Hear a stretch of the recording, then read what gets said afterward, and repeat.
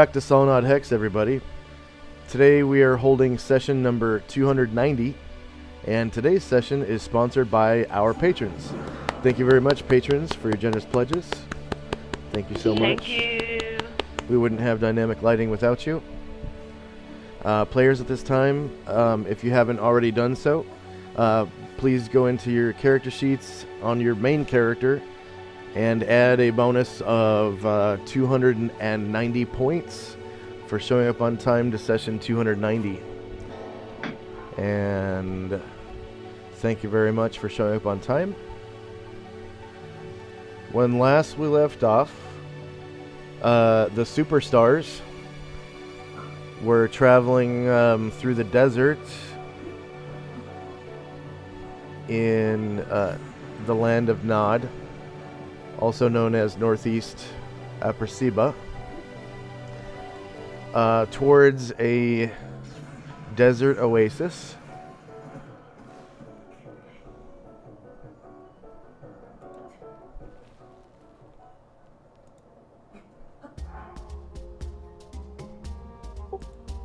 I'll need a token, if you don't mind, John. Oh no, this is just the regional map. Unless I put you guys on the wrong... Yeah, this is the right map. Okay, so just to take a look at our position here.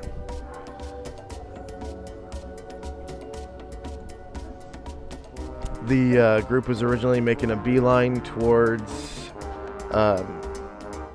Tintabula and decided to kind of veer off to the west to the Malaika Oasis. After a good scolding. Yeah.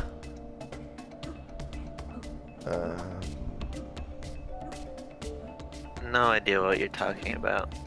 And I think... Didn't you guys just finish an encounter with somebody? What was our last encounter last week? I don't recall. It's been a long week. Oh, everybody was in Darren's Instant Fortress, I think. Oh, that's right. We were giving Brain Druid time to recover, and then we got through the 20. Bless you. We got through the 24 hours without incident. Okay. And then we walked 9 miles to the oasis, I think. Yeah, that's right. You walked 9 miles. Okay. So 9 miles was basically a full day's worth of travel. So it is still the 20th of January, 11 AE5. Oh, no, 21st. 21st. And then, so at approximately 6 p.m., you guys do arrive at the oasis. So I'm just going to copy the party from the crossroads. There we go.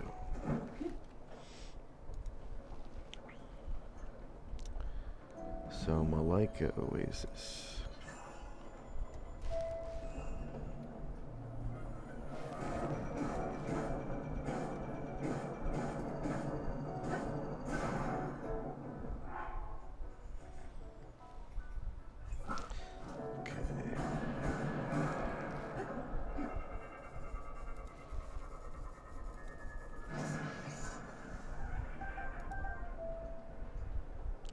And here you are. Wait, no. Wrong one.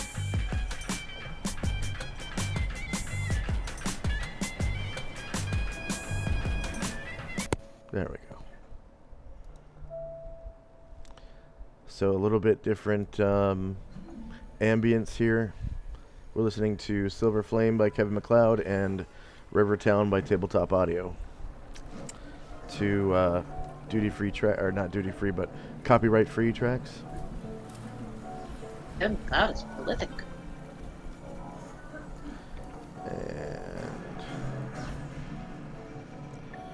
let me just make sure those are both on max volume. Okay, good. All right. So in the last 5 minutes, you've essentially gone from rolling dunes desert to a rockier sort of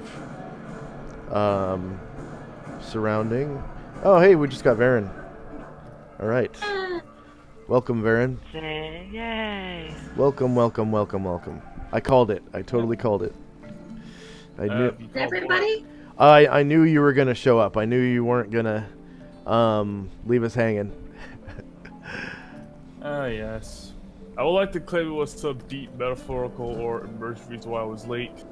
Nope, I was just watching Doom Eternal footage and got caught up. Yeah. Okay, so. Yep, when I have that money, I'm gonna buy that game. Oh, the new Doom? Yeah. Yeah. Yeah. Because some days you just want to, well, tear demons apart limb by limb. Yeah. Funny thing is, I might end up doing that sometime during this arc of the campaign. So, Yeah. there's that. Hopefully. Well, devils. Devils, yeah. Devil. I misspoke once and said demons, but it's actually devils. Honestly, I'm not making much of a distinction. Yeah. Okay. I doubt Varen would in that regard either. Yeah. So the party, arrives at this oasis. It seems like this light wall is actually a cliff. You're on the top of the cliff, and it seems like there is an easier way down than climbing. Far off on the west side. For some people. Yeah, far off on the west side over here. Yeah, for some people, because about half the party flies.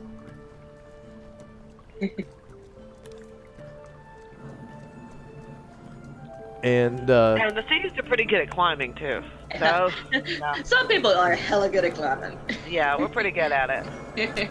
so down Camels below, aren't.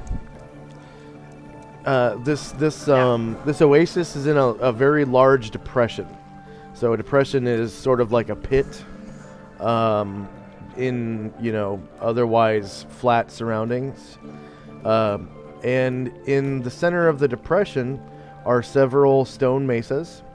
And in the midst of those stone mesas is what appears to be a pond of sorts, surrounded by almost like a jungle type of environment. There's some kind of like jungle trees covered in vines, with underbrush and whatnot, and it's pretty dense around the waters.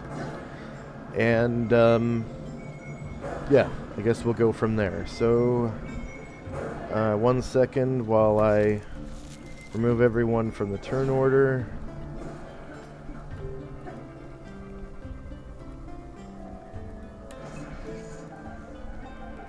I guess I should have been doing that while I was talking, but I didn't really think about it.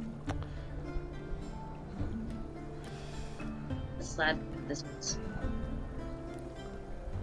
Okay. So time now is actually 6 p.m. January the 21st. And we'll do -1. 6 p.m. January 21st. 11 AE 5.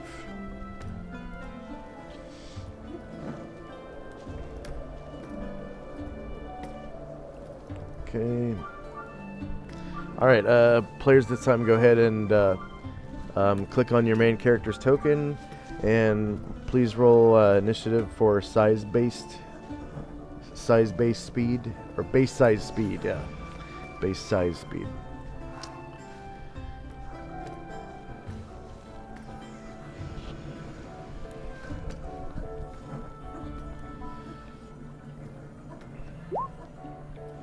This will determine for our viewers. This will determine the order in which we commence our actions outside of combat.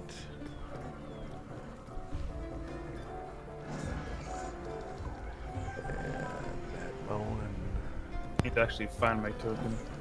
Okay, I will shift ping you. Okay, there you go. It's just that there's like 2 parts of it that are visible to me. Yeah. The top right half of the map, and somewhere near the lower, to the middle left hand side. Yeah, Oh, just you the can see full something back over there? Yeah. Weird. What is it that you see?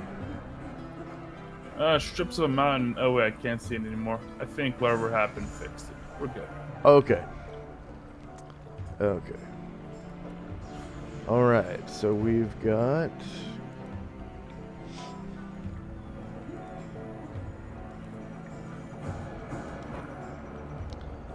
6:00 p.m. Everyone's pretty much tired and hungry, and this oasis is so comforting, at least for most. The heat kind of drops as you approach the waters, and humidity rises, so you can feel the water where otherwise there was dryness. Okay, first up is Cirrus.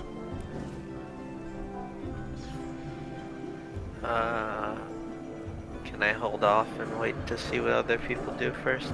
Yes, Asher and company.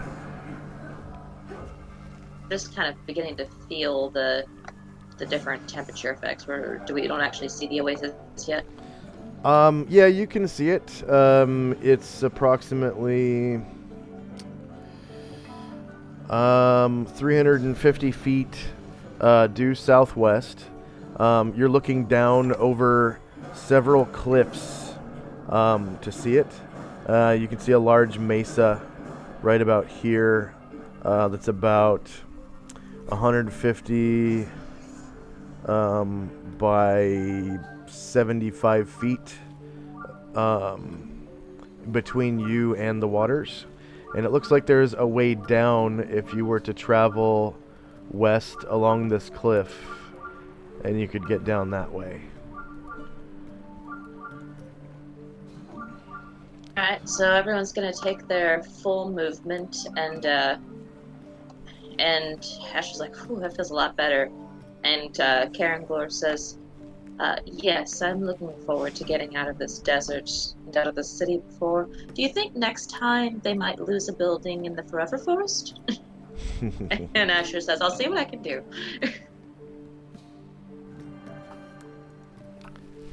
Yeah. Okay, just remember your movement rates are doubled outside of combat. Thought I took So- 24. Okay, and then, so Mad Moen is going to bring up the rear. It's pretty much what he's been doing almost solidly this entire trip.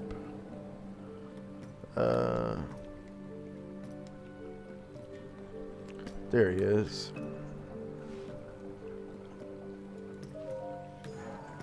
Yeah, he's gonna move out here about 24 squares. And so will On. Although On is on Camelback, he could move 42 squares. So he's going to move a little faster. Let's see, 17, 33.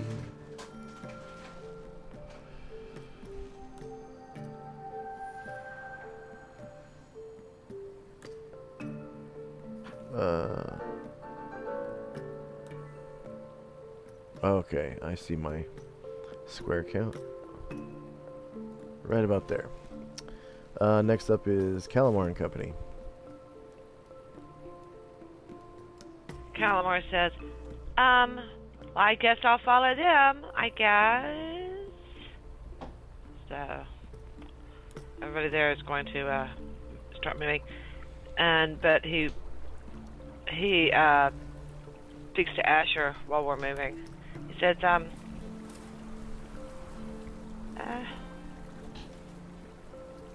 I'm trying to move and do this at the same time, and I can't, so I'll just talk and then I'll move. And he says, do you think that, you know, that the Oasis, that it has, private rooms? Asher kind of looks at Calabar knowingly and says, got the itch, huh? And she says, probably not. I don't know about rooms, but for sure they got like a bush or something. Or, you know, don't be shy. And she kind of slaps him on the chest. Like, we've all seen it. He's like, well, you know, I mean, it was so nice in the city and all, but you know, now that we've been on the road, then we haven't had any privacy, and starting to jones for it. And Asher kind of... Oh, go ahead. At that point, Ranger looks confused toward Oasis is a building or a plant? It's Question mark. Would Asher know? Yeah, Asher would know that it's a puddle. No, not really a building, but you know, if I were an enterprising desert dweller, I might put up some sort of retreat, and you know, make people pay me for the privilege of staying there or something. You know, if I was that kind of person. Yeah, that'd be a great life. You know, people coming in and all kinds of interesting people all the time. It'd be interesting. Yeah, you know, bringing their loved ones and their loved ones' valuables, and you know, it'd be great. Okay,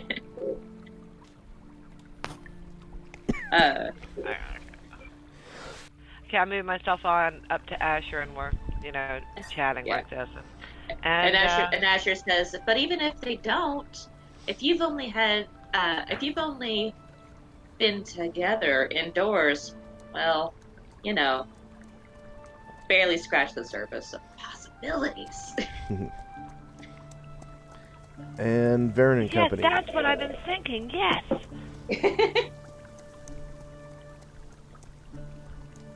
James, are you there? Yep.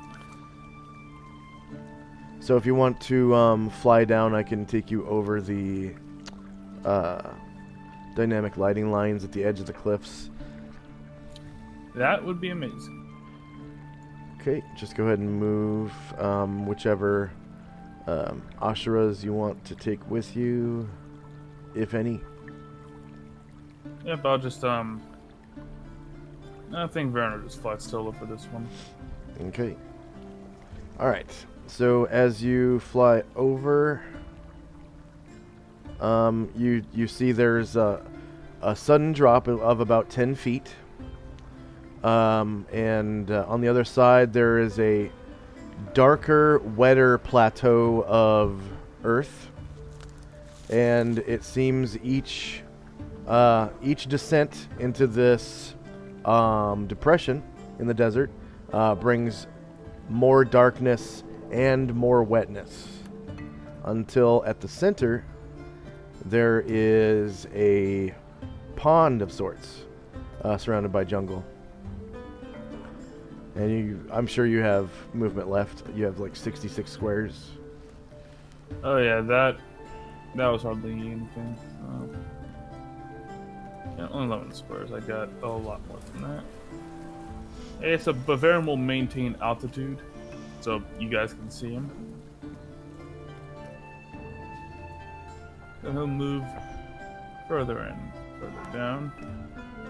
That was a total of 49 squares. I have 16 left. Okay, and as you approach, behind one of the mesas, you can see a group of men. Let's see. And let me just get the airborne symbol up real quick.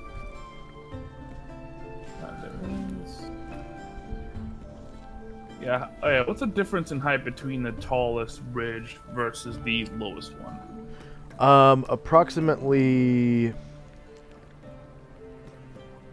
Well, there are two parts of the lowest point that are one part is lower than the other. So this green area is about 30 feet lower than the desert. And as you walk out of the green area towards the northwest, there is a 10-foot ascent, and then there's the first cliff, which of course ascends 10 feet, and then the second cliff another 10 feet to reach 0. So Baron would roughly be 60 feet in the air right now then? If you were 30 feet when you, or if you were 40 feet when you started, I believe you'd be 60 feet now. Okay. This is important for well, a lot of reasons, but okay, 60 feet. Guess I'm And high enough that you guys can see me in the distance. yeah, And there are men. men, definitely a lot of them too. They look like barbarians, and their appearance is so.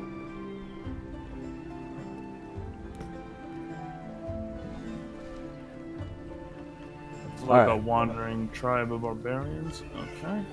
Yeah, it looks like it's hard to really tell the difference in genders. The males and females are, very muscular and kind of.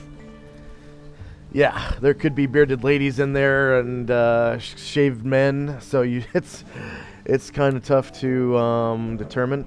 But there are 5 basic types. 1, 2. It's hard to tell. Let's see. You've got these guys with spears. Mm-hmm. Okay, you've got these guys with swords. You've got these guys with clubs. You've got these guys with bows. And That looks like a skeleton at these, this distance. yeah, these guys. They're wearing skulls on their heads. Literally the skull of maybe like a giant as a helmet. And then you've got these guys which are wielding what appears to be long swords and shields. And they're all just kind of dressed in barbaric fashion with, skulls and, weird hides from creatures you may or may not have ever seen in your life. And then, of course, you've got this iconic... We got a crew of Conan cosplayers. Got it. Yes, including this iconic blonde guy with a two-handed sword barbarian, right? And most of the armor, from what you could tell, is painted or dyed like a red color. Maybe it has some kind of tribal significance or whatever. But it seems that they're camping here, and they're all just kind of chilling at the edge of the oasis. Their tents are really Stone Age looking, like maybe made from the hides of giant lizards or something.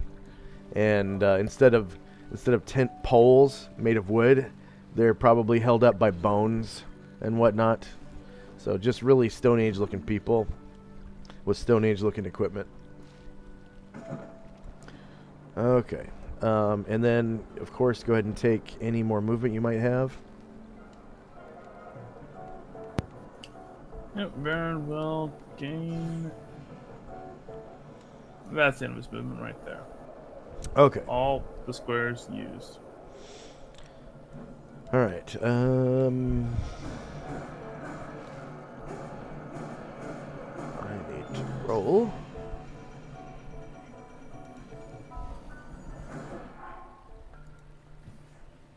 Reactions. Let's see.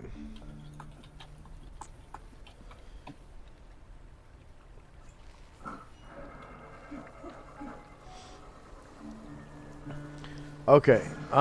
So they're, one of them, seems to, like, point at you and say something in the common tongue, like, "Look, a fire god!" And the rest of them turn to you, and they bow. Their heads, My God, their heads, Aaron's help head wasn't us. big enough already. they bow with their heads all the way to the sand. They get down on hands and knees and bow with their heads all the way down to the sand, and they say, "Oh, fire," as they bow, over and over and over again. Oh, like almost in unison. Oh, fire. Just FYI, I rolled a 0 on reactions. So there's past love, and then there's just reverence. yeah, I did give you a +2, because your wings are made of fire, just because. But the window is friendly 2 to 6, so even without the +2, you would have gotten the maximum. Yeah. Hey, high charisma, baby. Oh yeah, you do have high charisma. Anything else from Varen and Company? There is going to need a moment to process how to respond to, fawning worshippers. Yeah. Let's see. Next up is Gromnar and Company.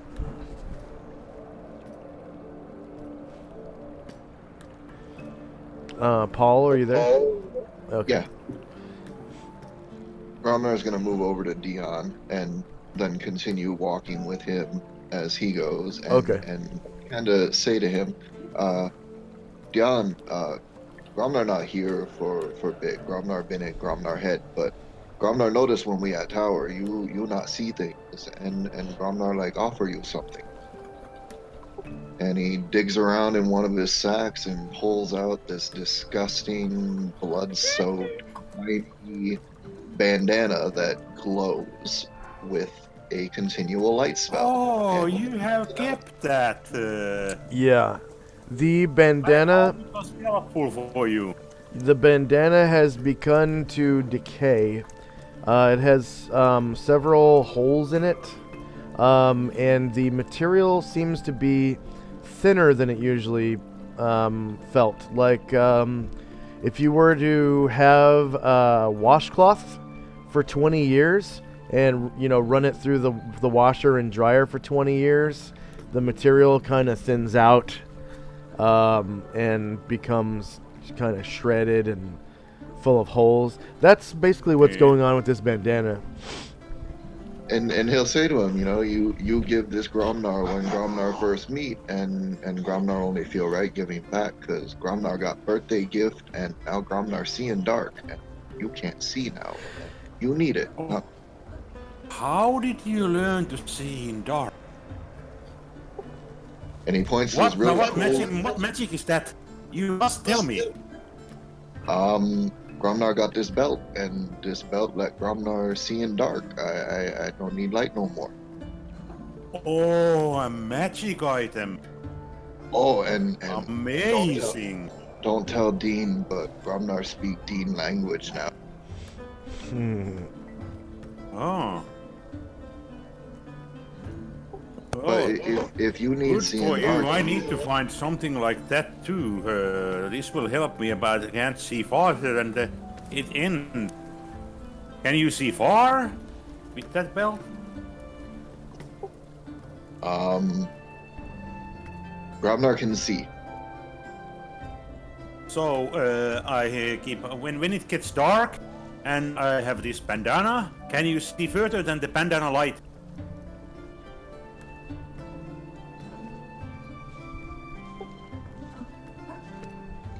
Gromnar not know, cause Gromnar not try. I know. We test it next time. It only mattered that Gromnar can see in dark without it, and now you need it, and Gromnar think you should have it. Thank you, Gromnar. I will put it on my arm.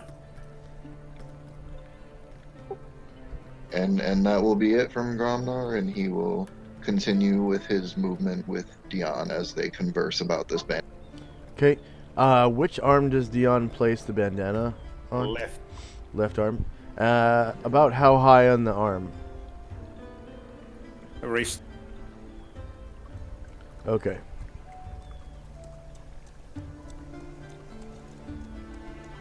And that bandana. The reason why he is not this is of course not told to anybody, but the reason why he doesn't put it on his head is that it's pretty freaking dirty at the moment. Yeah, it's really gross. I don't want to insult Gromnar. Gromnar has been a good friend back in the day, so hopefully So you plan on it continues like that. Do you plan on cleaning it and then putting it on your head? At some point, yes, but we are not there yet along the water, and Okay. I'll have to take some water out of there. I don't want to soak it straight up there. You Yeah. want to fold the oasis. Okay. I mean, you as a player know what that bandana has been through since Dion gave it at level 1. Yeah. You guys started in the same session, right? Mm-hmm. That's right. That's right. Okay. Anything else from Gromnar? Nope, he's just gonna walk and talk with Dion and Saris, who happens to be there. Okay. Brain Druid and company. Brander is a little bit on his own world at the moment, but we'll continue forward.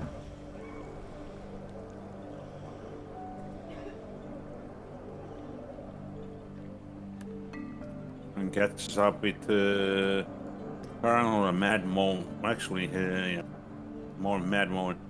Hey, Moen. Earlier there, I noticed that you were singing and getting mad. Is that your fighting way? And you get really mad and then you get stronger, or how does that work?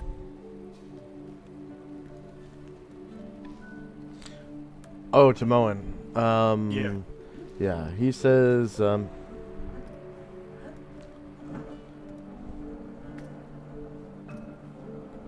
think I gave him a pretty deep voice.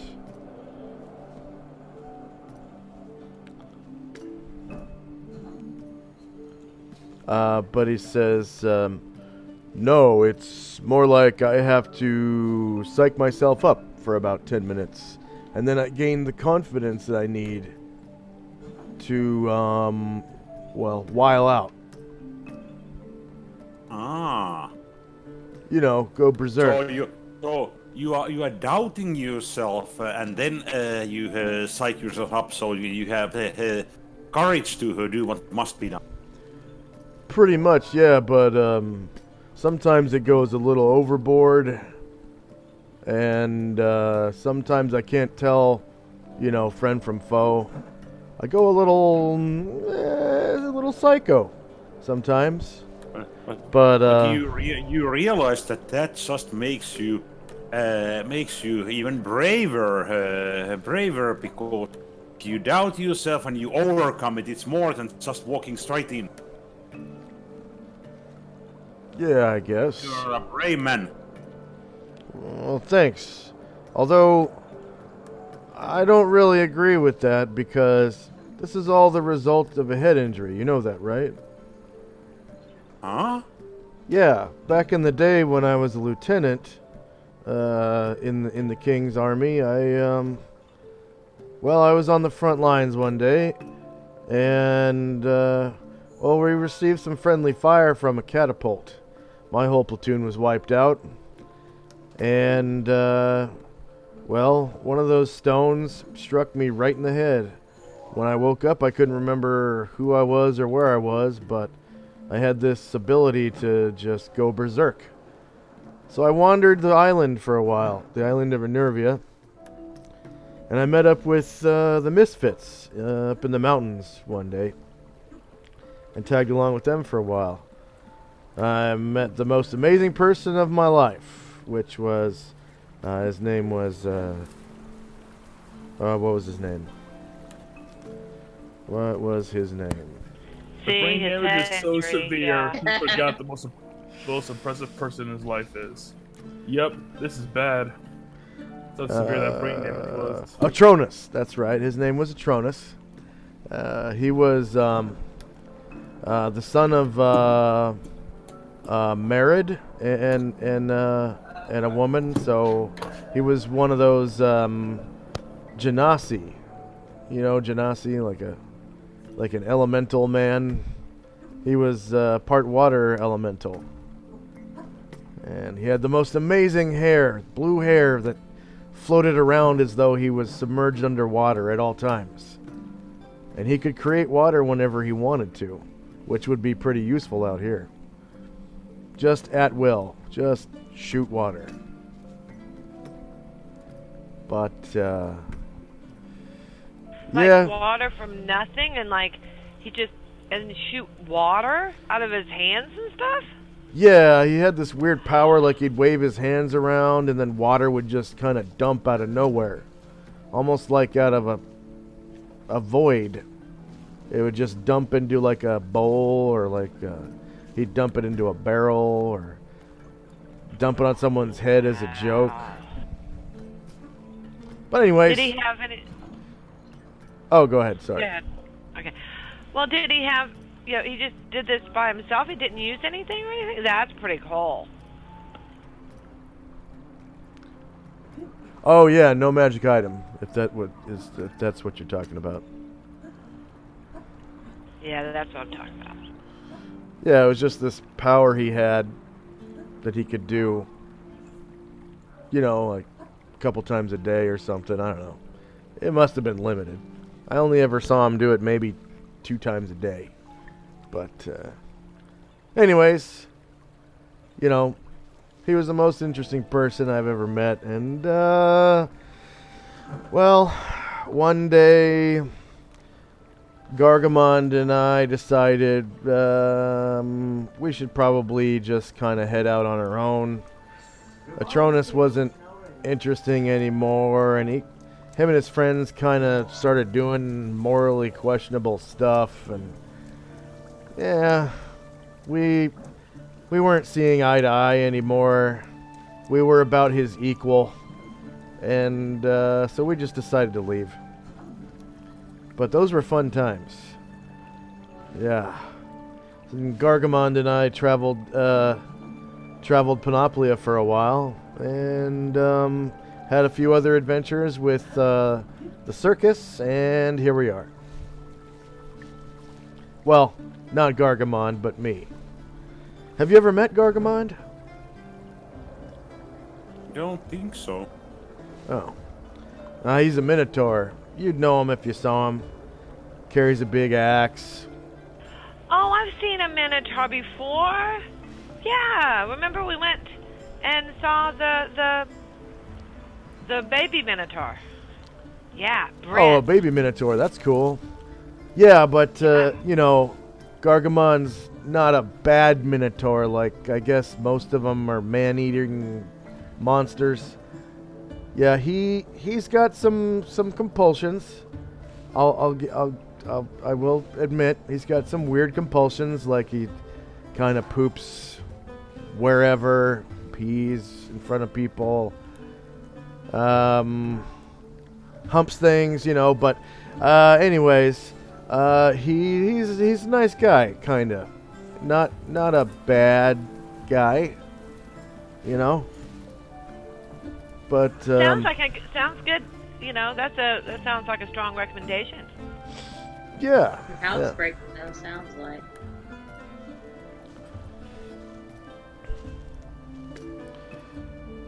Okay. This made him curious though, because he's like, well, you know, but the little baby Minotaur we met, you know, it was a prince, but anyway, his name was Brent. And his mom hopes he comes up to be nice, but you're saying it's hard for Minotaurs to be nice? Like, what is it, built into their DNA or something? Maybe.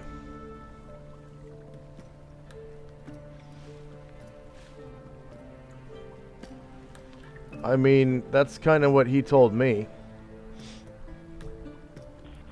But, Oh, I'm really worried about Bren. We need to check on him. alright. Yeah, So, he says this, but he knows that we're never going to go check on him. So. Calamar, Don't worry about it. as you guys are walking along, We totally can. I mean, Baron's been to that place before, so he knows how to get there. does, Wait, can I get my movement? yeah, go ahead. And Gromnar and Dion as well can get their movement. All right. Does anyone have more than +2 reaction adjustment from anything?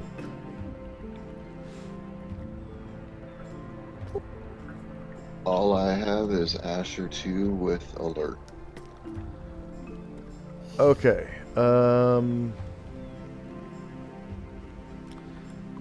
Okay, go ahead and roll alertness for Asher 2.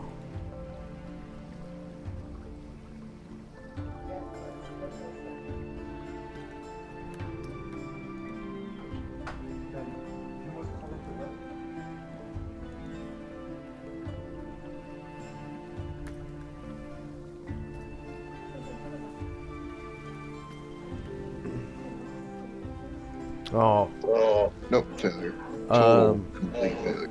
So no one has like +3 reactions or a combination of like +1 reaction with alertness and familiar or anything like that? +2 reactions and alertness? Okay. So the whole party is surprised, except for people who cannot be surprised, or is there anyone like that?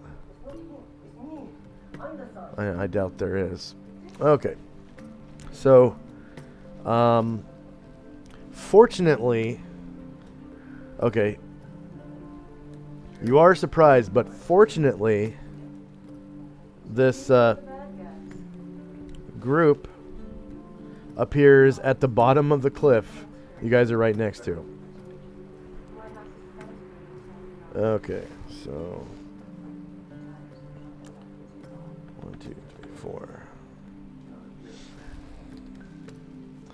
All right, and this group looks like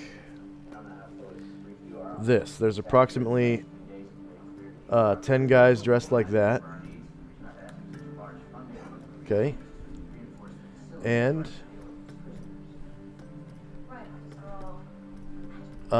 they're basically dressed like assassins. Okay, and there is a priest among them.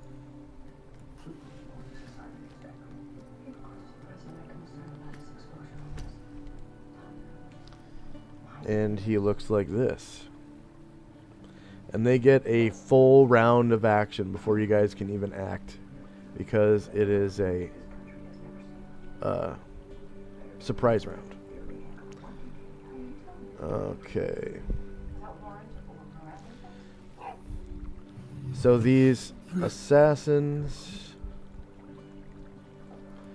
they start climbing this ledge, and I'll say they can get up to the top. I'm gonna give them a climb check. See, that's 10 climb checks. Actually, yeah, it's 10 feet, so 10 climb checks. There's 10 of them. Skill. Climb walls. Vertical wall. Abundant handholds. Yeah, abundant handholds. Yeah. And surface condition is dry. No miscellaneous modifier.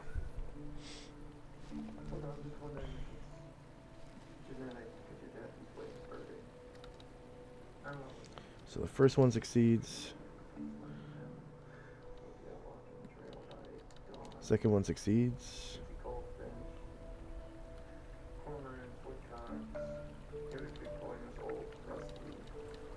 So that's 4 successes so far.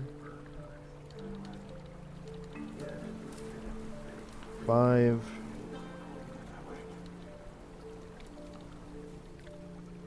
6.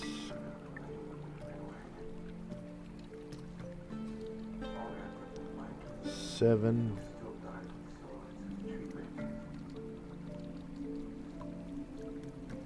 8.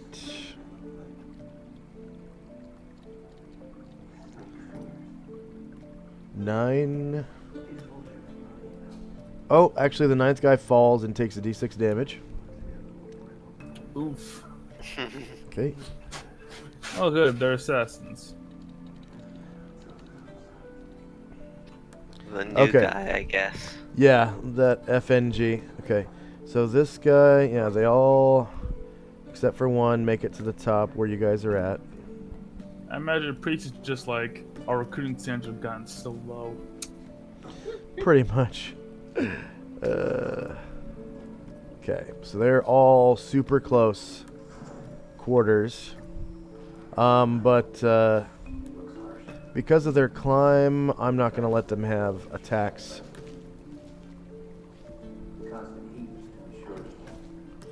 And we will solve that with initiative.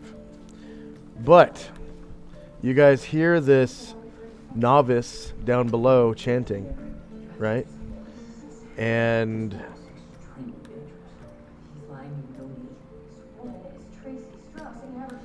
something scary appears that you've never seen before. So a gate opens up, and some of these appear. They look like black, almost like living gargoyles. And there are 11 of them. And they just all appear... Where? Down there? Down there, where yeah. he is? Yep, where he Okay. is. 2,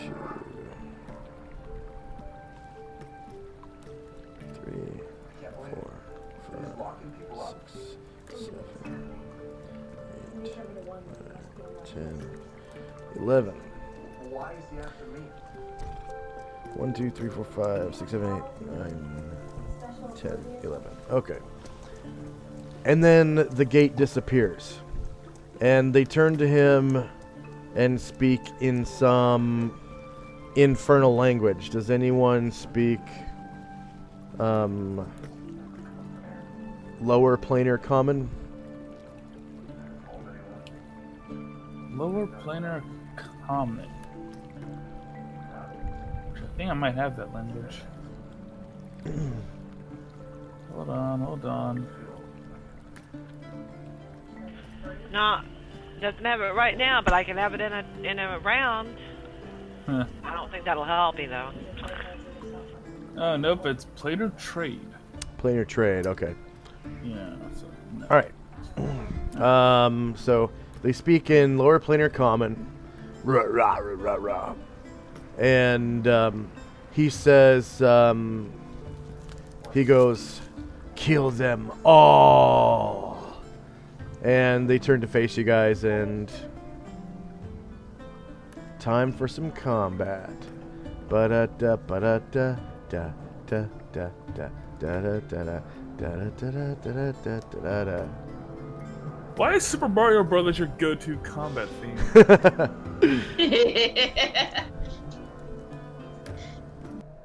Okay.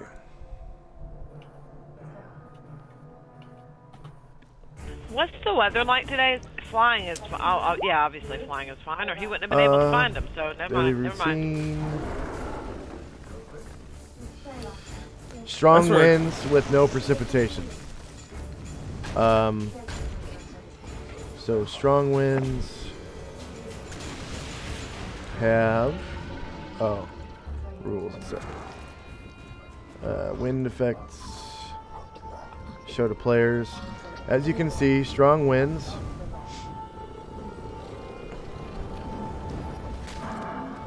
Strong breeze. Winds in excess of 19 miles per hour drive small flying creatures, those eagle-sized and under, from the sky, severely affect missile accuracy and make sailing difficult. So Jezzy is unable to fly. That's it. Everyone else can That was fly. what I was asking for. Yeah. Accuracy is affected. Alright, because like if it was that bad for medium creatures, I think I would be falling off the air then. This buff. Yeah. Does this affect whether she can use her short bow or not? Doesn't it say missile weapons? Yep.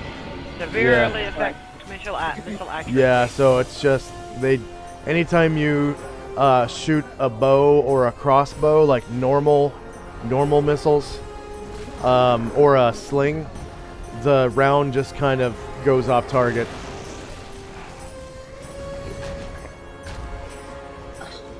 This desert sucks. Yeah. Goes off target as in a negative attack modifier or impossible. So in first edition, they had this whole table that had negative modifiers depending on wind speed. In second edition, they removed it from the game, and it's just anything that's 19 miles per hour or higher, normal missiles don't work. You have to have like a catapult or a ballista or like a firearm, something with some power behind it.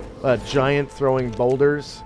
It has to be real powerful. Or magical missiles, obviously, will work in any kind of wind. Even in a hurricane, magic missiles will work. Any kind of magical missile from a spell will work, even in hurricane winds, unless otherwise stated.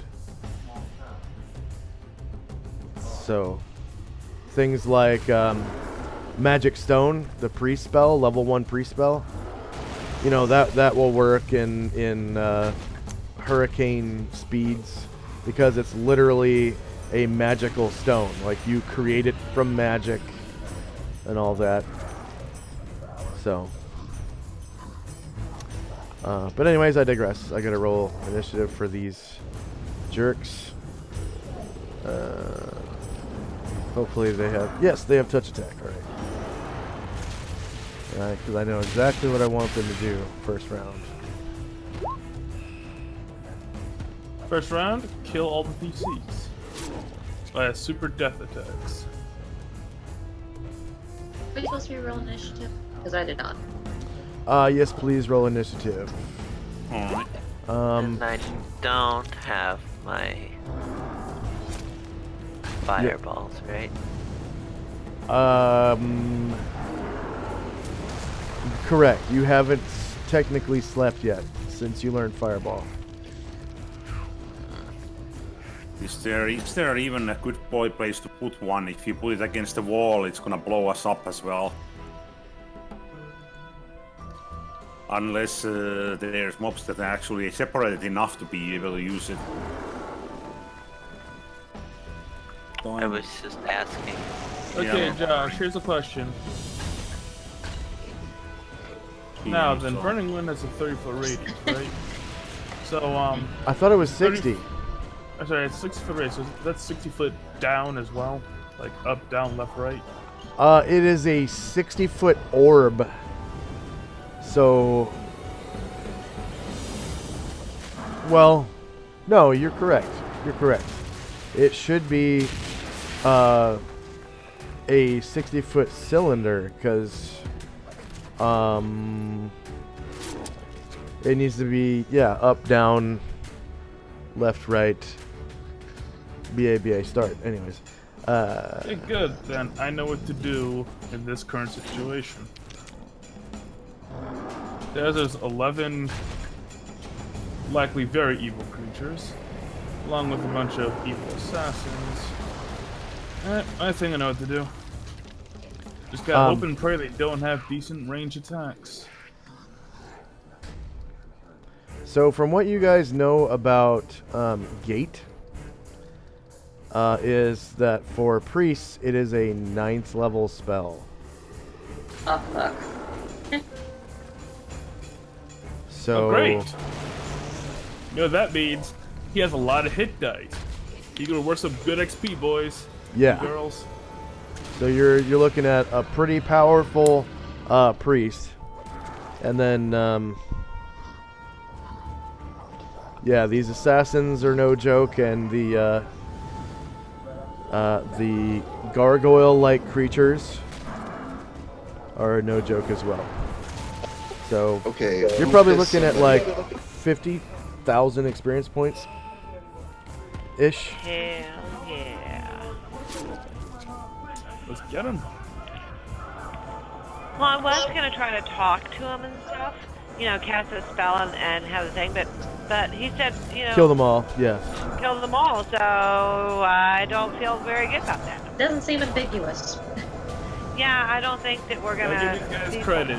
They wore their evil flag so proudly, I didn't to check it first. So like a parade. a lot of people are casting spells. Anyone with spellcraft is able to roll that at this time if they wish to know what the priest is casting.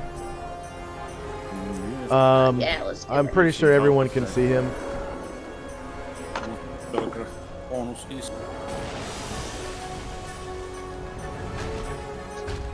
Who pissed somebody off? That's what I want.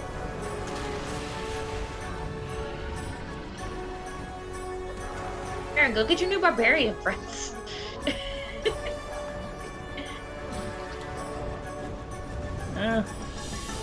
Kinda busy right now. Okay. Special Oh, powers, no, where you I at? failed. There we go. Efficiency.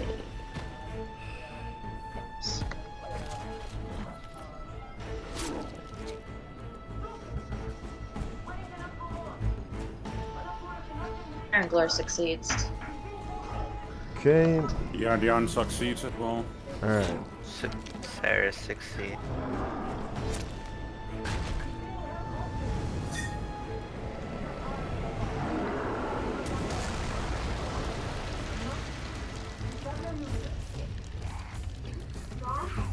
So Josh, I rolled Okay, base Josh, for Asher, I think and then you I may asked. I just remember something. Priest can't cast 9th level spells. 7th level, my bad. 7th. For wizards, it's 9th level, my bad. It's fine, like Priest in later editions got 9th level spells too, so. Yeah. Who else passed on their thing? Dion did. Dion, okay.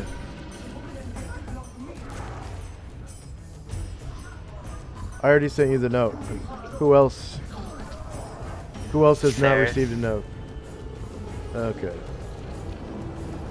Sarah's.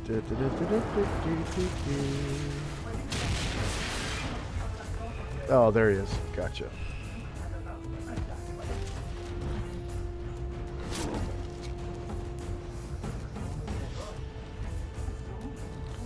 Okay, did everyone who passed receive a paranoia note from me? Yep. Yep. Alright. Ouch. Ouch, ouch, ouch. Since we already rolled initiative. Karen Glor say something, or does it have to wait till initiative? You can, let's see. You can say something on your initiative. I'll allow that. Okay, time now, 6:01 p.m., January 21st, 11:85. This first assassin beats everybody on initiative and literally disappears into your crowd. Dirty So that one, yeah. Disappears into your crowd.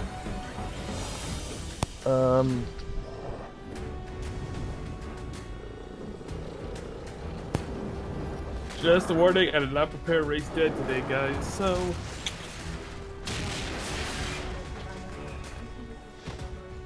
Okay, next Oh, well. up is Calamar. Cast magic missile! Alrighty. Let me get back here. I'm gonna start by attacking Okay. This guy, the guy who's closest to me. For now, I'm gonna remove the dynamic lighting line that's blocking you from seeing the level below. Okay.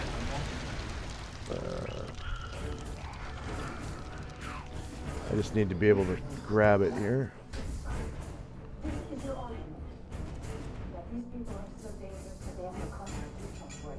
Okay. Okay.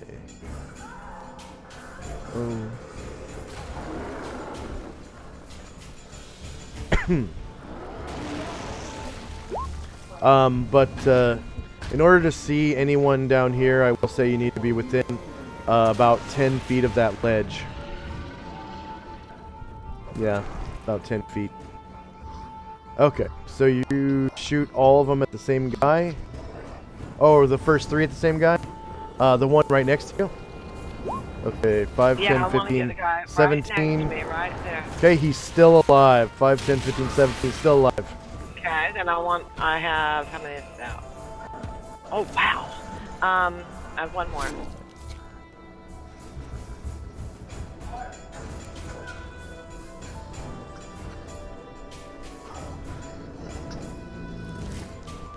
Five, 10, 15, 17, 20. Go ahead and describe how you drop him with that 5th magic missile. It's like, oh my god, fire magic missile, and magic missile goes boom, boom, boom, boom, boom, and you know he keeps surviving each of my missiles. And I'm thinking, oh shit, and then I get the last one just goes into his, you know, like his face, into his mouth, and it like burns them all around, and she's like, and he falls to the ground, and she's like, woo, these guys are really tough, y'all, and that's the move. Okay. Next up is Raymond. Okay, Raymond is going to. I can I can hold his turn until the other ushers are ready, right? Just making sure. Yes. Yeah. Okay, he is going to wait for. He's exactly going to wait until Onras is ready to move. So that'll be at 10:36. Okay.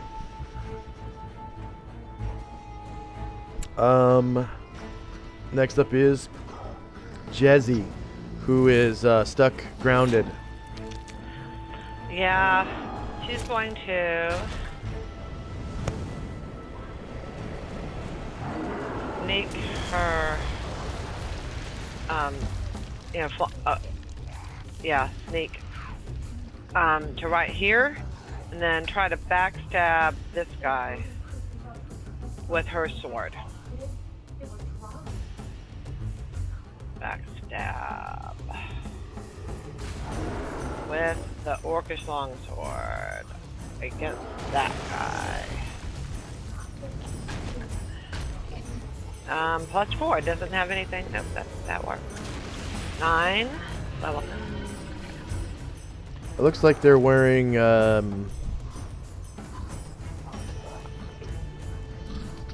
like leather armor. Yeah, -1 hits.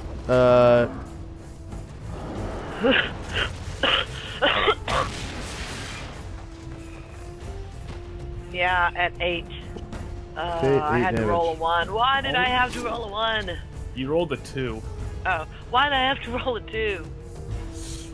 Come on, let me expand my chat.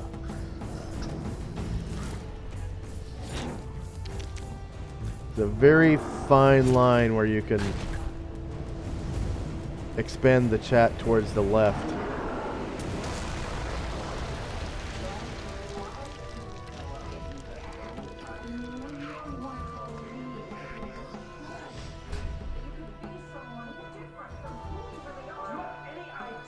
Ooh.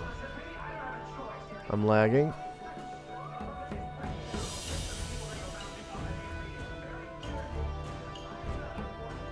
Let's see, more tools. Clear browsing data.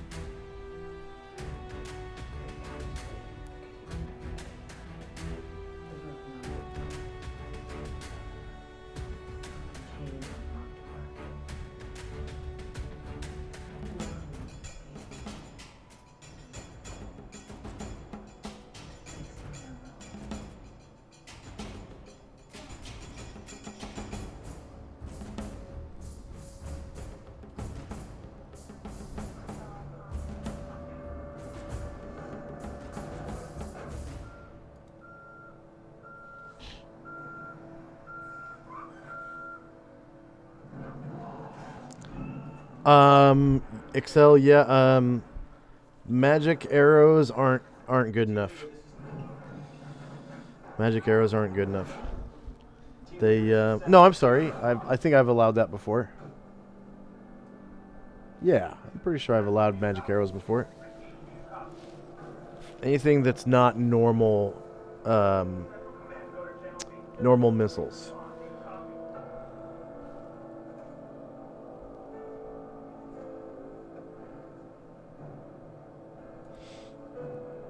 I don't hear anyone in the Discord. Did I lose you guys? Okay. No, No, we're still We're here. here. Okay. Waiting. I think I need to refresh my virtual tabletop because it just went to this is widescreen. I'm glad we have a full house today.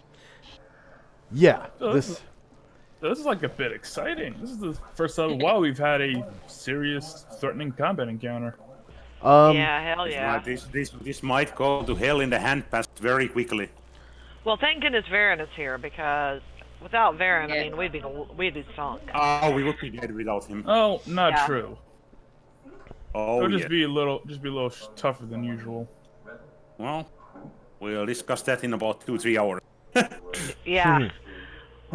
when we're casting Raise Dead after we've had to rest for all night, so you can get it. Had to memorize it 3 times. Yep. Hope your survival chances are good.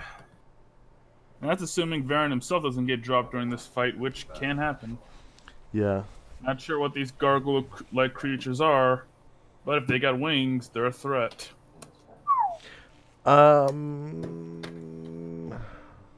Well, you guys heard their language, and I think that you would know they're some sort of fiend, at least. It would be kind of safe to assume that they're devils, because you heard On talk about spirit bombs.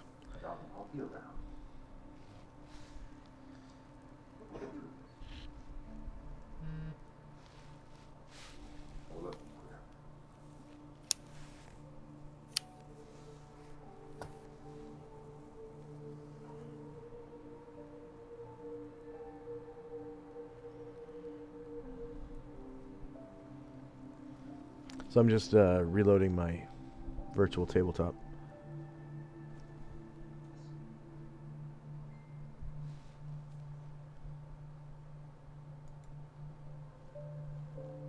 Take your time.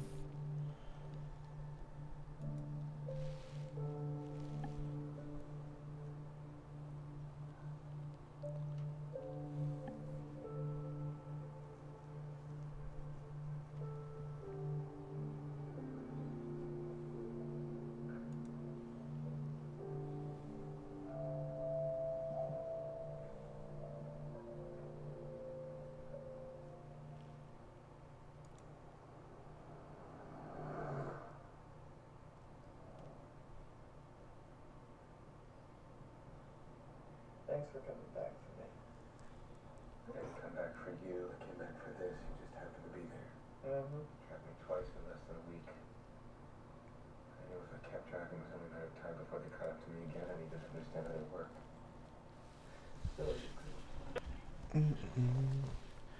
Come on.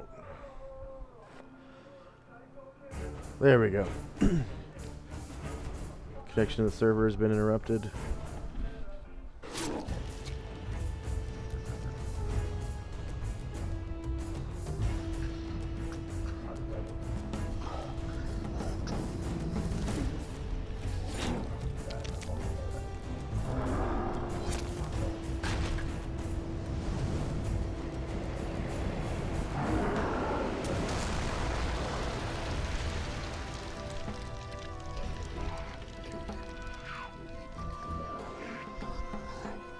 Alright, I'm back. So Jezzy did 8 damage.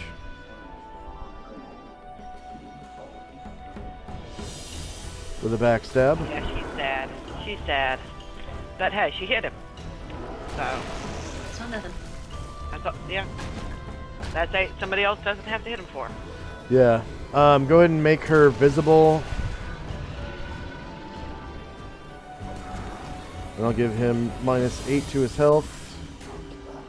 Can you guys see their health bars? Oh no. Yeah. Yeah, we can. The enemy's health. Good, okay. Because when I make them go into stealth, I put them on the GM layer instead of using the same way you guys do it. So you're able to see their health bar. Okay. So Jezzy had her turn. Okay, Karen Glor is next. Karen Glor's Alright, initiative. so Karen Glor is shooting magic missile. He noticed that this one just took some fire, so that's where he's going to direct it.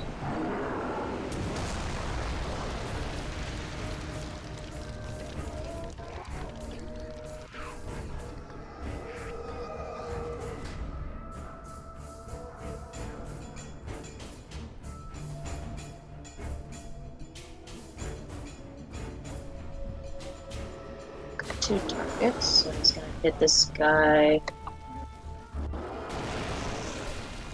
for 4.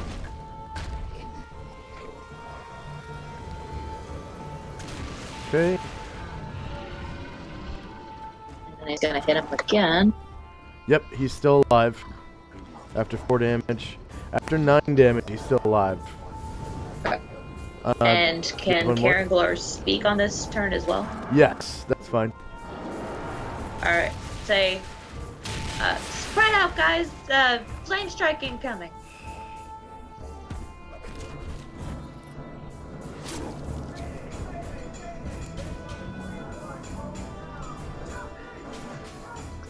Because he cast a spell, can he take movement, or can he? I know he can't do it before casting a spell, but after, can he? No, you cannot. All right, then that'll be The only movement you can take during a round that you're casting a spell is a 5-foot step to move into or out of cover. And That's what I thought, but I just wanted to verify. Okay.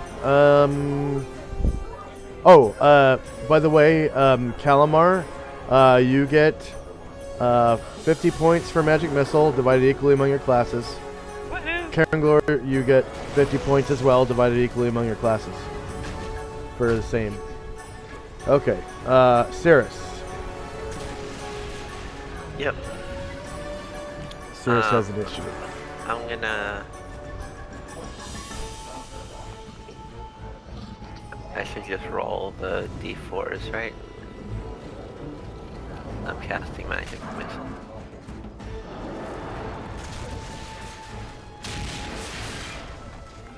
Hello? Yeah. I hear you. It's yeah, that's fine. You can roll d4s. Just remember it's d4 plus 1. Yep. So. I'm gonna aim at the one that took the hits earlier, starting. Yeah. I'd prefer you use the actual templates, but I mean, yeah, if you want to do it that way. Remind me how to use You it. rolled the. You rolled the template earlier rolled for the the spell? for initiative, right? Oh yeah. So you click I on did the. Okay, we'll use the bad roll then. Okay, so same target as Karen Glor. Still up. Yes, he's still alive. Go ahead and describe how you take him out with your second missile. My missile knocks him over back off the cliff, and he falls and hits his head. Woohoo! Metal. And I'm going to aim my last one at the one next to him. Okay.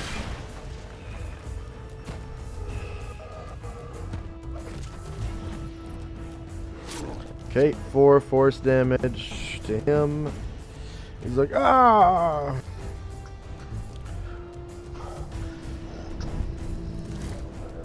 Okay.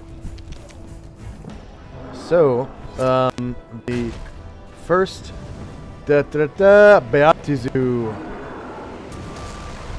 and that is how you pronounce it. I looked it up in the it's called the Outer Plains Guide, I think, in the Monstrous Compendium, the old Monstrous Compendiums. He has to fly up 10 feet, so he loses 10 feet of lateral movement. And makes it to right next to Jezzy. Alright. So this Beatizu turns to Jezzy and has their attack pattern is right claw, left claw, tail.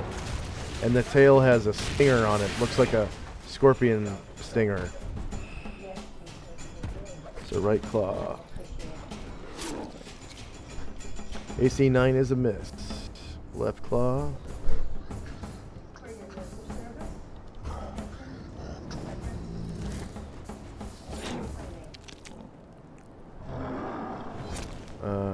What? Okay. AC 10 is a miss.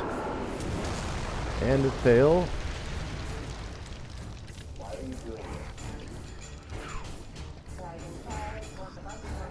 AC 15 is a miss.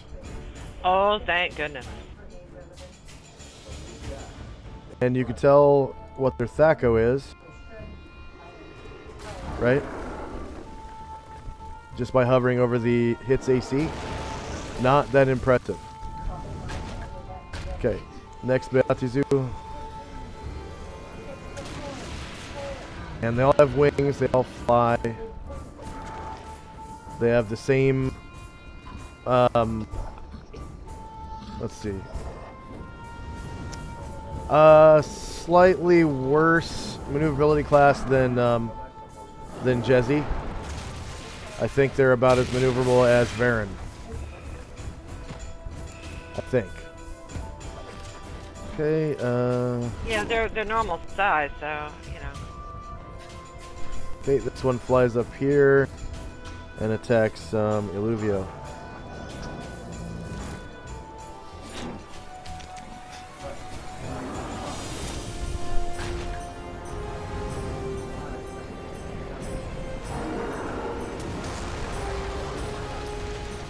Okay, Illuvio is mounted on a large creature. The Black Abishai is a large creature as well. These are 8 feet tall. So there is no penalty for him to attack Illuvio while mounted. And it strikes at him with his right claw.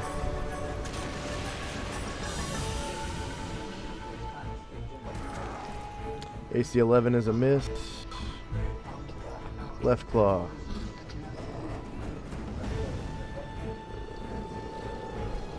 AC -1 hits for 3 damage. And why does it hit? It says -2. oh, that's right. Okay. He They hit me has. on the surprise round, then he hit me, but he doesn't hit me Yep. on the. Okay. Yep. That is a miss. Your plate mail, your magic plate mail blocks it. Okay. And the flexible tail. So this tail is kind of prehensile, and it has this scorpion stinger on the end. AC 6 is a miss. And you can see poison dripping from that stinger. Next up is one of the assassins. Okay.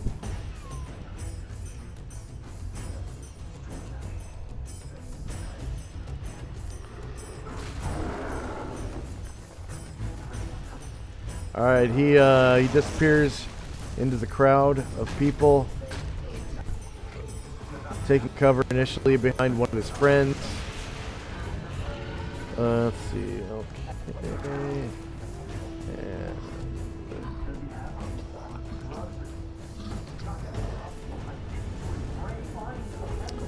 Okay, unfortunately for him,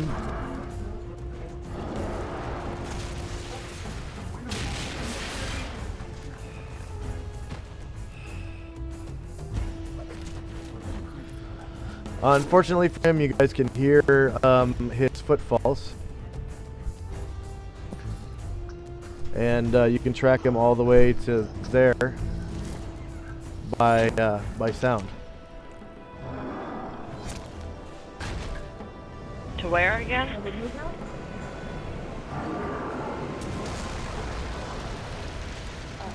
Okay then.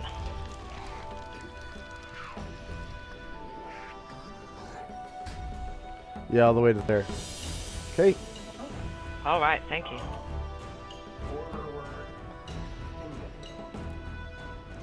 The next assassin.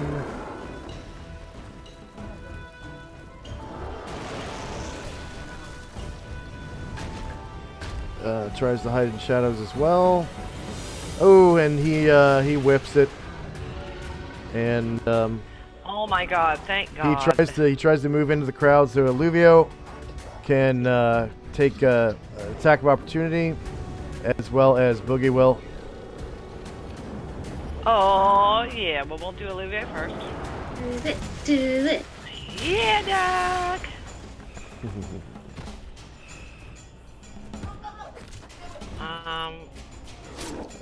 No, like that. Am I attacking the front or the rear or? Front.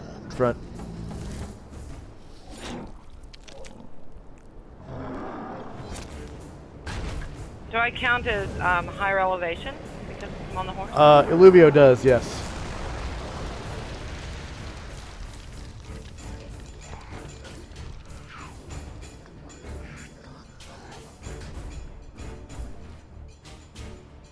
No.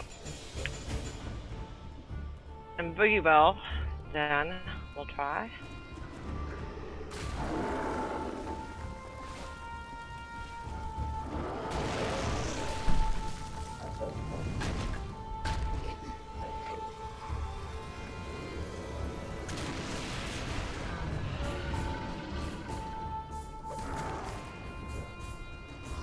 -8 for 13. Ooh, yeah. Okay.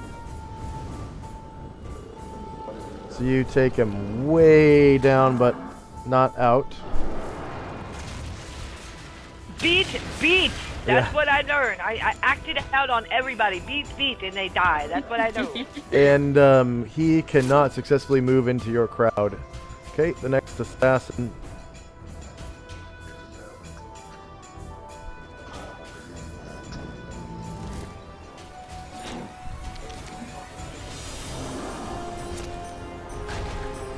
Same thing. Calamar gets an attack of opportunity against this one here. Luckily Last for us, time he they cast do. a spell, can he, you know... Oh, Calamar casts a spell. No, so I guess you guys, you just see him move to here. But, you know, he's kind of oblivious that he's not hiding. Okay, Moors has initiative. Was he part of the Burning Yep. Winds? Okay. We're gonna wait until we're gonna keep waiting until Onras is ready to go. Yeah. Brian Jurid, you notice that several of these assholes are conveniently lined up in front of Jezzy. Like so. And you would easily be able to burn them out of town without harming your friends. Really? If you were to. No, I didn't roll for breath weapon because I figured out that the side will still burn our mounts at least. Their Nope. mounts, we could replace them. They're all on one line. So if you But I don't. I think Yeah. it's a cone, not a line. no, if you Unless were you to can adjust align, bro. the side of the cone is a line, right? Ah, So if you I were didn't to know that adjust, was yeah. possible. But oh well. Sorry, I didn't know that was possible, so it's out of the question right now. Yeah, it would have It's all about been. how you angle your cone. Yep. It would have been. You might have even hit some of these. Yeah, I was sure that you could Abishai down here. angle it in that way, so sorry about that one. I would have done it guaranteed if I had known. Yeah, Basil's just gotta learn how to abuse his cones. Yep. No, I have done that as a wizard a billion times, but for some reason I had a view that I couldn't do it in here except 45 degrees or directly. Apologies on that, I didn't know. I'll forgive you if you killed one of them. I'll try. So I'm going over here and trying to butt. Just on foot? Yeah. Okay, go ahead and roll a dex check. Oh. Well, that's a check to fail.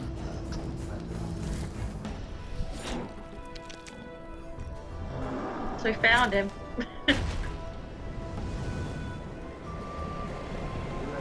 Fail.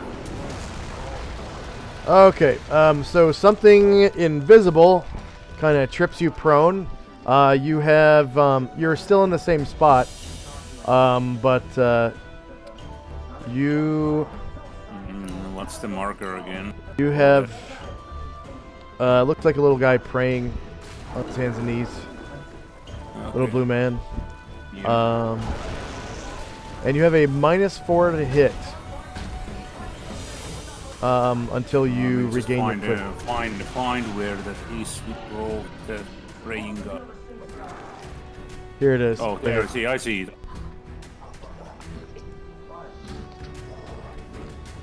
So I can still try to hit it?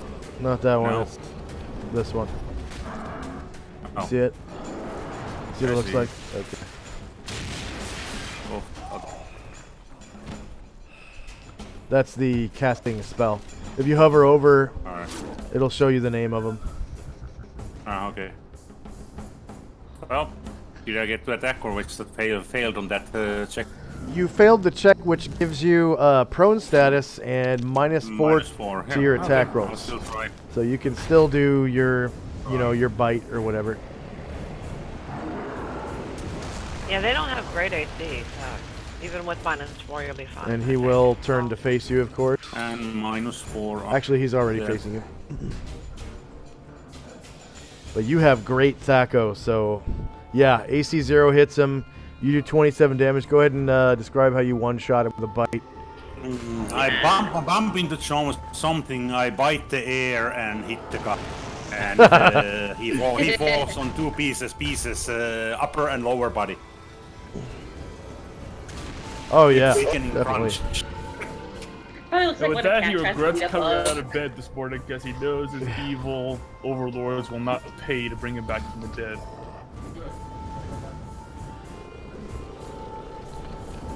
Okay. All right. Next up is Asher. Asher took Karen Glor's warning seriously, and she is going. Where did she go?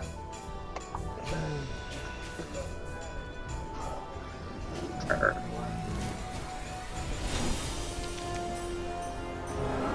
Where she used to be.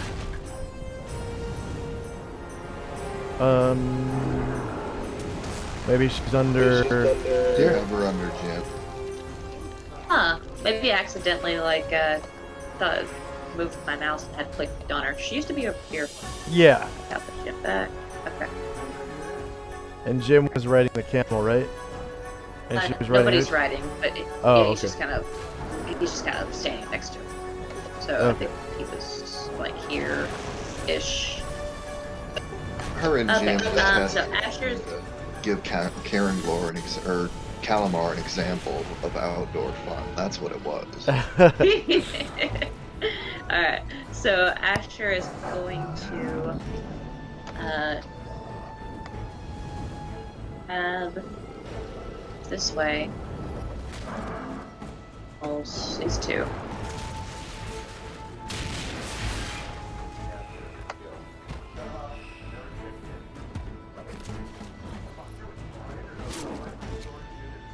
I'm sorry. What did she do? She's just moving. She grabbed a couple of camels. Okay. Ah. Target-rich environment.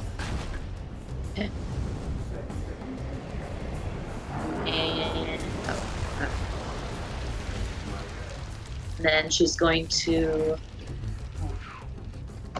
leave them there and Gromnar for the tried and true method of hiding behind Gromnar and attempting to hide shadows. Okay. Go ahead and make your token invisible. See, he's good for more than killing.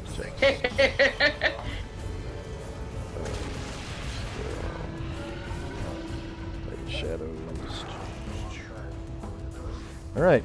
The next Beatizu is also going to fly up here.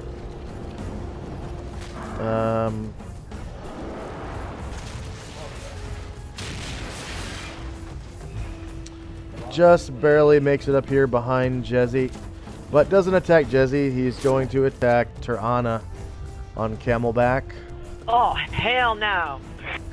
Oh, I can't bring Trana back. I know. Okay. She was gonna hide. Attack. That was all she was. Right claw. Turana. Front. Shorter melee. Same elevation. No mod. No mod. AC 1 for 4 damage. Oof. Not a great start. You are really, you know, it's funny because if she dies, that's a really great story for Calamar. Yeah, because his love No, could but- die. And he'd be in the His same love boat could as die. Illuvio. Yeah. Illuvio. Oh man. Yep. Front, shorter melee, same I elevation. don't want it to happen, but no if it mod, does, no it'd be a mod. great story. Yeah, and you still have other followers as well. Yeah. And you could Yep, have a and- funeral. AC 7 is a miss, and the tail. The tail's gonna hit. She's gonna get poisoned. Front, I shorter know melee, it. same elevation. Don't speak into existence. AC you 10 go. is a miss. Okay. Woo! Ah. No, I assure you, the XP value of this monster is correct. They're worth a lot. That's insane. Yes. Yeah. I believe it. The reason why is because of That's their stinger. resistances. Yeah, Okay, they have special attacks. They have F-type poison. Okay, they have something else that I'm not going to mention until someone attacks them. Okay, they fly. Okay, they have a whole bunch of shit. No, yeah, I'm looking. Yeah, I know I shouldn't, but I am. yeah, they are definitely worth 7,000 experience each. Okay, but that ain't the half of it, because this priest is nothing to shake a stick at, and these assassins are nothing to shake a stick at either. So, yeah, this encounter is worth a lot of experience. Target-rich environment. But at Yeah. the same time, it has a lot of danger. There is a lot of danger. The assassins yeah. can. The assassins, they're worth their XP too, because they can backstab. Okay, and their backstabs hurt bad. So they're not super high level. I won't go into that, but they don't have the the biggest modifier. But their backstabs are gonna hurt if they land them. All right, so that. We'll take this quest much more seriously when this fight is over. Yeah. All right, Dean. Alright, Dean's spell goes off. It was prayer. Okay. Go ahead and give Dean a 60-foot. 60-foot aura. 60-foot aura. We'll see who's. Yep, I underestimated the size of this map. Yeah. All right. So go ahead and give Dean, Lazarus, Moores, Onros, and Raymond a red dot.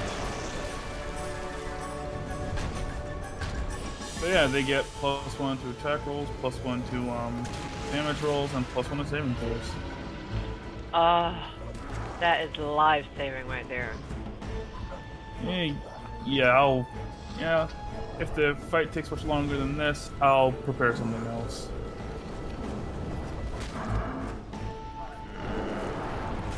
Are we supposed to see the aura? No. I'm removing it. And go ahead and remove the aura as well. And we're done. Okay, his prayer. It'll last for 7 rounds. 7? I thought it.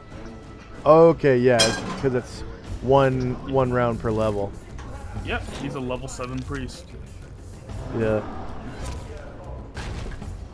And it's a tier 1 spell, so it maxes out at level 10. Okay.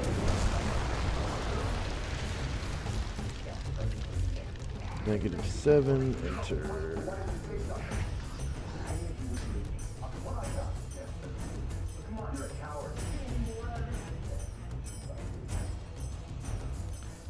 Alright, the next Beatizu.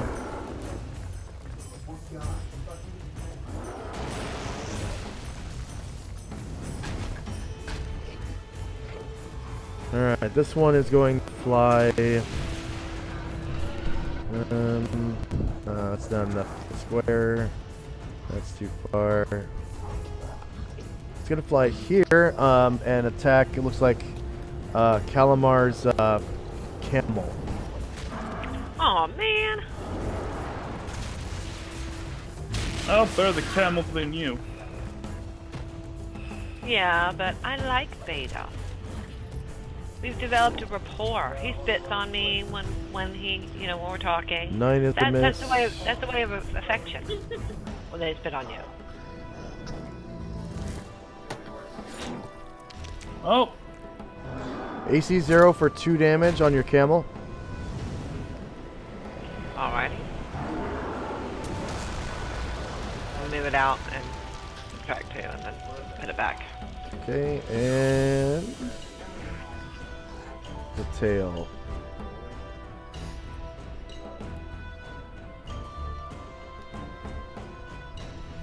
AC 14 is a miss. Next up is Boogie Will. Boogie Will looks around and goes, "Hell yeah, I like this!" Boom, boom! And he starts hitting on the one right here, the one to his left, or the one right in front of him. the assassin applies for restraining order. There's not going to get hit on by a bugbear. Which one? Sorry. The one immediately in front of him. I'll click on it. Oh, again just to the south. Just to the south, yeah. Okay, gotcha. Am I attacking him by the front, I assume? Yeah, front.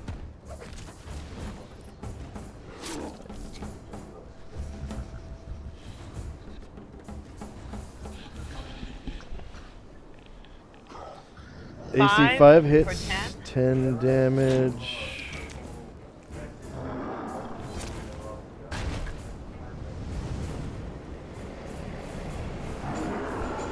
He goes beat, beat, he goes, "This is fun!" So you saw his bar move, right? Yeah, I did. Okay, good. Next assassin is the one at the end, all the way to the left over here. And he is going to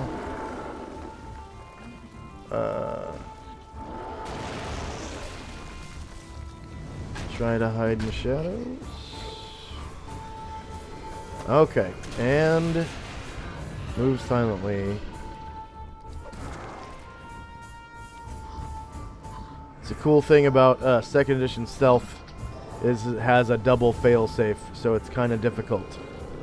Alright, so he comes over here, disappears into the crowd, and boom, is gone.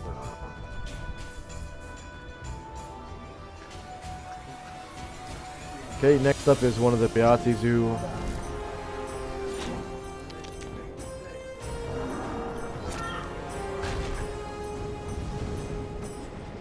Losing 2 squares of horizontal movement and gaining 2 squares of vertical movement.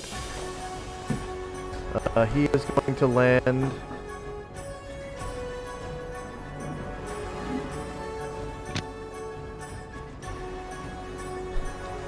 right about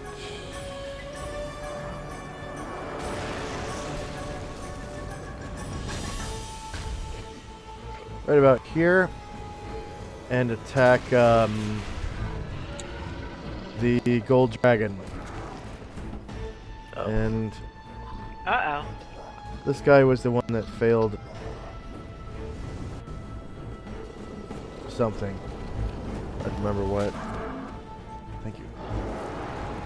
He failed his move silently.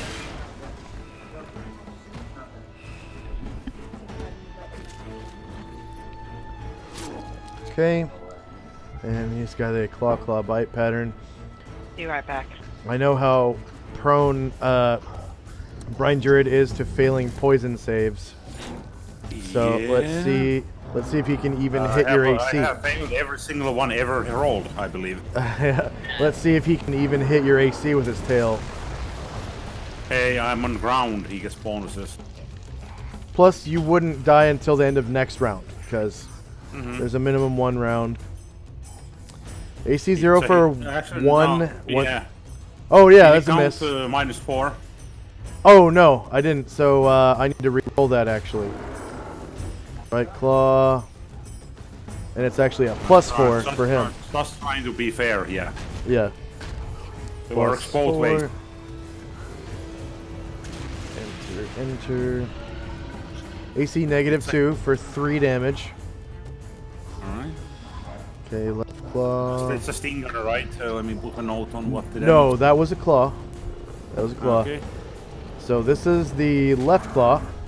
So front, shorter melee, same elevation. Summarize them all together. +4, no mod. He crits you, but only for 4 damage. Alright. And let's see if the tail hits. So front, shorter melee, same elevation, +4, no mod to damage.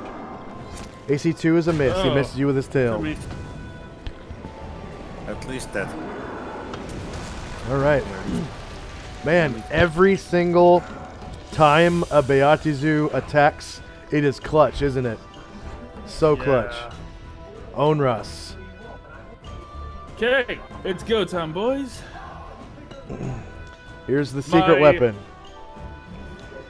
All right, they're all gonna move at once. Oh wait. I don't think Cirrus has seen this yet. Do I get it right, by the way, that when I'm standing up, they get the free attack? Nope. No. Okay. No, Okay, standing they're up going- is not moving out of their threatened square. Not on this version. Okay, good. Let me just scroll it back a little bit. But it does take half your movement to stand up. Yep. Well, I still have 1 attack, so it doesn't If matter. it begins, I'll move them as a unit because that's what they are at this very minute. You They're count going as a to- warrior, so you can still make a half move and attack. Brian Jared, sorry about that. Go ahead, Baron. My bad. I keep interrupting you. Yeah, it's fine. Anyway, they're gonna move as a unit, take flight in beautiful unison. Go about this far up. They will sacrifice. Yeah, this will be appropriate. They'll sacrifice 4 squares of lateral movement to gain 20 feet of altitude each. Okay. So let me give them each a wing 2. Well, I guess since there's a difference between the bottom and here, it'd be a wing 3 now. So plane, Oh, you're going after the Beatizu. Okay. Okay. plane. Oh, plane 3. I am giving you a bonus. Yeah, they're the bigger threat. Yeah. And the priest. Yep. This will go off on Onras, so I owe him a 60-foot radius. This is gonna be very good. This is what these were made for. Yeah. Cirrus hasn't seen this yet. That gets all of them. All right. Can you guys see the red? Yeah. What? Can you guys see the red circle around Onras? Yeah. Okay. Yep, they link hands and a divine fire begins to spread between them as they flap their wings, and a flaming tornado reaches into the sky, surrounding the entire area in holy burning flame. Burning wind. Oh, max damage, baby! 20 points. All right. 20 points, no save, no resistance. Screw you, evildoers. Yeah. High five, Okay. Baron, high five! Yeah! Go ahead and describe how you take out all of the assassins. Hell yes! Hell yes! The winds pick up. The flames fly throughout the air. And you see, you guys are seeing the mummy, as the skin on these assassins slowly begins to dissipate. Then they watch in screaming horror as their bodies turn to ash and sand, and it falls apart before their very eyes. Hell yeah. And one by one, they drop like flies.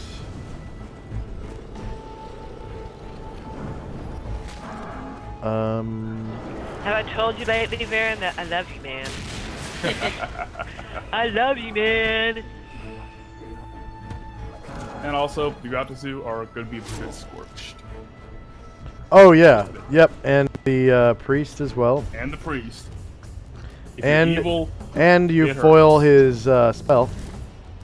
Thank God. I don't even know the spell, but I don't want to know the spell.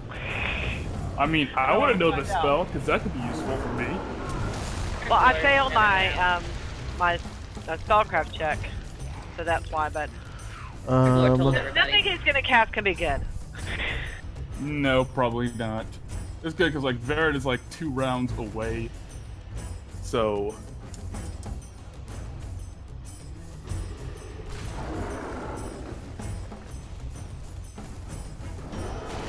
It was called out by somebody to scatter because he was casting Flame Strike. and you did kind of the opposite of that. Got bunched together actually. Well, this is typical for this party. Okay. Somebody 1, says, 2, "Hey, 4, 5, get out of 6, the way! 7, I'm gonna 8, do 10. something," and people run. Alright. Everybody runs. Gets in the way. So all 10 assassins are. Whoop. I forgot to turn this guy's animation off. Animation pause. Okay, so all the assassins are dead. The Beatas do get a little torched. Okay, look at this one's bar right here. Can you see it? Yeah. Oh yeah. Okay. So that's a good indication of how effective that whoop. Like I said, we'd be dead if we didn't have Varrett today. True. So I'm glad that you came today, Varrett. I'm sure Josh would have sandbagged the encounter a little bit. No, I know he wouldn't have. That's the thing. It's just to make you guilty. There's Turned out rare. The whole party died. Yeah. You have a lot of raised dead to do. While I roll up a new character. Show. Yeah, while Asher and I roll up new characters, you have a lot of red thing to do. Yep, that also means, however, the rest of this round's gonna be a bit uncomfortable for me. It's gonna be a bit uncomfortable. Here we go. Asher, are you the only one who... I think you are the only other one who's an elf. Okay. And Glorious as well. All right. Okay. So you have crippled. Oh, right. The priest also takes 20 damage, Oh, hell yes. Oh. and his spell is fizzled. All right. So you have So, crippled the what is Beatazu. that? That is Burning Wind.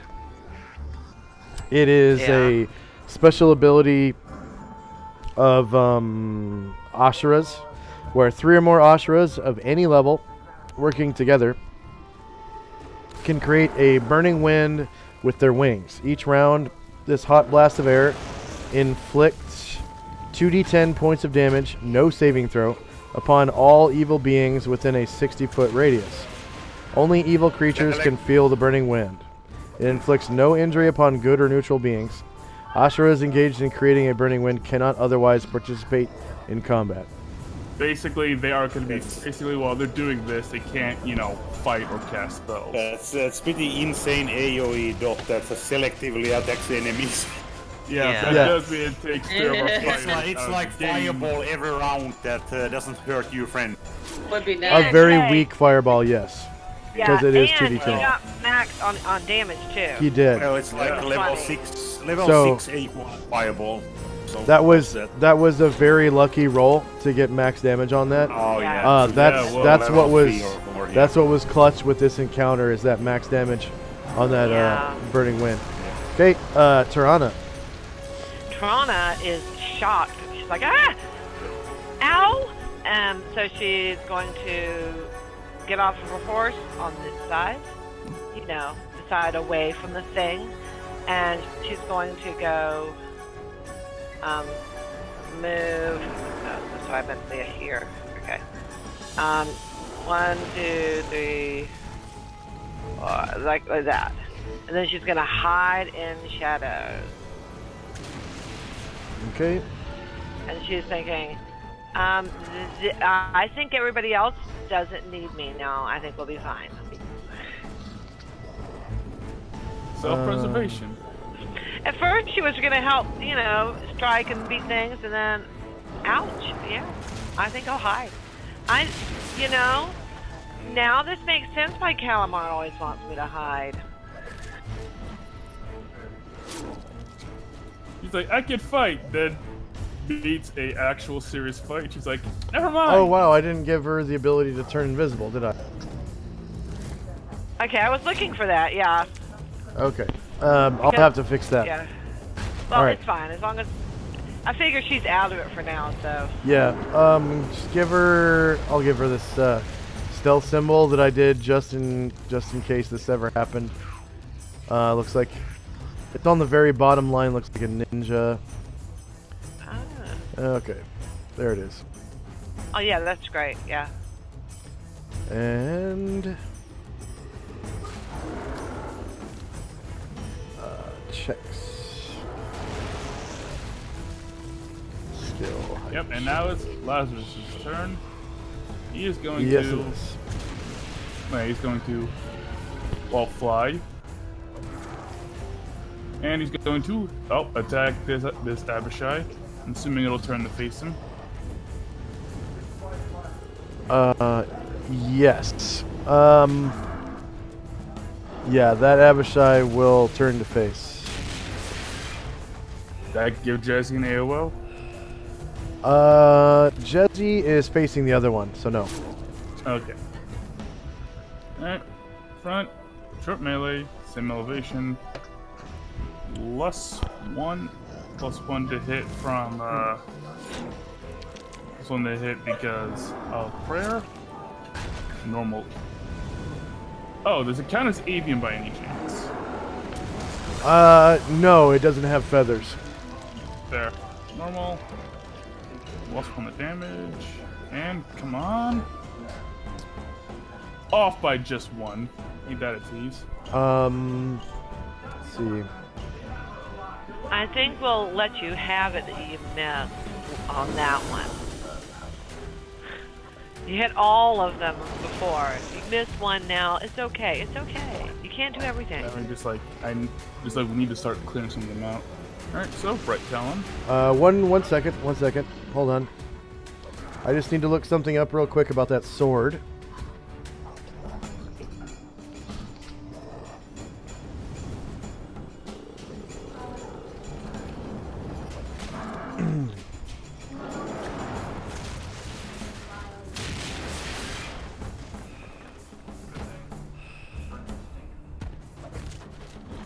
My laptop is a little slow. Come on.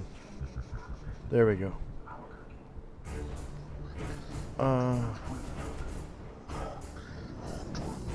Okay, so the full title of the Flame Tongue is Sword +1, Flame Tongue +2 versus regenerating creatures, +3 versus cold using inflammable or avian creatures, +4 versus undead. Okay. So, yeah, the Beatizu is stricken dead by your flame tongue. Go ahead and describe how you do that. Yeah. Yeah, after it's weakened by the... Oh, no, I'm sorry. You missed him by 1. Yeah, go ahead and do your... Yeah, Jesus. Okay. Yep. Yeah. Okay, good. Wasn't paying attention. Short melee. Same elevation. +1 to hit. +1 to damage. Come on! -4 for 5 points. Lazarus is a, well, he's a monster, so I think his talents at his level count as magical. If that matters. Yeah, I'll allow it. And go ahead and describe how you take out that Beatizu with your claws. After the flames subside for a moment as the next round begins, there's a new fire that enters the arena. Lazarus comes in and then casually kicks the Beatizu's head off as he lines up close.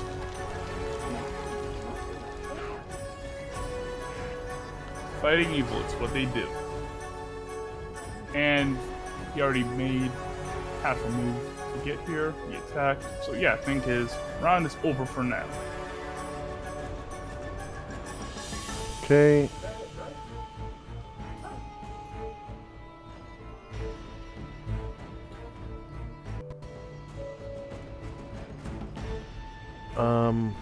Experienced a little bit of... Okay, there it goes. There it goes. Alright. So you did 7 damage. And that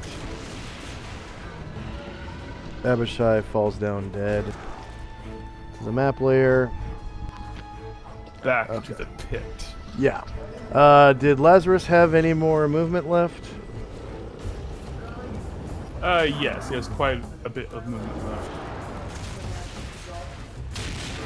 Okay, he'll keep going then. This will be wing 10 by now. Let me just add a... And he will use his final talent attack to, try to get that one. And don't forget you have higher ground because you're flying. Because these Beatizu they have landed. Okay then. Alright, front. Melee. Higher ground. +1 to hit. +1 to damage. And... Oh, so close. Oh, end of turn. Rolled a 4. I rolled 2 4s in a round. Yeah, that's pretty bad. Yep. Okay, next up is... Fine. I'm leaving something for y'all to do. Illuvio's initiative. Well, that's very thoughtful of you. Illuvio, when he first saw, the vast number of creatures against them and how, they were badass, and, he was ordering us brown pants, from the guy on the boat. So, but then all of a sudden he just sees a vast number just shrivel up and die, or in the last, they're getting injured, and he looks at this Beatizu and he's like hanging on, by a thread. He's thinking, hell yeah, and he smacks at him with his sword. So he likes this. Me likes it.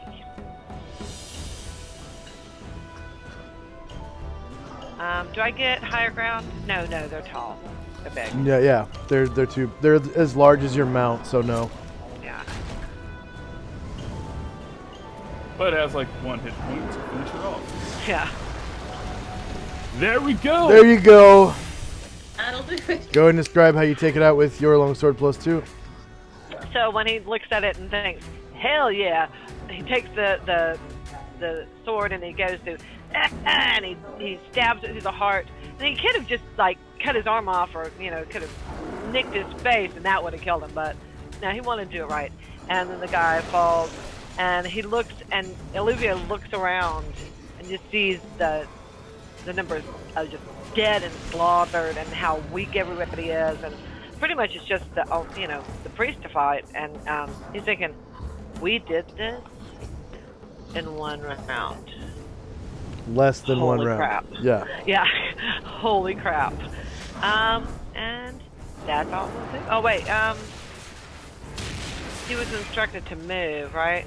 Can he move it after his Yes. thing? Yeah, Oh, you can do yeah. attacks and movement in any order you wish. Okay, great. Because somebody did say, move out of the way, and he actually tries to follow people's directions. As opposed to Boogie Will and Jazzy who do what they want. He really tries to help. Alright, I'm done. Alright, next is one of the Beatizu. And they are definitely...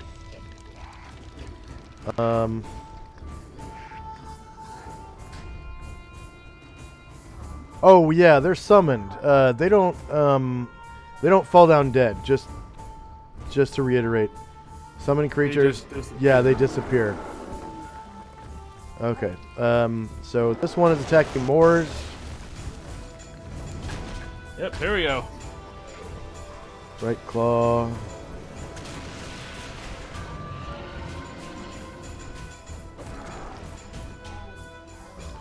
Okay. Left claw.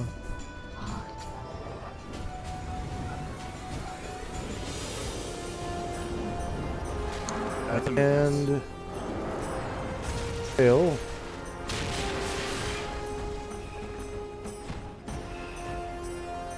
Ooh, critical fail. He gets a kick me sign. He stabs himself. Which is what does it look like now? Off balance. Off balance. So that's a guy on a wire, I think.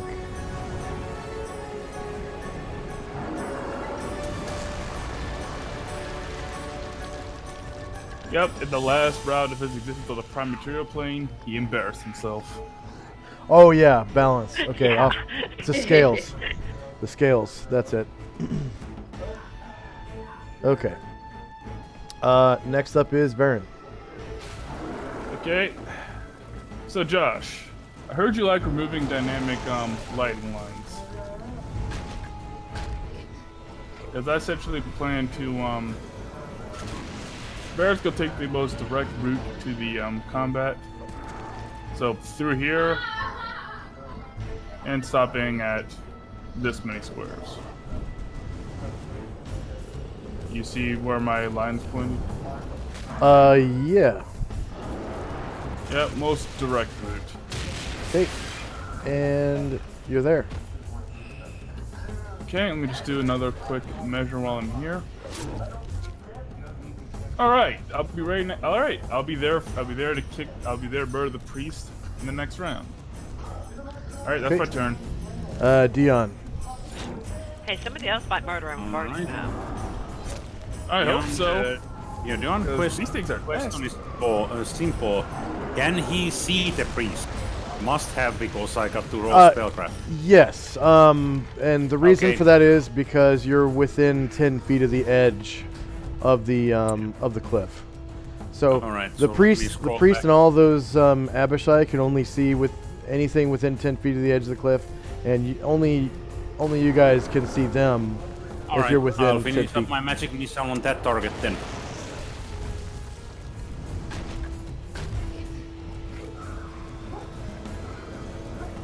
One. Okay.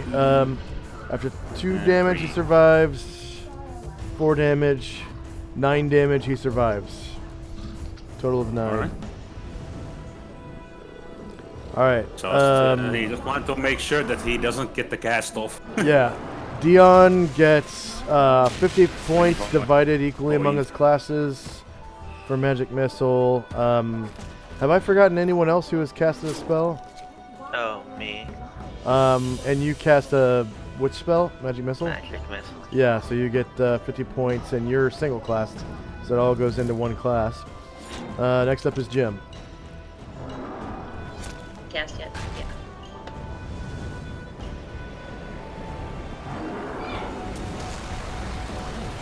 What did Jim cast? Next. I'm sorry, you broke up a little bit. I thought you were talking about XP casting, and you mentioned Jim, and I said that he doesn't cast until this next turn. Oh, okay. So he's casting a. Is it time? It is Jim's initiative now. Okay. Jim has Okay, initiative. I thought we were still on the last person. All right. So if Jim takes a 5-foot step here, cast on the priest, correct? Yes.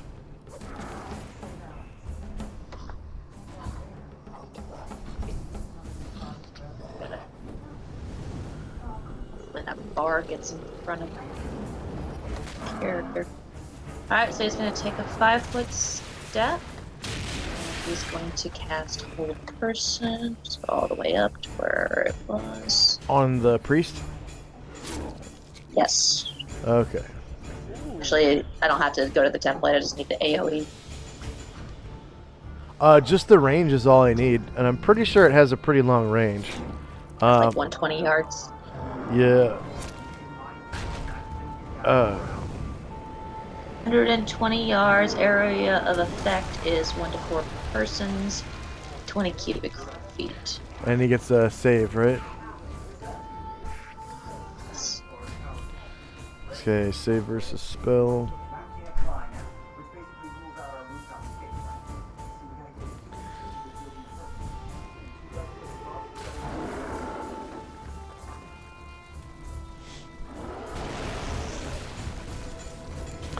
He makes a save.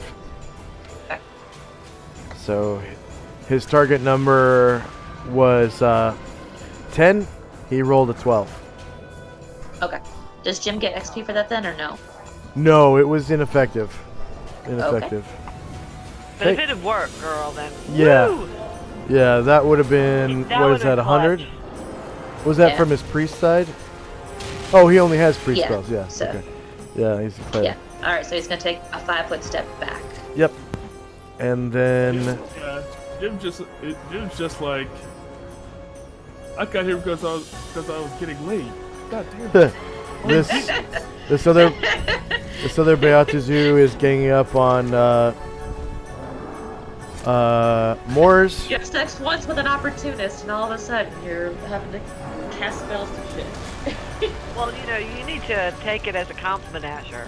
You know. Yeah, he didn't want to. He couldn't quit it. 14 is a miss. Okay, and get right claws in this.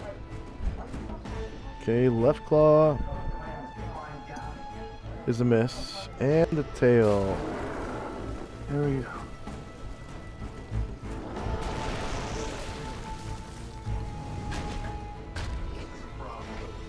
Ugh. Wow, they're rolling like crap. Oh my God. 3, That's 4, 3. Outstanding for you guys. Okay, and the next Beatuzu. This one also gangs up on Moors. Aren't they a treat? Alright. Moore's going to... So, no. So I guess that's still front or is that flank now?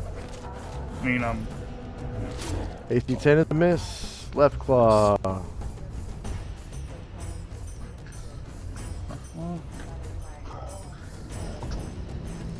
AC Miss. 6 is a miss. And tail.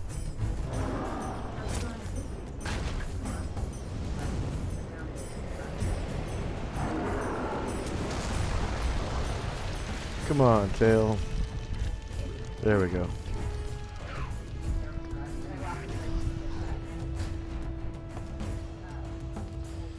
AC 1 is a miss. oh, they're getting close though. Yeah, now there's enough of them to where this Beatuzu gets to flank him. Yep. Alright.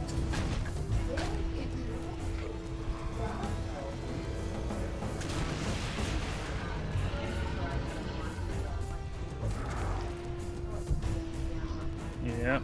Okay. So here comes the attack. Right Yeah. claw. Miss. Yep. Left claw.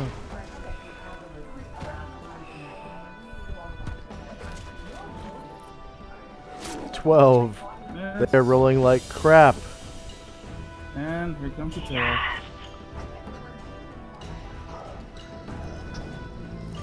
11. Next Beatuzu. This one is also going to flank Moors. Like a silver bat just hounding a single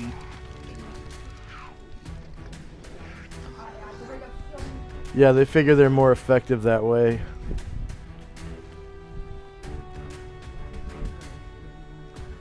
Okay. Attack, right claw. Well, they might be more effective that way, but I mean, they didn't know who they're up against either. You know, they think they're going to come and kick Okay, you 2 out. misses. Fine. stop talking that shit and Left claw. because they're Look, getting yeah. closer. Okay, I'll wait till after. AC 0. Alright, And the tail. here we go.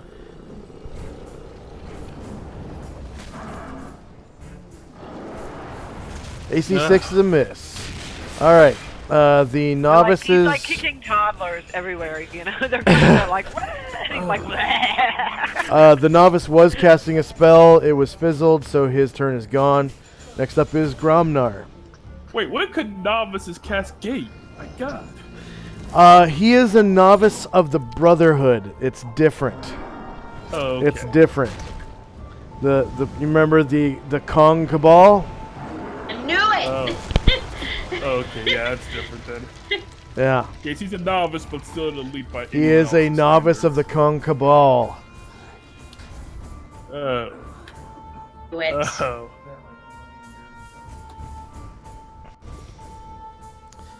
Paul, are you there? We're in for a rough part. There we go. Okay.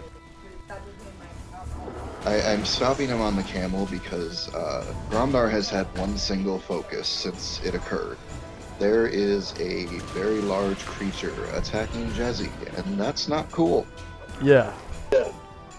Gromnar is slightly irritated by this. He is foregoing his sword attacks, and he is charging at this thing in an attempt to grab it and take it off of the cliff and away from Jezzy. Yeah.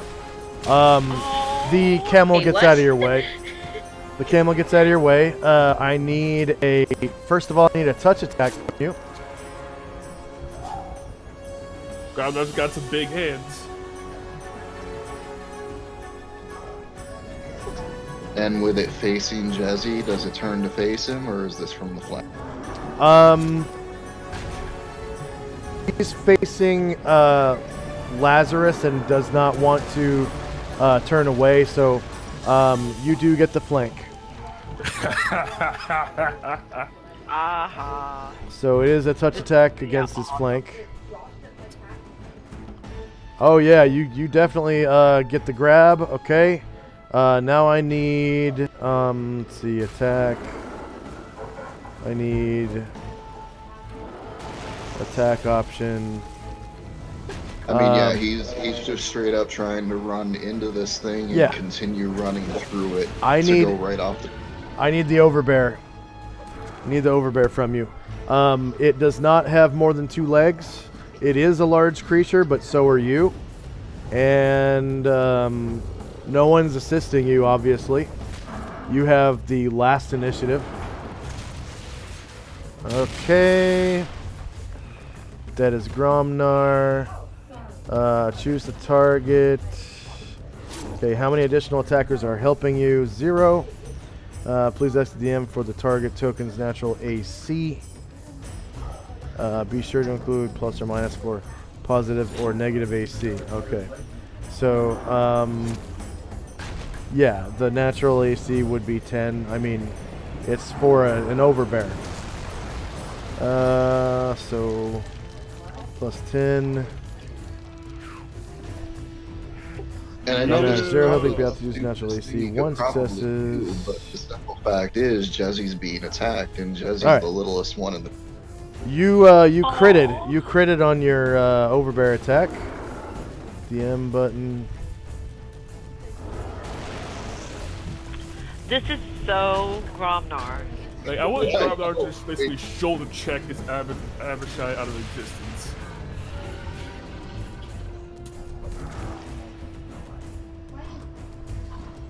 Okay, you are large. Yatazu is large. No additional attackers. Does not have more than 2 legs. Gromnar's miscellaneous modifier is +1 for flank. Yatazu's miscellaneous modifier is +0.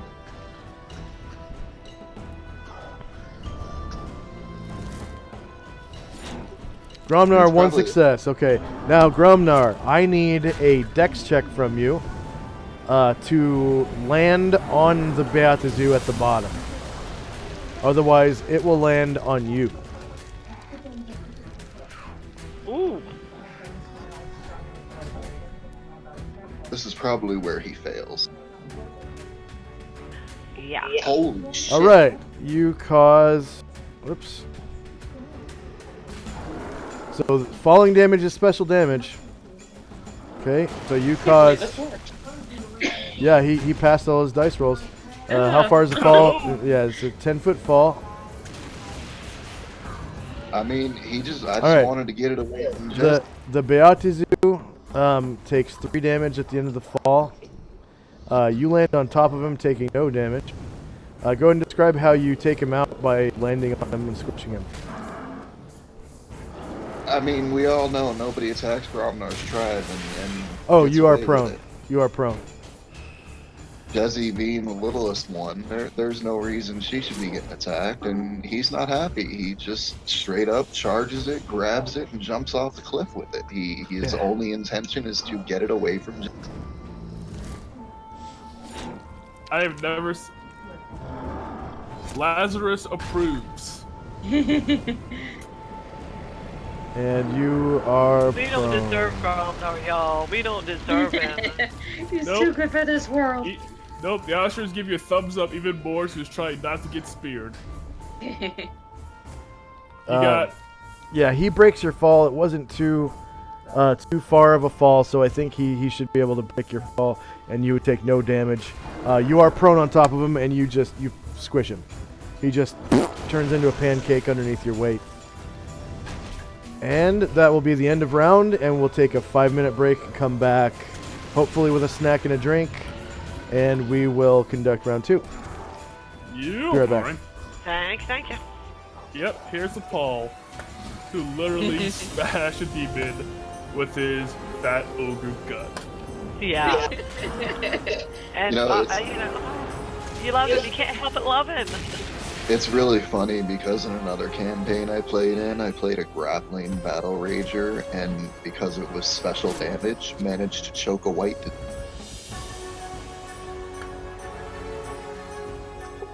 So I mean, it's not my first time using my body to kill something. It's just, this is Gromnar. It's Jezzy. She don't need to be getting it.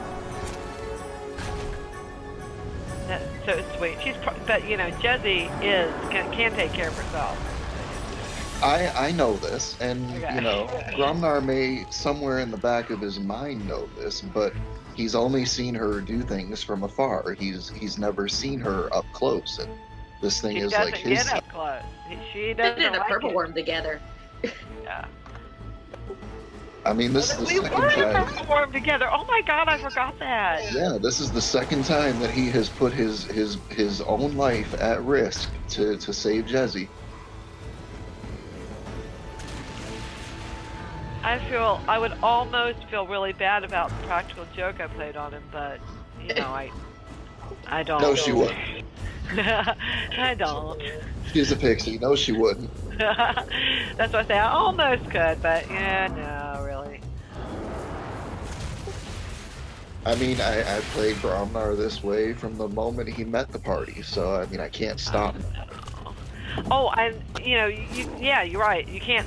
And see, the dice know that when you're playing in character because they give you something. You got a 20.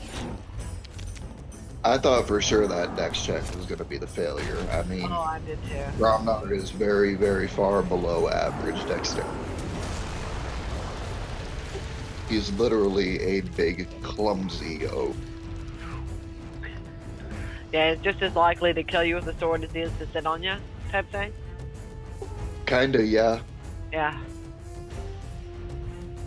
Now, just take a moment, shall we, and pay homage to Varen's crew. I mean, Yes, they made this pop. yeah, to finish it in one round, or no, almost finished it. We got another little bit to do, but yeah. But all those things gone, oh my god. Yeah.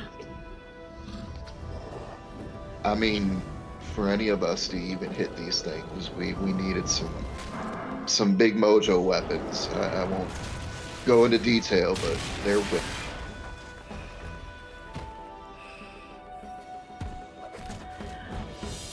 Well, see, the great thing is that I've forgotten it. It was I spent such a long time on breaks from D&D, about 20 years, maybe 30. I have to remember. And I can't remember anything. And so the only thing that I remember is the stuff that he's seen. So that's awesome. He's never seen this before, so anything.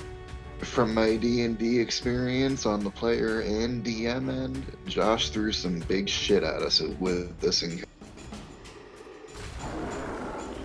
Oh yeah, yeah. But look, how fast did Oh, that's because we got very, very, very, very lucky.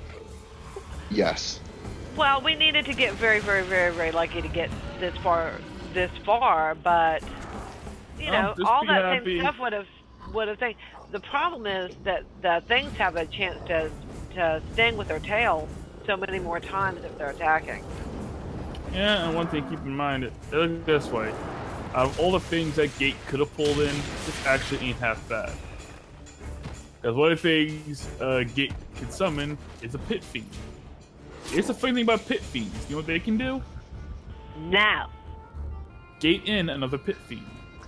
Oh, hell no. Yep, let me tell you something. Pit Fiends have good armor class, good hit points, and they are basically very powerful spellcasters and fighters.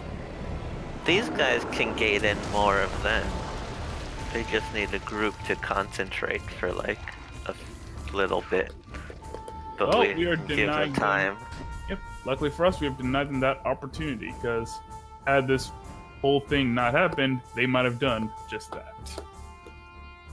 Well, I just want to say that your character is badass, and your followers are badass, and now I know you've been playing it for a long time, like 3 years, so it takes a long time to get to that, but now you showed it to us, yeah. It pays off, yeah. You showed why people do that now. Oh, I see why people devote years and years of a lifetime to learn this shit. Okay, yeah.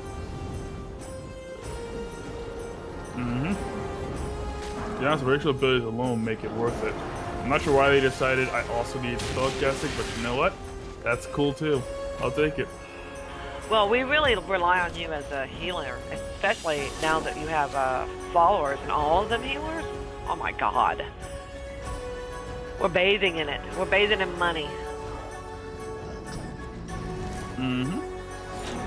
Yep, they're followers, as long as I pay for their upkeep, they don't care. They don't even want treasure, which is nice. So yeah, it's basically fairly cheap. I mean, yeah, but you have to be a certain level, so, you know. I'm not super familiar with Asuras, but isn't their really only desire in the world to destroy evil? Well, no, but it's among their chief concerns, yes. Yeah, we've encountered this before with Varen. Many times over. He does not want to leave any evil thing alive. Yeah, nope. This makes Varen a racist, but he unironically wants to genocide evil.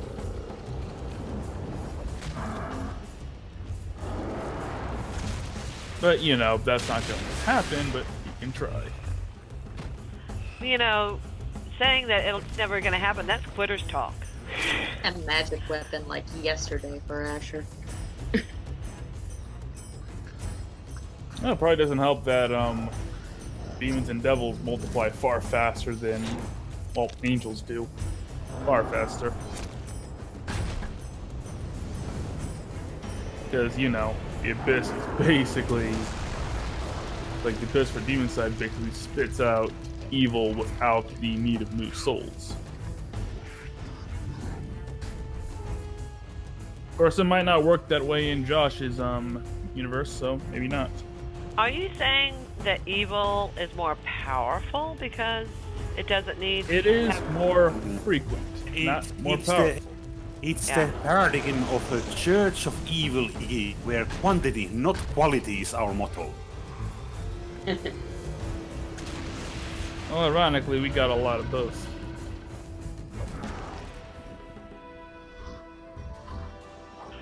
I was thinking that it was going to be a great story for Tirana to die, though. But hey, you know, now it's not going to happen. Yeah, but a little bit of me couldn't help but think, oh, if she dies, how much fun role-playing that'll be. Yep, abject depression, and then Calabar joins Varen's crusade against evil. Yes. Summed it up. There he goes and pouts for weeks on end, like, Oh, he'll pout forever. Yep. It would be a major thing. Theo will be the closest of kin after that. My beloved! Yeah, and he definitely wants to kill these things. And he wants to eliminate all of them now. You know, if somebody kills her, then yeah, that for sure. So he understands Alluvio's bloodthirst now for frog-like creatures. Yep. Now he's got a girlfriend, so now he's like, oh yeah, I understand why. I just love the turnaround on Tirana. She's just like, I can fight too. Then a fight comes around, she's like, never mind. Have fun. and then you got poor Jim. He gets laid once, and now he's willing to die for that.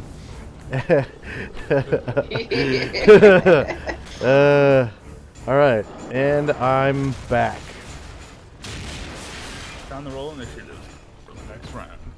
Yeah, no one got poisoned.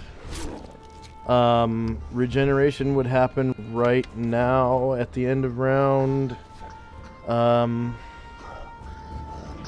If anyone Josh, had... can you shift click to replace this? Because somehow I got displaced and now I can't find this demon. Yeah, 1 second.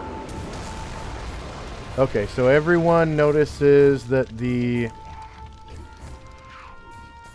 Beatizu's wounds regenerate slightly.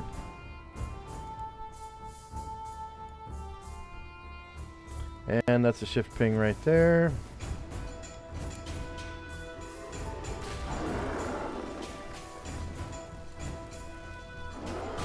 Alright. Level up to 10 bullets.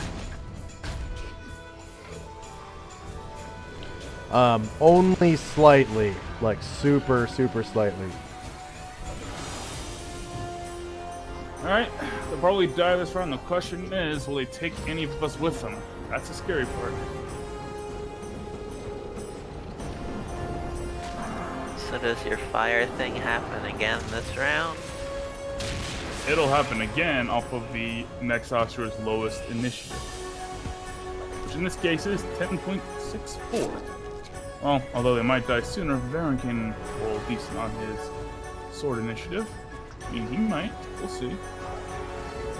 Come on, Alabaster. Let's see what you got. Oh! Okay, they approve. Here's the question. Okay, who do we need dead more? The priest or more of the Ashabai? I mean, the thing. Oh man, I rolled crap for initiative. The priest is casting. Anyone within 10 feet of the edge or anyone on the ground floor can roll spellcraft to know what spell.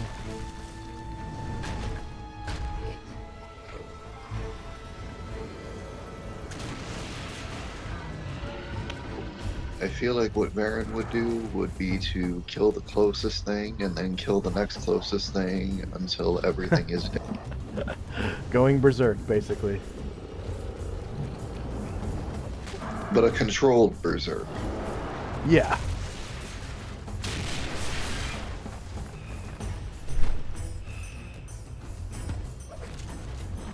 Okay. I saw that spellcraft Calamar. Okay.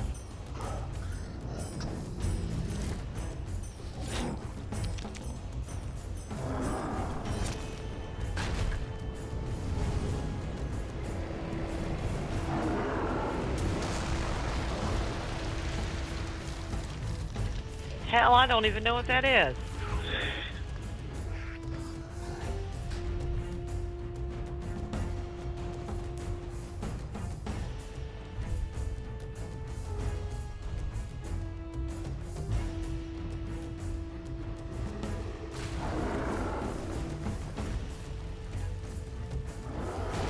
Okay, is there anyone still in initiative phase?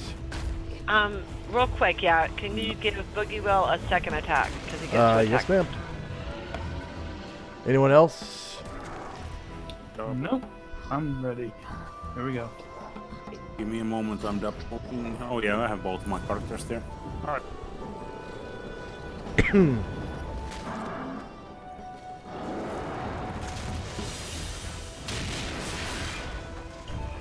Okay, are you still in initiative phase? Anyone? No, I'm finished. All done. It's go time. Whoa, what the hell?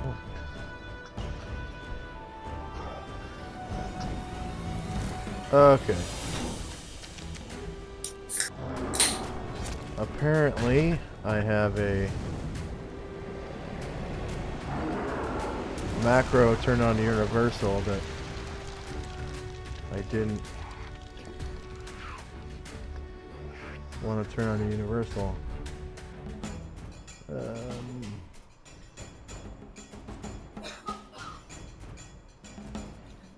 Okay, here we go, because, like, I rolled really good for initiative, guys.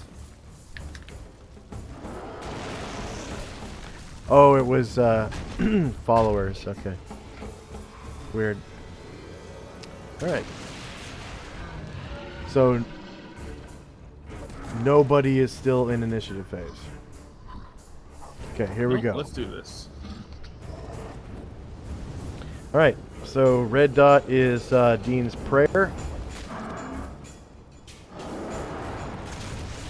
And time now is 6:02 p.m. January the 21st, 11 AE5. Everyone is tired and hungry at the end of the day, and thirsty as well. First up is Varen. Alright, Varen's going to fly down, and he's going to land behind the priest. I'm assuming he'll turn to face me? Yes. So you notice that the priest is wearing a holy symbol around his neck. If you have religion, you can roll that. Other than that, his vestments consist of black robes.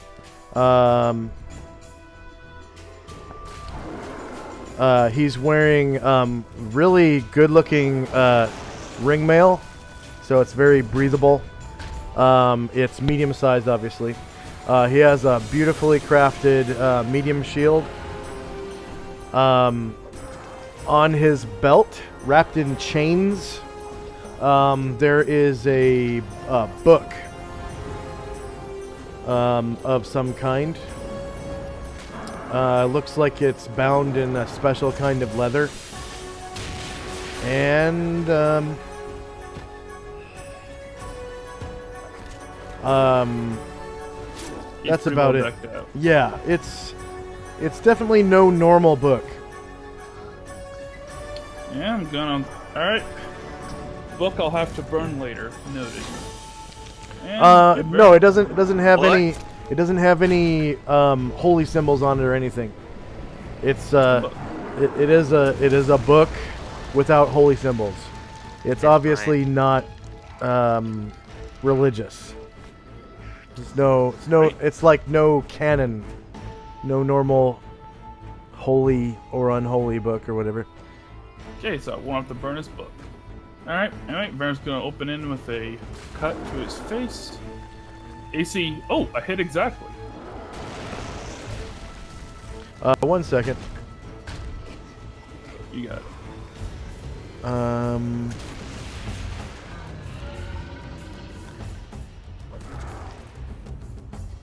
Okay. 1 second. There we go. And, okay, yeah, AC 3 for 14 damage. Hit exactly. So if he was casting a spell, that's gone. Yep, the spell is now gone. And you can see his life bar is draining fast. Okay, open it up with a swing from Captain Panoplia. Come all the way down to, I need to find another +5 shield here and call it Captain Aparsiba. Front. Blood goes flying as your blade passes through his flesh, in between the rings of his ring mail. Shield slam. -1 for 8 more points. Okay, you crush several of his bones as you clang, crunch him with your shield +5. And any further attacks. Yeah, just keep it up. The talons. Right talon. Actually, I forgot to do this first. Checks. Efficiency. Natural fighting. Alright. He says, my Lord Set guarantees you will not prevail. Yep. Barrett is going. I'm gonna make my next attack. Punch, melee, simulation. 0. +1 damage. That's a miss. There's a miss. Left talon. Haha! Fool, you missed me! You can start laughing when you're not coughing up your organ.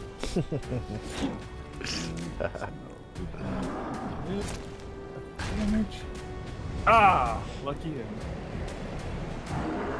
Alright. Karanglor.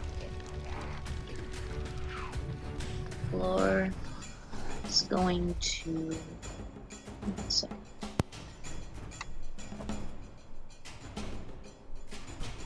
going to take a 5-foot step so that he can cast down, and he's going to cast Magic Missile.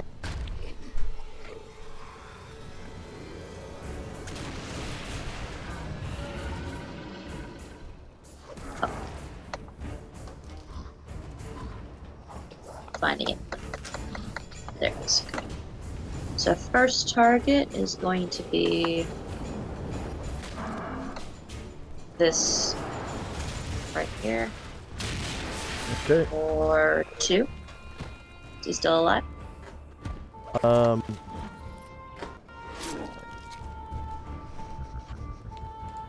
shit. Let's see. I forgot they have magic resistance. That sucks.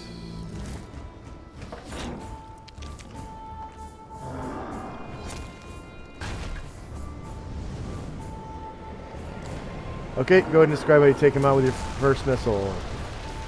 So he just coolly shoots the missile from his hand. You hear a pop, and the as force hits his chest, doubles over backward, and Karanglor just nods calmly, and then smiles, and then turns to the one right here. cast a second one.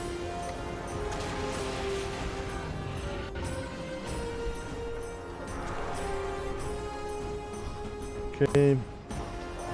Be 5.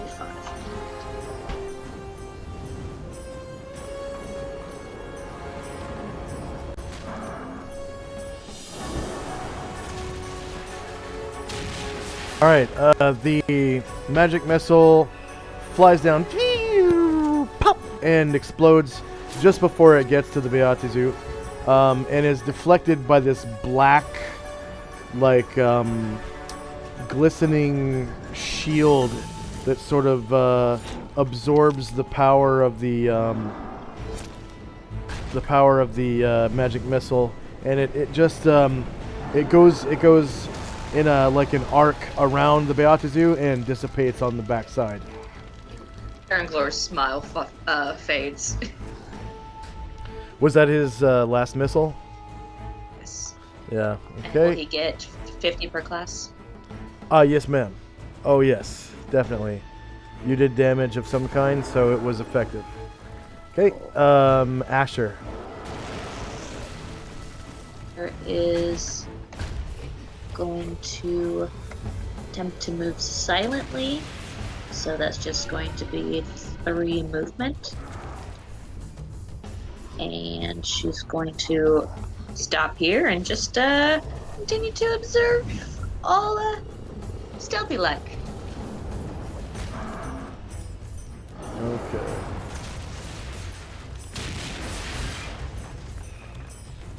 For the opportunity to hit something. And you move silently, right? Was that a move silently? Okay.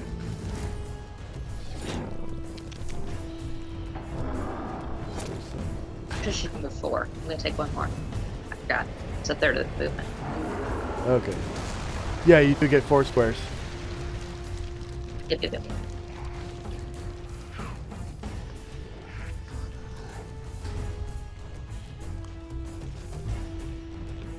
Are you shooting someone?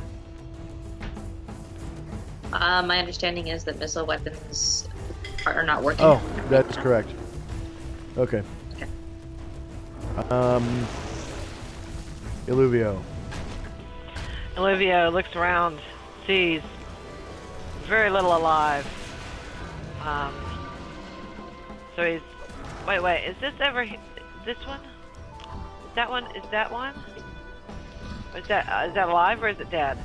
That is alive. Okay, Olivia will... No, he's gonna go through here. This one, well, is near Calamore, so he's gonna go this way. He's gonna go here and he's going to attack... right there, so let me see.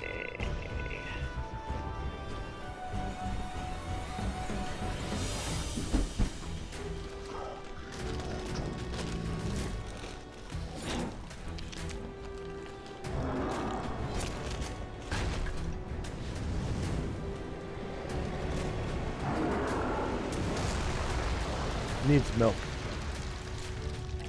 -1 for 11.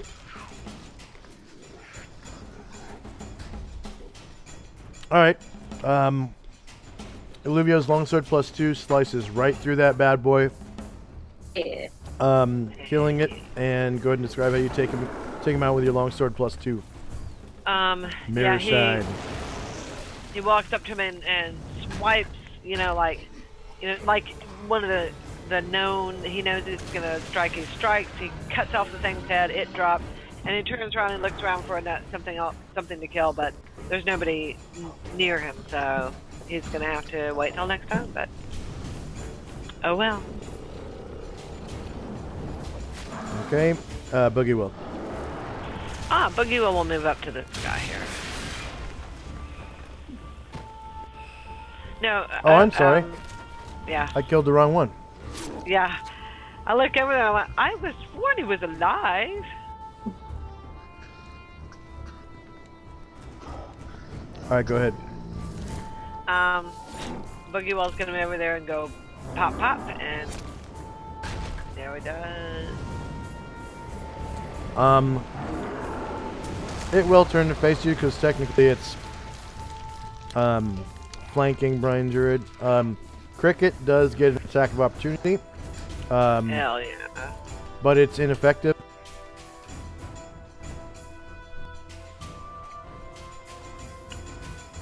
And Boogie Will's attack. Oh, I missed! Ah! Missed by 1. Yeah. Next up is Raymond. Oh. Yeah, Raymond's charging up the flaming wind. Yep, the wind's starting to turn again. The heat in this desert begins to rise. Mm-hmm. Alright. This Beatizu. Alright, there we go. He is coming over to help its master, the novice. Alright.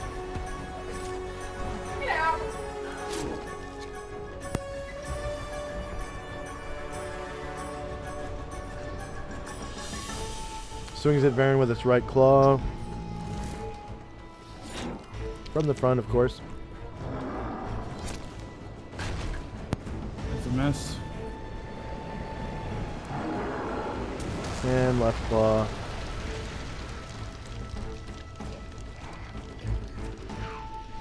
It basically has to roll a 20 to hit you. Yeah, and I know your rolling skills, Josh. I'm never Tail. comfortable with even that.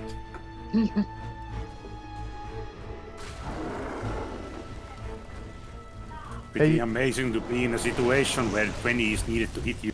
You haven't seen me roll 3 20s in a row yet. Thank you. Oh. Oh, good. That could have been bad. Alright, Dion. Alright, time to finish. Cleric, I don't want it to cast anything. So, His spell's already burned, but yeah, you think.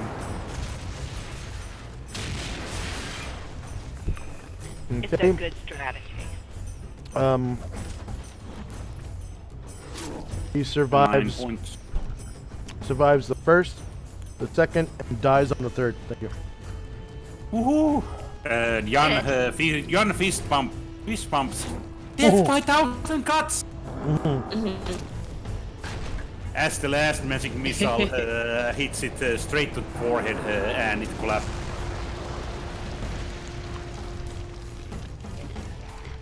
It's a total of 9 damage.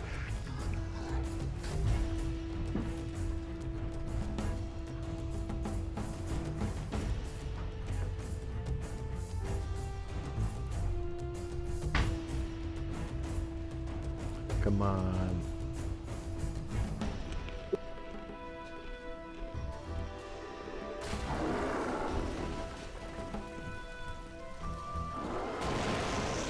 All right, Cirrus. Your time to shine. I was actually just gonna move because I can't see what's over there. Yeah, you can. Forgot to have Karen Gore take a 5 steps back to where he was after the Gee. there. Yeah, he does need to move closer in order to see down there.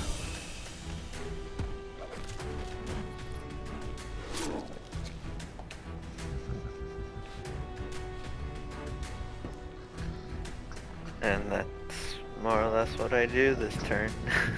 Okay. Jezzy. Jezzy comes over the cliff going, Gromnar! And she flies over the top. Oh no, she can't fly. Damn it. Can't fly. Oh, well, you know what? This is even more touching. She goes to the edge of the cliff, like, and throws herself down and peers over the way that they do in the movies, you know? She goes, Gromnar! Gromnar! And looks for him and sees him down there, and he's lying down, and she's not sure if he's hurt. She's like, Gromnar, no! But and she starts to try to climb down. Okay. I'll just make 2 climb checks for you. Yeah. She can move 2, 6. 4, She can move 2 squares after she gets down to the bottom. If she makes it. Skill. Climb walls. Abundant handholds. She's wearing like what, leather armor. Surface condition is dry. And no modifiers. She succeeds and can move 2 squares after she hits the bottom. Okay, great. So. Oh, So she gets down to here. Yeah. So. Whoops. Sorry. I'm gonna take it back. I'm gonna take my hands off of it if you put it back where you wanted it. Sorry. Oh, right there. Okay. And I go and I drop down and I check Gromnar. Is he okay? Is he okay? He's literally laying there laughing. Oh. That was the most fun thing he's done in a long time. But Gromnar, you silly bat! Don't do that again! You have me worried sick! I mean, it might be a different story if the thing had landed on him, but yeah. But yeah, I think that's her turn. All right, Dean. Well, I did my part. Gonna go gonna ride my donkey and get closer to the fray now. Problem is, by the time I get there, turns out most of them are dead. Well, yeah. More than be proud. That's all I can do right now. That's the end of Dean's turn. All right.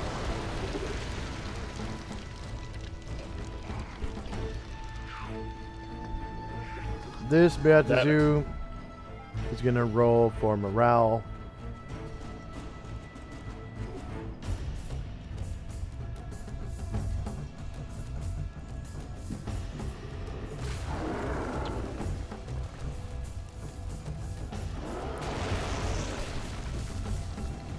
They don't have super good morale, so.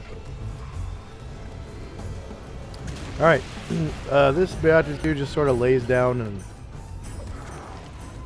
raises his hands high up in there. Puts his hands behind his head. Laces his fingers. Crosses his legs. Goes prone. He gives up. He just lays the fuck down. White flag and prone. Cricket. Cricket follows me now that he won't get an attack of opportunity against him if he moves. Okay, Tirana. Trana is ducking down and not what she's like. Okay, you have to tell Calamar you weren't scared. You weren't scared. He's gonna be just as bad as he ever was. But yeah, I suddenly get him why he wants to protect me. And that's it. She's gonna keep hiding. Okay, Onras. The winds whirl further. The heat becomes suffocating within the coming charge.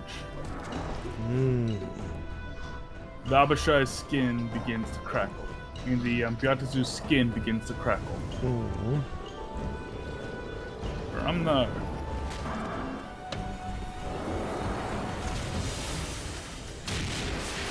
Oh yeah, burning wind coming.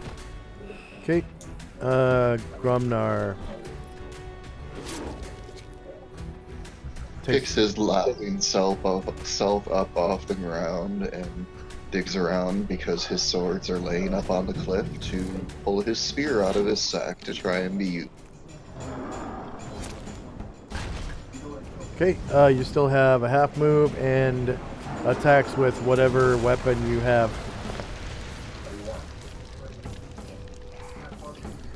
If you rolled initiative for that weapon. Yes. Hey, it's Lo. Hello. Sup? I know horizontally it's within reach, but vertically is it as well? Yeah, they landed.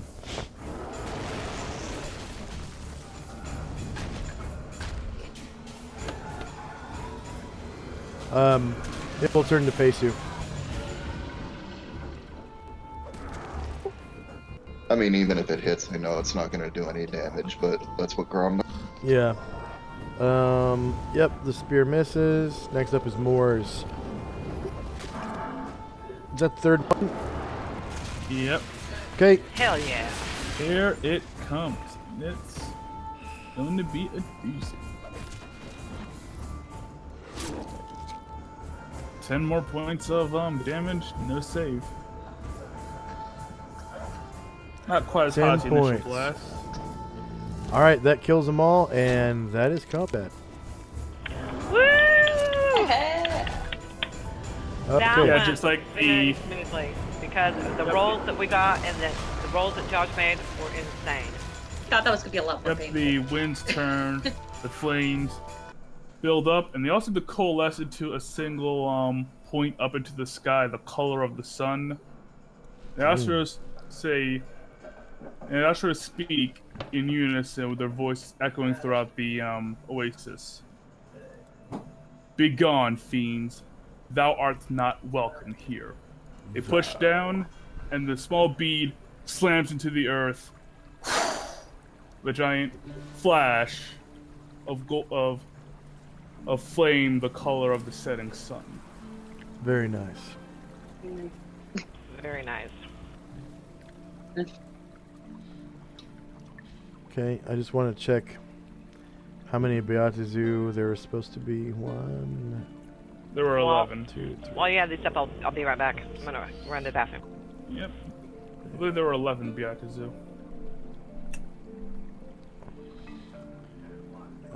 Let's see.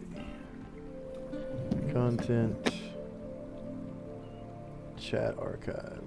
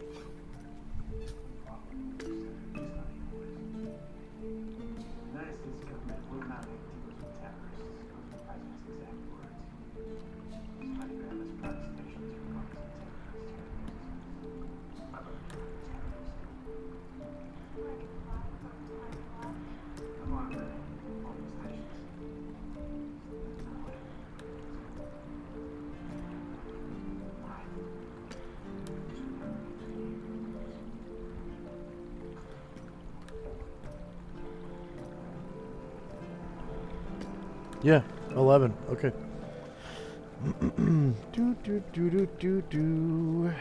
So we've got Black Abishai are worth 7,000 each, and they have 4 hit dice.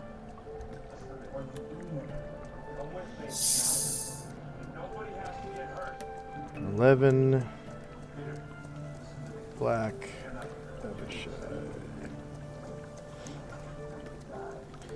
7,000 experience points. Number of characters. 1, 2, 3, 4, 5, 6. NPCs. 1, 2, 3, 4, 5, 6, 7, 8, 9, 10, 11.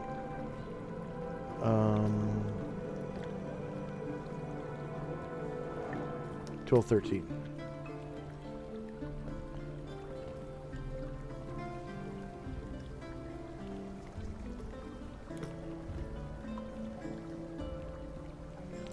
And all 11 of them were defeated.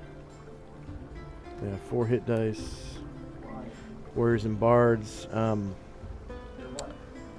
1, 2, 3, 4, 5, 6, 7, 8, 9, 10, 11, 12, I think.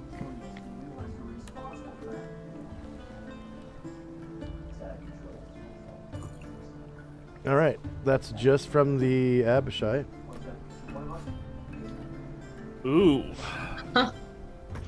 There were also 10 assassins. Oh my god. Okay. That's some juicy XP right there. The assassins are worth 2,000 experience each, and they had 5 hit dice.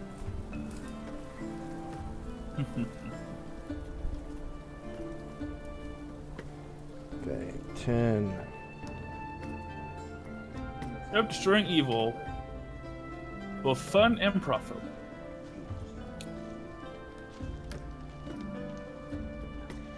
Assassins of the Kong Cabal. 2,000. Player characters was 6. NPCs was 13.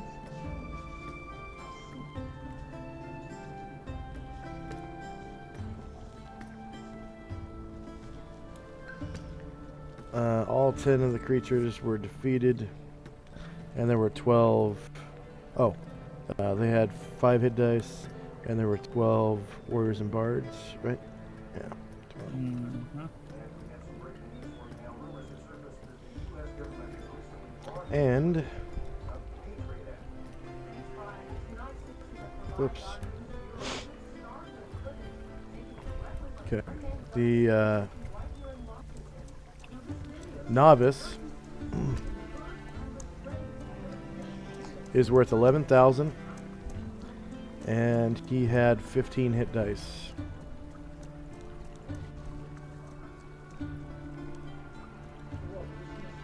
One novice of the Kong.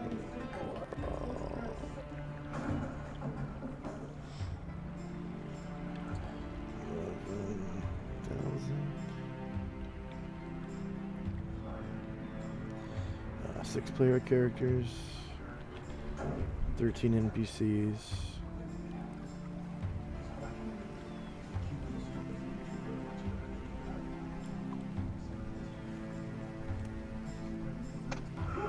One creature defeated. Hit dice per creature was, I said 15, right? Yeah, 15. Warriors and Bards was 12, right? Something like that.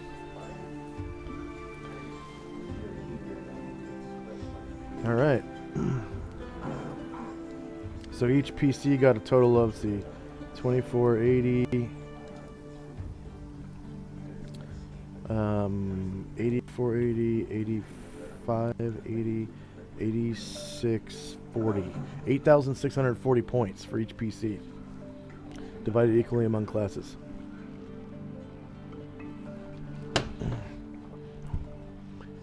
Pretty damn good encounter.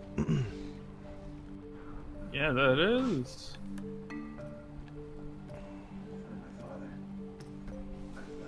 Just gotta keep tallying because this is great XP.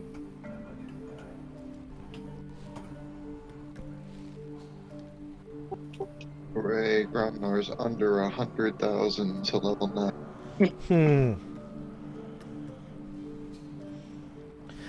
And it So only gets better from there because everything I created is more powerful than this. That was the low end. Well, Toronto got a level, so yay! It takes. Yay. It's pretty hard for her to get a level. I mean, she has to split it 3 ways. Yeah. Oh, yeah. Oh, It's huge bada bing potential. Steve. So that was a novice and the weakest Abishais. And the weakest of the assassins as well. Yay!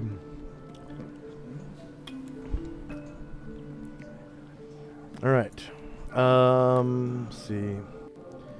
Next up, Calamar and Company. So after the aftermath of the fight, Calamar, he's ticked off. You know, he's right pissed. He goes, I don't understand. I don't get them. See, we would have left them alone, right? They didn't need to attack us, but no, they gotta start something, and then we gotta finish it. Varen speaks up. I, in fact, would not have left them alone.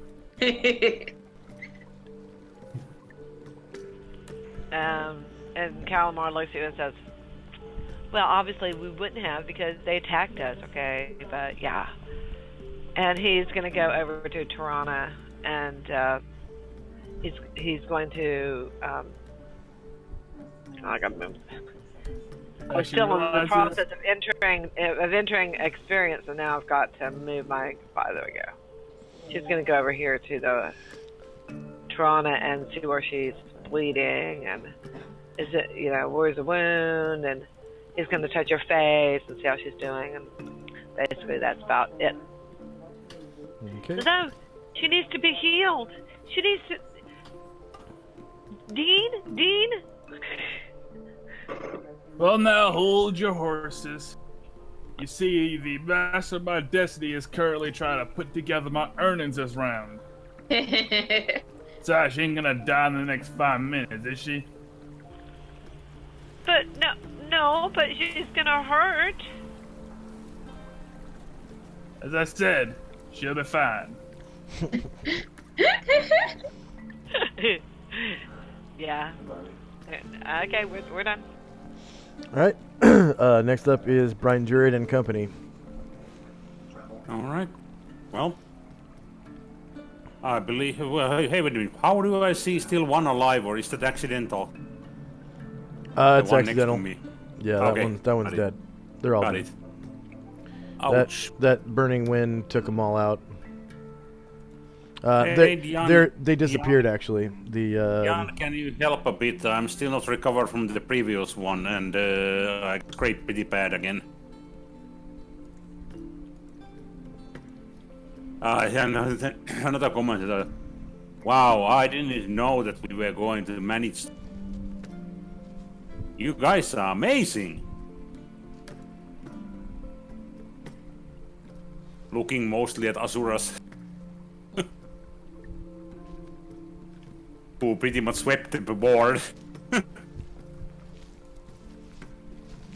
But Brainerd is just gonna move her next to her Jan to get some tending care in a moment. Okay.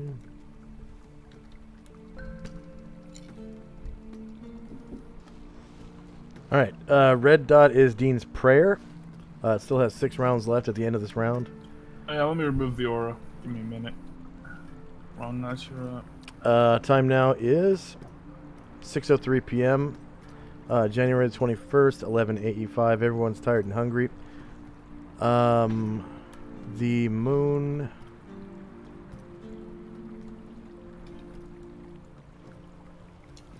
Oh, that's right. This is the week of the waning moon. So you could probably see like the moon starting to come out as the sun goes down, and it's a waning moon. So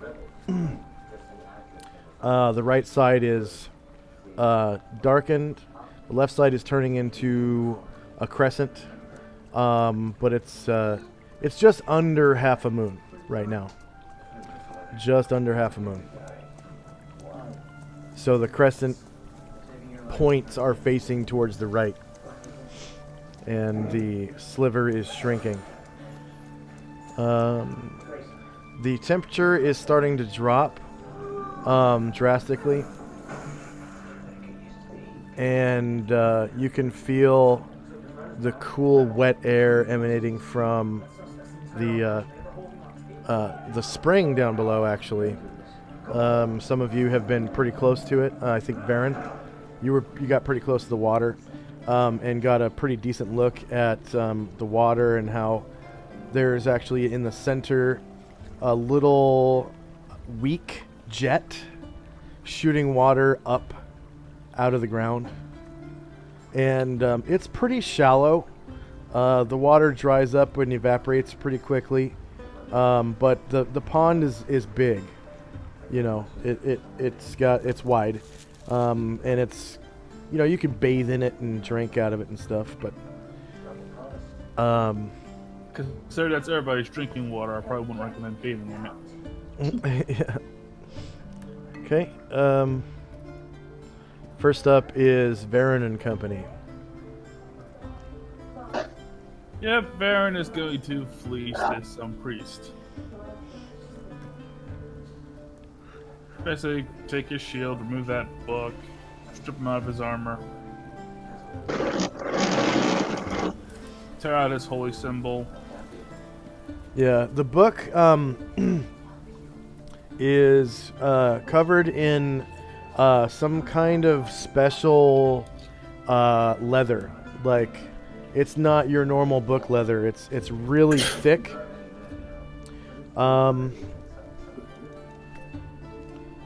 Maybe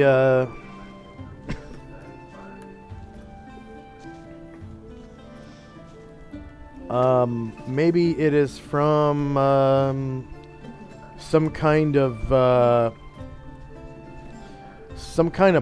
So it's got little lumps on it. Like, have you ever seen boots made of ostrich hide, or ostrich hide wallet, or anything like that? No, but I have seen chicken skin, so I think I know what you're talking about. Okay, so imagine, you know how chicken skin has little bumps on it? Yeah. Imagine those really large and spread out. So like a much larger bird, right? So small, really large bumps that are spread out farther. That's what most avian skin is like that. Well, on account that Varen is an illiterate, he's not going to bother reading the book. He'll just set it aside, remove the shield, remove the armor. Yeah.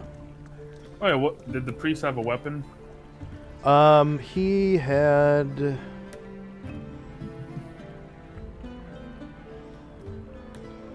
Yes, he did. He had a the Aperceban equivalent of the broadsword, which is known as the Tulwar. Tulwar. And also, as a side weapon, he had the Aperceban equivalent of the knife, which is called a Jambia.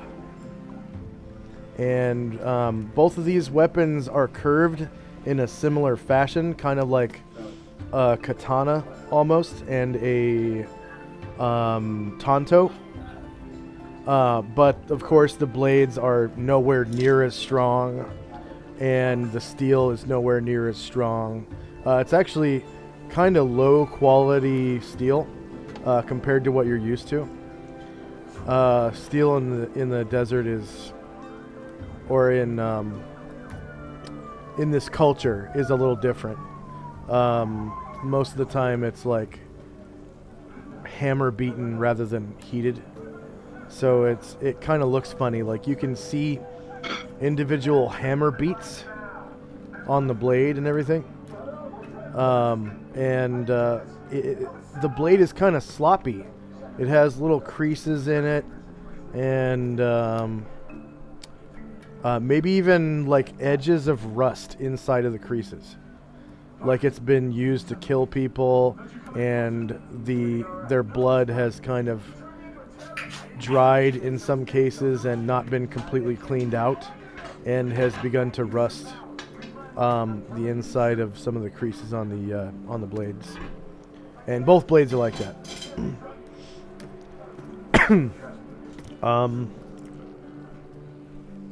As far as weapons, that's pretty much it. He never drew his Tulwar or his Jambia. He just had them. Okay. In other words, the armor. In other words, he spent all of his gold in the armor and shield. Then his weapon is disappointing. I mean, it's about average for this area. And by the Aperceban equivalent of a broadsword, I mean its stats are almost exactly the same as a broadsword, except the small and medium damage are reversed.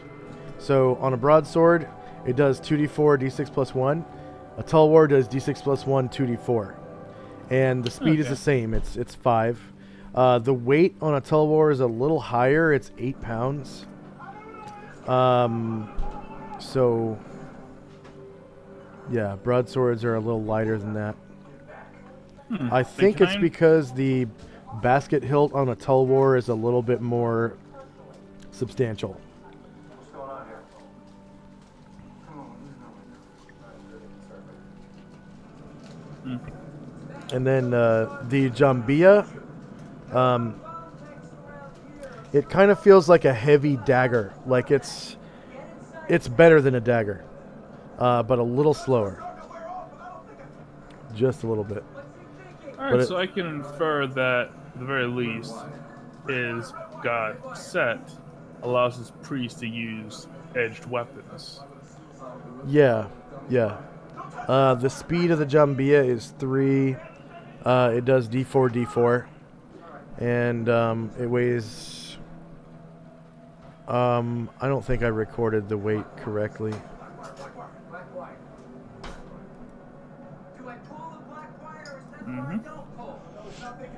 Were you keeping them, or...?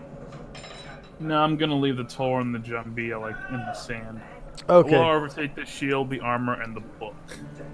Yeah, definitely. The do you have shield... a clean pouch? Let me check.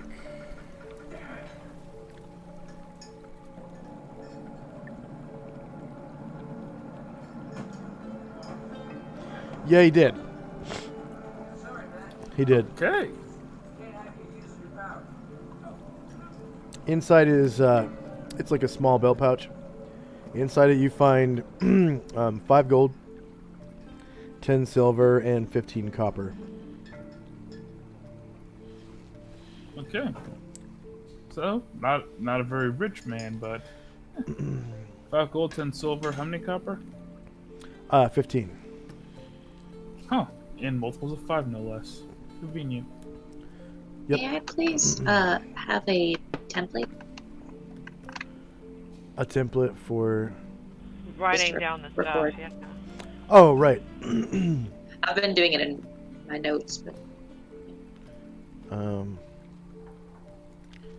add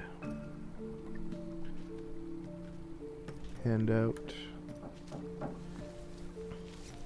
if you just want to make one for desert encounters, I'll just record them all Yeah. on that as we come across them. Well, I'll put one for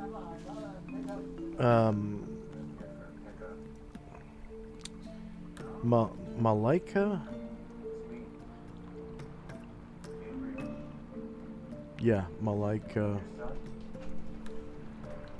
Malaika Oasis. Treasure. In all players' journals, edited by Asher. And we'll save that and show to players.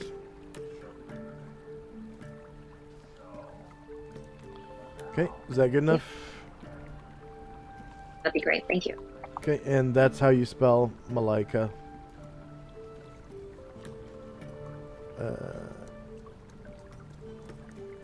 And Superstars, PC Party Upkeep, Treasure Hoards, Malaika Oasis. So older Treasure Hoards are at the bottom, newer Treasure Hoards are at the top. You can see how many Treasure Hoards we've gone through. 1, 2, 3, 4, 5, 6, 7, 8, 9, 10, 12, 13, 14. This is the 15th Treasure Hoard since, June 10th, 2015?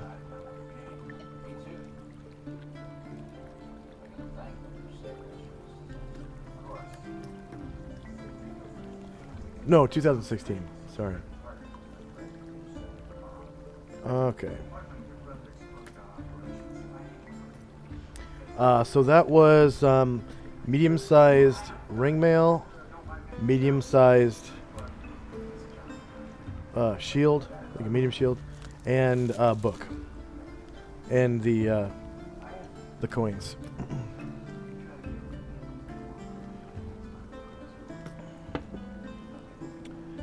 Okay. Next up is Asher and Company.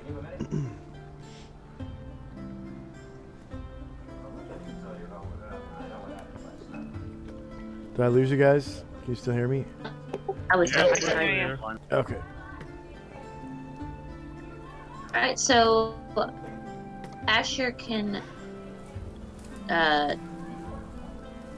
search bodies per round, or each one's a half. So moving to one, then she can search one this time. Oh yeah. Just to speed things up, I'll let you search a whole body Okay. per round So- because we're out of combat. Yeah, she'll go back visible and come over to this first body here and search it.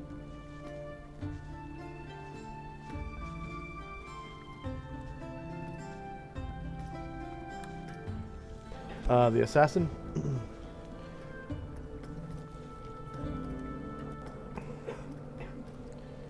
Okay.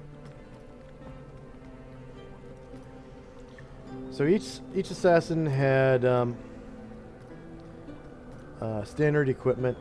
They had medium-sized leather armor, and they all had a broadsword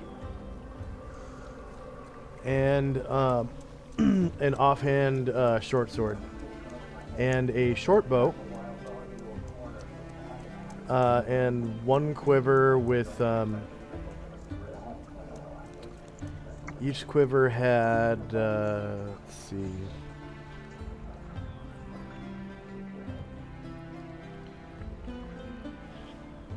one second. Let's see, browse player's handbook, money and equipment, lists, and weapons.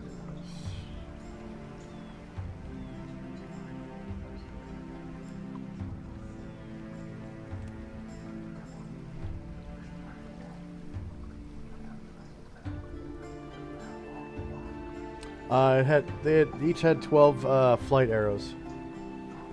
Yep. So short bow, quiver of 12 flight arrows, a broadsword, and a short sword and leather armor, medium. So Asher announces to everybody what they're carrying, and she also is down a flight arrow, so she's gonna take one. Okay. Everything else. And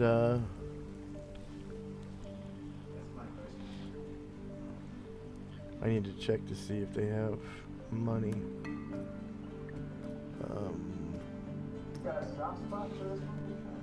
Fine, human.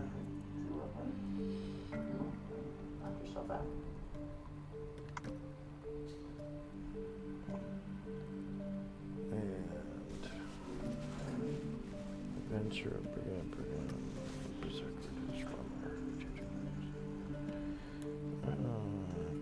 pilgrim, pirate, buccaneer, police, priest, sailor, slave, soldier, thief, thug,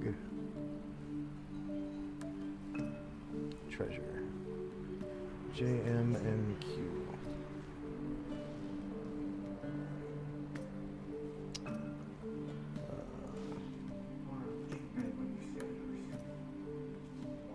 J, N, and Q.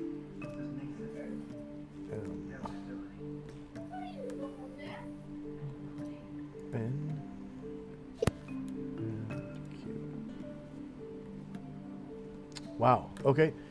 Each of these guys had 12 copper, 6 gold, 4 platinum, and each of them carried 4 gems. Okay.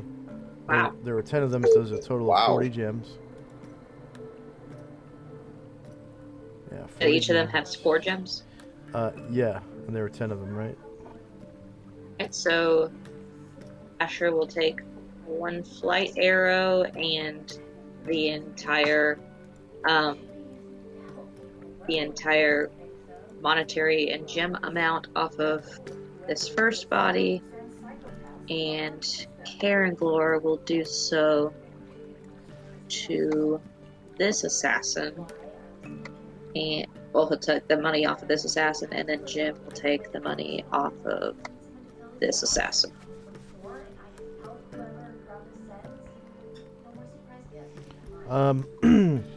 The gems are all aqua colored with darker mottling. Mottling. M-O-T-T-L-I-N-G.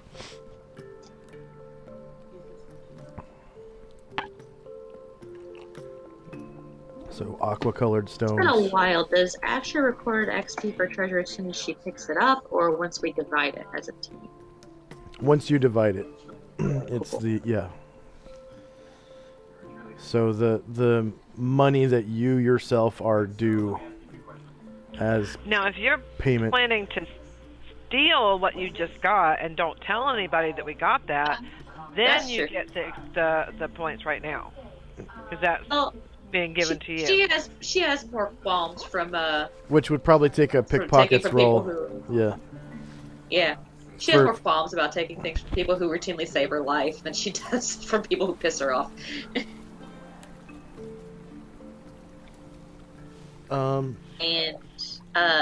And Jim shouts down to, or does Jim see the from here kind of what Varen's looting, or is he too far away?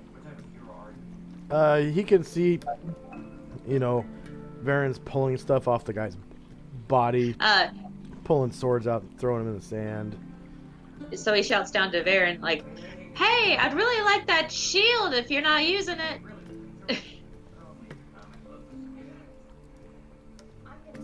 Let's see what it does first. Cool. I just need a shield. And Karen Glore says, "Yes, and please bring the book." That'll be it. Okay. Next up is Cirrus and Company. Can I get down this wall, or what? Yes. It just takes some climb checks, which I'll take care of for you. Okay, Cirrus checks. Skill. Climb walls. You find abundant handholds on the wall. And you are wearing no armor, correct? No armor. Okay. Surface condition is dry. There is no modifier.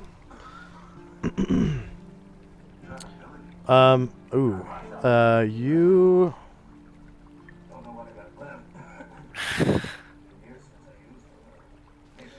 Yeah.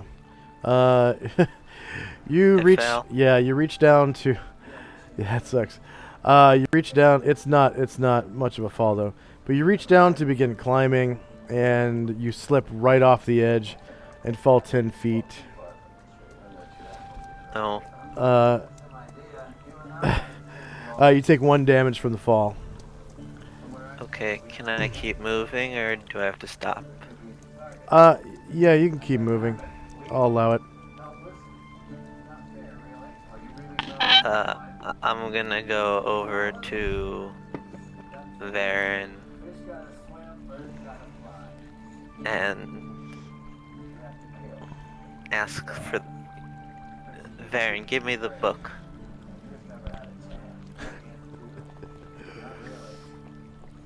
Yeah, Varen just tosses the heavy book at you. It weighs about 3 pounds. It's still heavy. It's heavy for a modern book. yeah, but it is wrapped in about 20 pounds worth of chain. So yeah, 23 pounds total.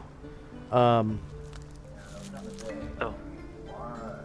That priest was a little dark age. Pretentious. Yeah, clearly that priest must be hitting the gym. He's carrying that book around casually. Mm-hmm. Can I cast detect magic on Yourself. this turn or something? You can next round. Okay. Okay. Anything else from Cirrus? Nope. Okay. I'm gonna give you that bonus. And Gromnar and Company. First off, is the vacuum cleaner in the background too much? I didn't even hear it. Okay, I just wanted to make sure. Otherwise, I would have typed. That's pretty awesome. Your mic is like, it's mitigating all the sound. I don't even hear the vacuum at all. Well, I mean, it is on the other end of the house, but for me being in the house, it's loud. It's not in the same room. But anyway, I just wanted to make sure it wasn't getting picked up. Yeah, it's not.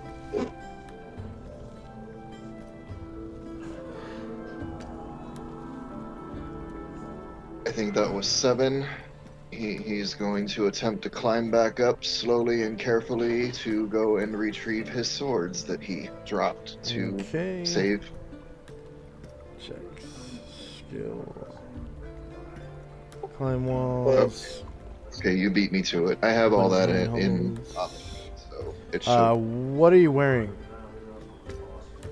Typical Gromnar. No armor, no nothing. Okay. And dry conditions. Enter. Alright, you succeed in finding a path to the top. It takes up 4 squares of movement, however, to get to the top. Okay, so he would make it to... Oh wait, we're out of combat. Okay. Yeah, your squares are doubled, or your movement rate is doubled. Cool. He manages to make his way over, and he will gather his swords so that he has... Okay. He might need to make a, Oh, no, never mind.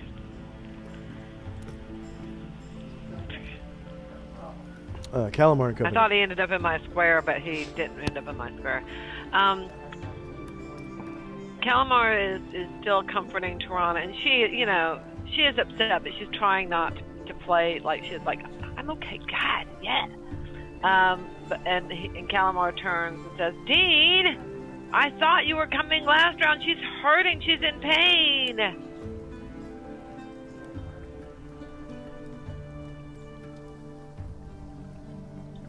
Dean? It can't be helped. Gromnar is just going to kind of glance over and see what's going on. And Calamar, why you yelled? That's just a little scratch. Gromnar got a little scratch too. James, are you there? Yeah, I thought my mic was on. Oh. Hey, Dean will look up at Calamar and say, quit your whining, I'm coming. Hey, and James, your crew did claim the money from the priest, correct?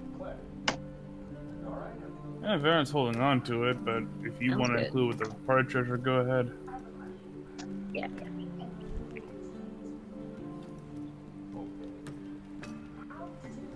He's keeping it for himself, then. Nope, that. Of course, little scratch to Gromnar is probably life-threatening gouge to other characters. Yeah, that's what I was about to say. Calamar turns and looks at you and says, well, that's true, Gromnar, but you're you, and she's her. Well, Calamar, I think you're panicking because, who in the camp doesn't know why. But you can relax now. fight's over and then things are moving anyways. Besides, it's not like she was in there for too long now. The boss and the boys took care of it. It's fine. So I'll be right over. I'll be right over. And in the meanwhile, then Alluvio and Boogiewill are, seeing Asher and all of her helpers starting to get bodies. Is there anything up here we can hit? Something that we can claim or clean out, or of the dead guys? Yeah, you could help Asher ransack the dead bodies up there. Yeah, that's what we'll do. So Boogiewill and Alluvio will ransack the bodies, and then Asher, you record it all, and then we'll just bite it all later, right? Okay. So Alluvio, Very gonna gain yeah, that needed portion. All right, Doyle. Alluvio wants to go here, then Boogiewill will go here.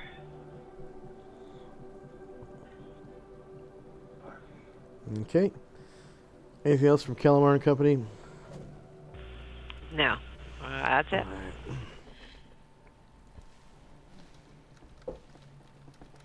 I totally forgot about the NPCs.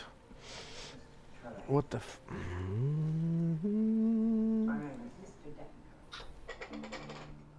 I was hoping you'd help. Alright. Brian Jared and Company. All right. Well, Jan is going to attend Brainerd's wounds, and guess Hyper Senpai. Blind wounds. Everybody say hi to Hyper Senpai in chat. Hyper Senpai 7. Hey, welcome. Hey guys, hey! Sup? Sorry about that, Brian Jared. No worries.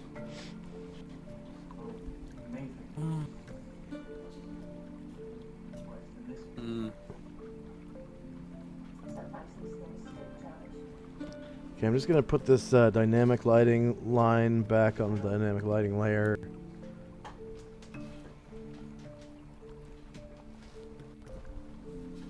Ooh. Brainerd goes on. Ooh, that feels so good. I feel like a couple of minutes ago.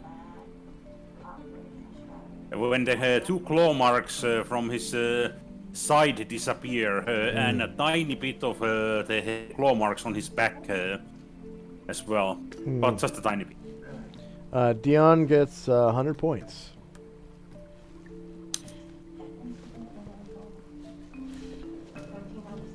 Yes, that feels so good. Do you have any more, Jan? Yeah, I have, but not that many.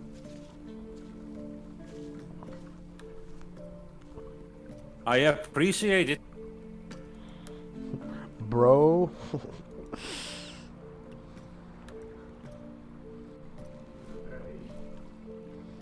Anything else from Brian Druid and Company? No, not at this point. Okay. Gonna keep us busy from looting while everybody else loots. Yeah. Read that prayer by Dean. Still has 5 rounds left at the end of this round. Time now is 6:04 p.m. January 21st, 11 AE5. Everyone's tired, hungry, and thirsty. And man, does that oasis water look good right now. It's starting to feel pretty nice outside. Like, you know, the high during the day is probably 120 degrees, 130 maybe, well, 125 I'd say, and that, you know, at noon. And you know, right now the ambient temperature is probably about 68 degrees. So it feels a little chilly, but it's still, I mean, warm. You won't get sick or anything from it. But compared to earlier, it's pretty chilly. And it's getting cooler and cooler the closer you get to that water. Right.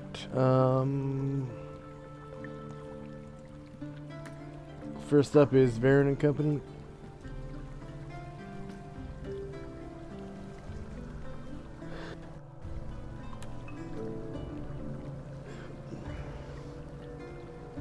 James, you there? Yep. Dean's run over to his donkey. Going to wiggle his hands, chant a few words.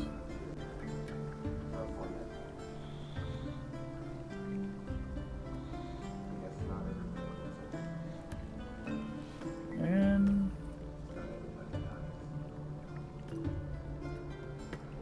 alright, there you go. Should keep you stable. Can't you do any more?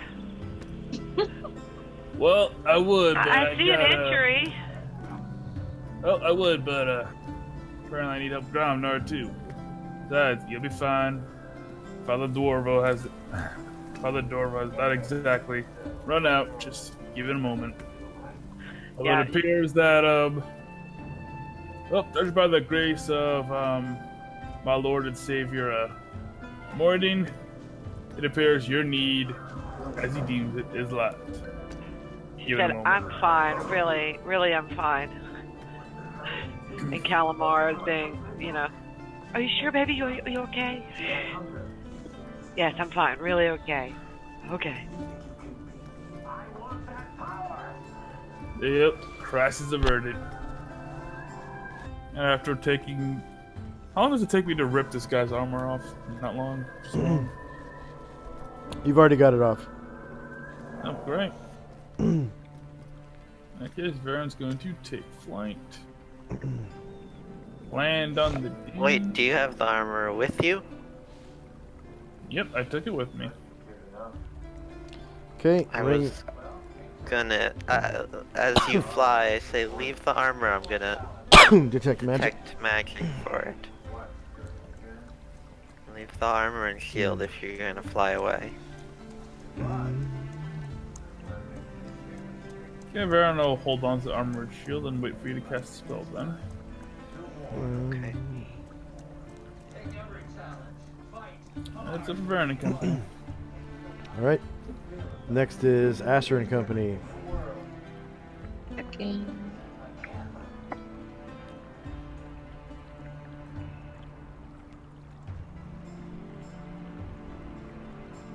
You said looting?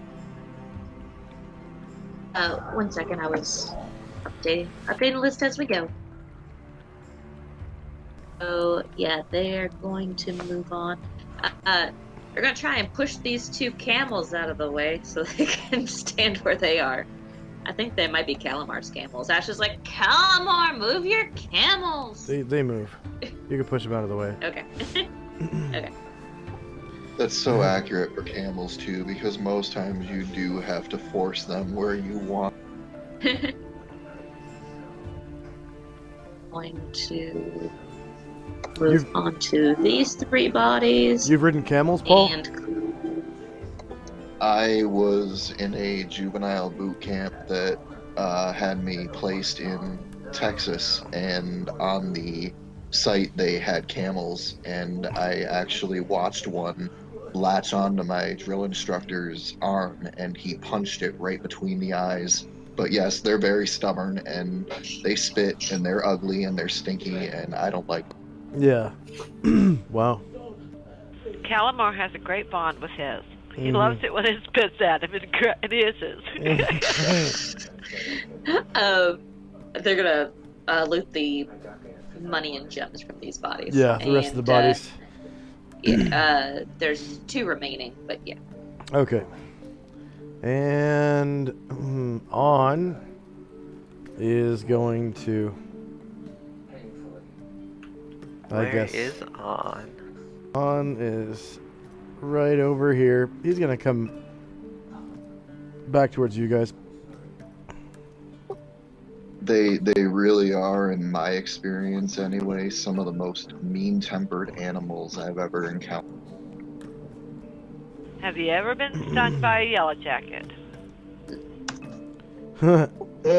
Yes, but they do it in defense. Camels just do it No, outside. they don't. No, They're they aggressive. don't. They're aggressive as hell. They are very aggressive, and they are. It isn't a survival instinct to be an asshole. For some people, it is, and it works. You know, camels. Yellow jackets, honey badgers. Oh my god. Yellow jacket stingers don't have barbs on them, right? So they can sting like up to 12 times before they die. Yeah, but keep pumping you full of venom. Yeah. You see, wasps are much meaner than bees, because when a bee's attacking you, it's giving up its life to protect its hive. Mm-hmm. The wasp is like, you know what? I just hate you. Go away. And everything you stand for. Dean gets 100 points, obviously, from that Yeah, spell. you can be doing nothing. You can be standing there and you'll get stung by one. I mean, that's what happened to me. Oh god, I hate that. I didn't touch it or anything. Do I not have Detect Magic on there? Oh, no. Detect Magic is in the Universal Sphere. It's not Yeah, Universal. I got it. I was just waiting for... And why... Level 1 Divination, that should not be a GM whisper. That should whisper the player. Just let it go. Why are you gonna understand? Bureaucracy, oversight, rules of conduct. Okay. So you get 10 rounds of detecting magic. Well, take it easy. Go ahead and give yourself a blue dot.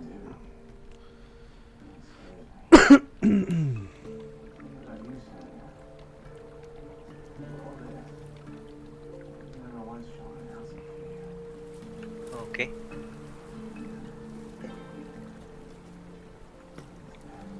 And so... Alright. Tell me... Which item do you want to detect first? the book? Alright. The book.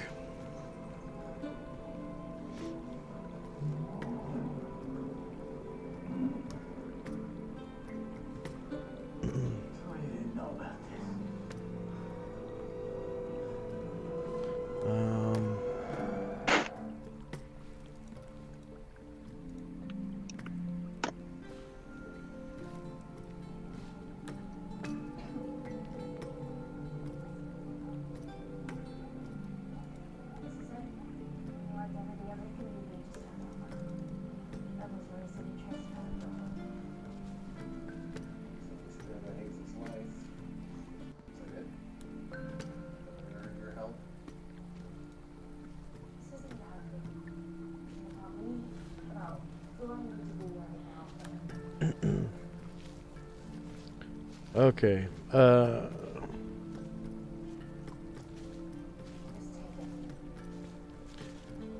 You detect overwhelming magic coming from the book.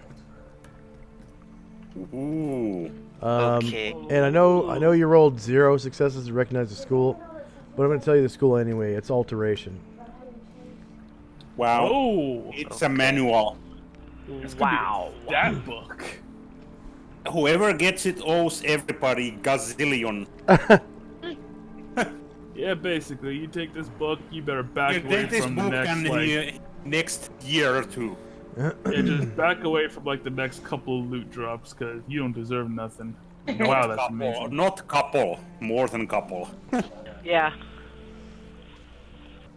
That's like, I think that's the only stat book we've seen in this entire campaign so far. And Shay and I Yeah, have been it is. at this since like what, 2016? Yeah. Yeah. So this is a rare drop, boys and girls. Yes, it is. The more interesting part is going to be who's gonna get it. Are we strengthening the strengthy ones or strengthening the weak? Shouldn't depend on what it does. Yeah, exactly. Exactly. If it's a strength book, you're actually better off handing it to someone who's already strong because Yeah. there's a Absolutely not larger to gap Veron. between Veron already that- is strong enough. That is Yeah. true. there's more benefit from getting someone from 18 strength to 19 strength than there is getting someone from 12 strength to 13 strength. Oh yeah. Yeah. That is true. Exactly. So you want to give this to somebody who's already strong. But we don't know Oh, what yeah. kind of book it is. We Yeah. don't know yet. Don't know what kind of book But it it's is. fun to speculate. And not every character is lawful and is going to have the same opinion as us. Like we're discussing this from basically from a lawful standpoint. What's best for the group? Chaotic characters, chaotic characters don't care what's best for the group. True. They care about what's best for the individual, and not necessarily their own individuality, but individualism in general. So they're kind of weird. And this is a pretty chaotic party for, as parties go. Yeah. So are the chains attached to it, or are they No, just they this can- guy just crazy? This guy's just really, really trying to hold on to that book and keep it from, Okay. being pulled off of him or whatever. Mad Max He situation. should have read it. Can I look at the armor and shield also? This Not round? on this round. Okay, Okay. Gromnar and Company.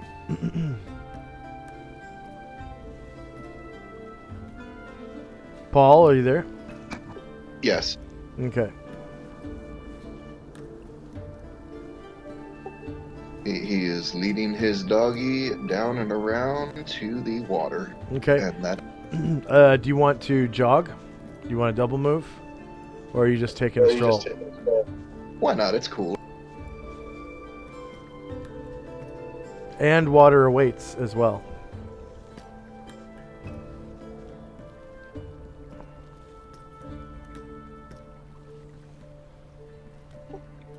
And that will be it for him.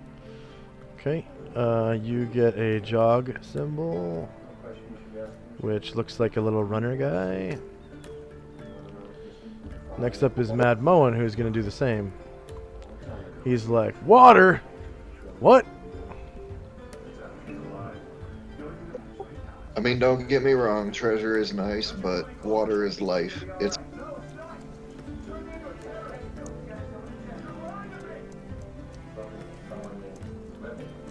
Alright, so he's able to move 48 squares.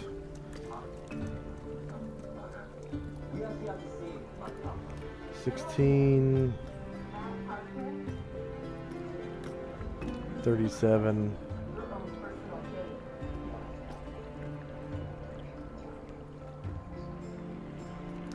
48. Next up is Calamar and Company. So Calamar and gets Trana, and they get the. Oh, we are moving. We didn't stop for longer time. No, we're going into the Oasis. Ah, okay. Well, then rest of the healing will happen to have there. Oh no, she's fine. Remember, we said. Oh, you're talking about. Never mind. Yeah. Okay. Yeah, they gather up their camels and start moving. Did Olivio and Boogie Will finish eluding the body? And there's two more, directly to the left of Boogie Will, and to the northeast of Olivia. Okay, then we'll each clear those off while Calamar and Tirana are trying to figure out which way they're going. Okay. So which one's the first one? Is it the Boogie Wills or Olivia? You move Boogie Will to the left one square. You can move that one. Okay. Probably just if you turn Olivio around to face the other direction, he can loot the last one. Okay.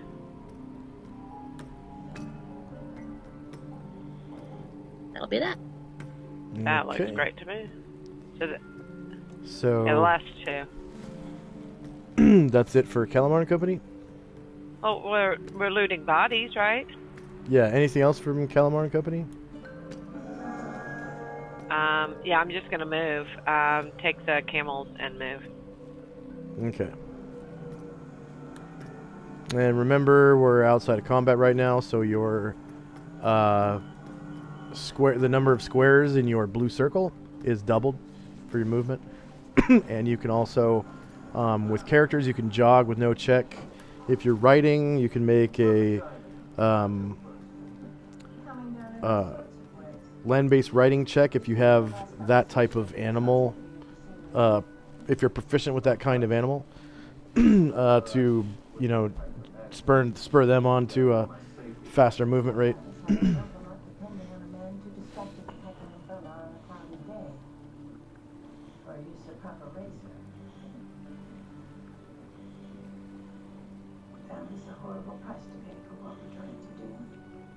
Okay, is that it for Calamar and Company? I'm down next to Gromnar, but yeah. All right. Brian Jurid and Company. Well, we follow up.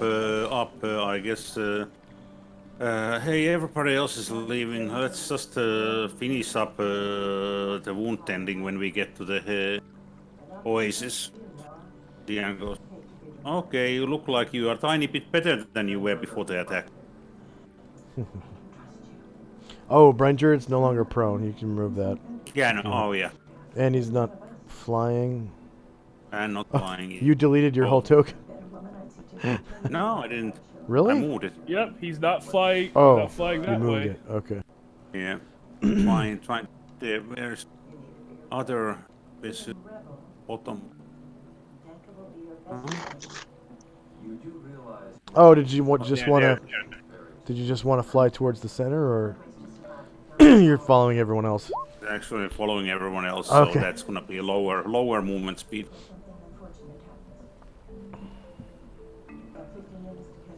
All right.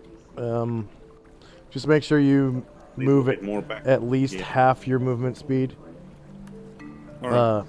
In order to maintain flight, you have to move at least half. No, I'm not flying right now. Oh, okay. You're walking. Yep. Walking a bit Right. slowly. Anything else from Brian Jurid and Company? No, not this time. Okay, Red Dot Prayer has 4 rounds left. Time now is 6:05 p.m. January 21st, 11:85. First up is Varen and Company. Baron's just gonna wait to see what the other ones reveal. And as for... well, Tara's gone, so yeah. Dean's just gonna... Yeah, that's what I'm doing. Just waiting for stuff to get looked at.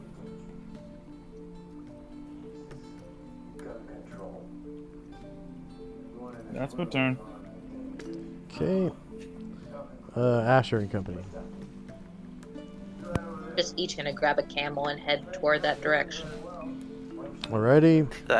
Can I yell up, someone take my camel and lead my dog? On answer as he says, I would take your camel. Thank you. That was Mouse. Yeah. Okay. Alright, I can move him when On moves. On is currently befriending his camel, so he has all the related proficiencies with that camel, and he is going to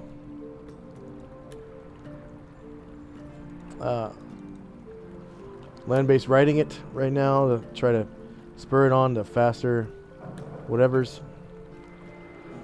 Checks proficiency.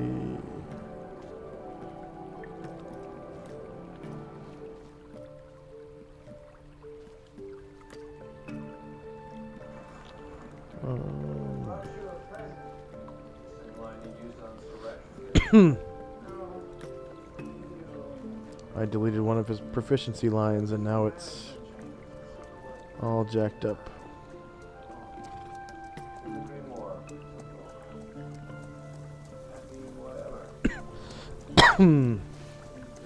Land.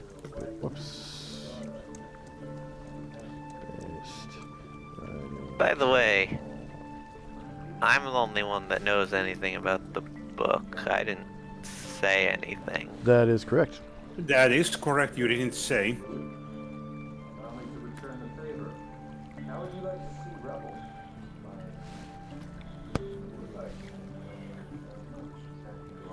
But there are people who know that there's a book. Oh yeah, Varen knows there's a book, and if it's overwhelming magic, You might have seen your expression too.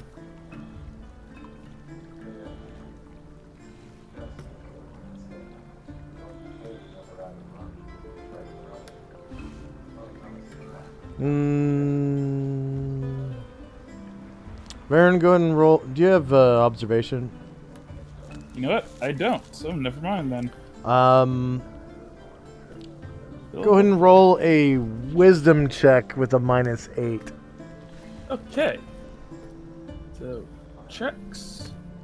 Ability score. Wisdom. The -8.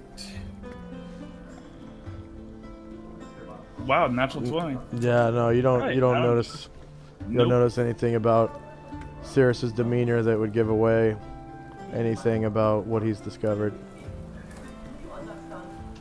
To you, Cirrus has a complete poker face, Alright, lucky you. and pretty much everyone else is too far away, or he's not bearing his face to them. Yep, it is tempting. Just don't get caught. Indeed. I mean, if it's like a charisma book, I wouldn't want to read it. So on spurs on the camels to greater speeds, and he moves 84 squares. Holy shit. Is an animal person. Well, he has land-based riding camel because of his animal friendship spell. It gives him temporary land-based riding with whatever animal he's befriending Cool. for 3 months, or up to 3 months.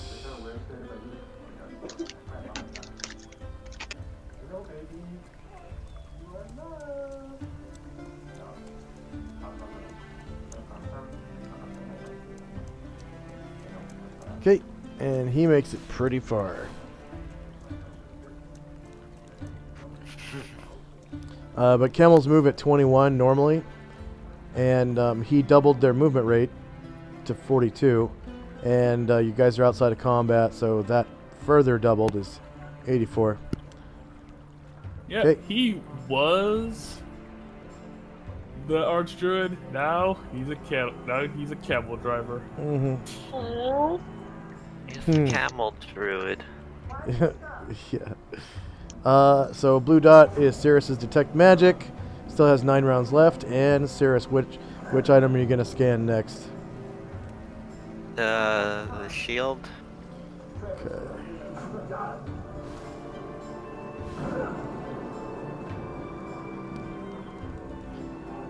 Shield gives off dim magic. Okay. No, And, no. Weak magic. Not dim. Weak magic. That's one step You up. mean faint? Yes, faint. Okay. And Cricket's gonna run after everyone. Mm.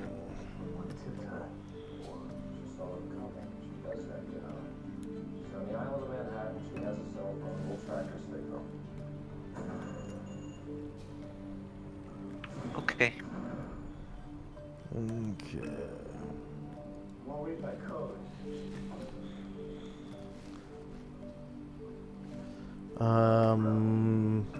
Next up is Gromnar and Company. Who is doing the same thing, still continuing onto the water. Did you want to move up to a what's it called, a sprint?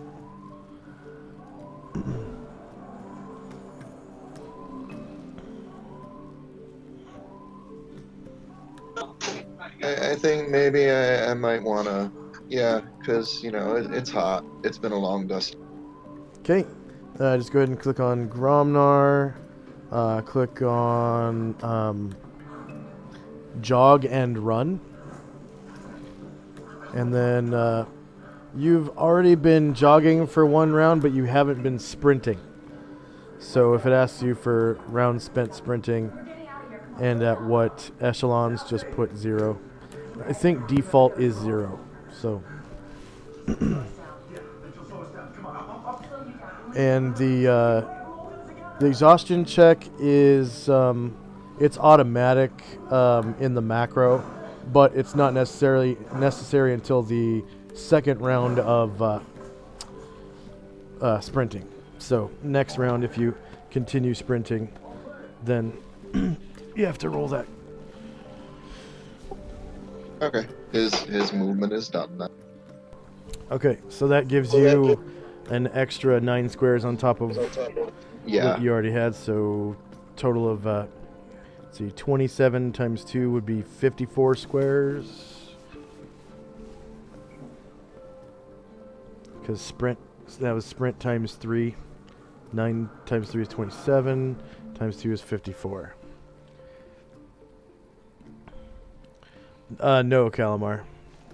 No chance. Thank you.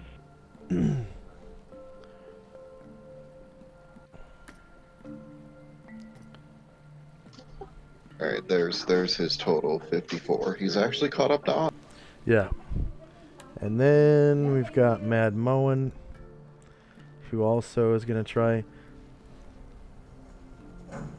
times 3 sprint. Jog and run. Run times 3, 0. Times 4, 0. Times 5, 0. Con. And jog times. Run times 3. No miscellaneous strength adjustment. Oh, yeah. If you're under the effect of... what's that movement spell you guys have been using? Freedom of movement. No, the unfailing endurance. Unfailing endurance. Yeah, when it comes to jogging and running, you get +3 to the con and strength checks, I think, when you're doing the running and jogging stuff. Okay, so he runs at 36 now. Times 2 is 72 squares.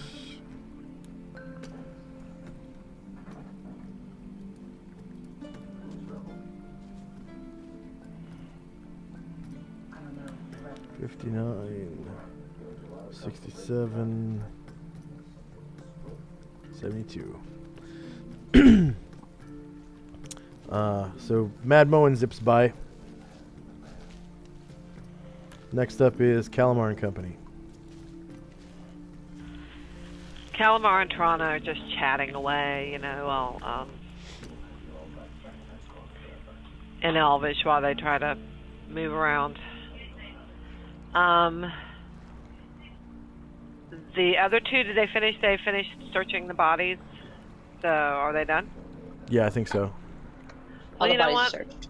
Yeah, I think that we'll go down because I don't want to go around the way they're going. I think we'll be okay.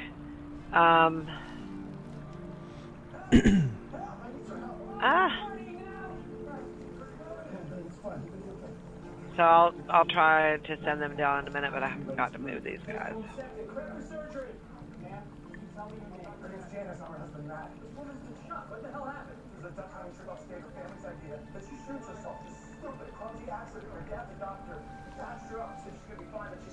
So I'm using the mouse with my right hand, Yeah. and so that might slow me down a little bit.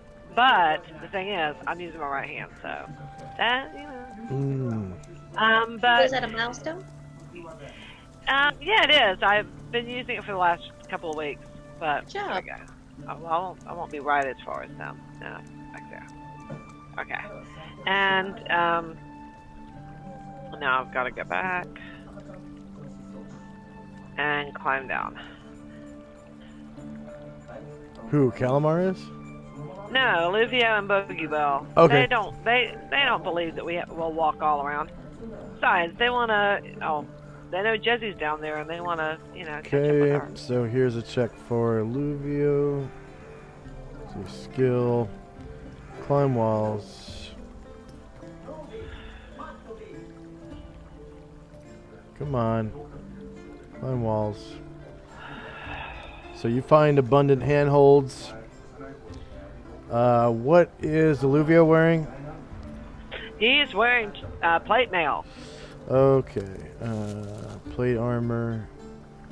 Surface condition is dry. I know it's magic. Plate mail. So what's the magic plus on it? +3. So that means plus 15%.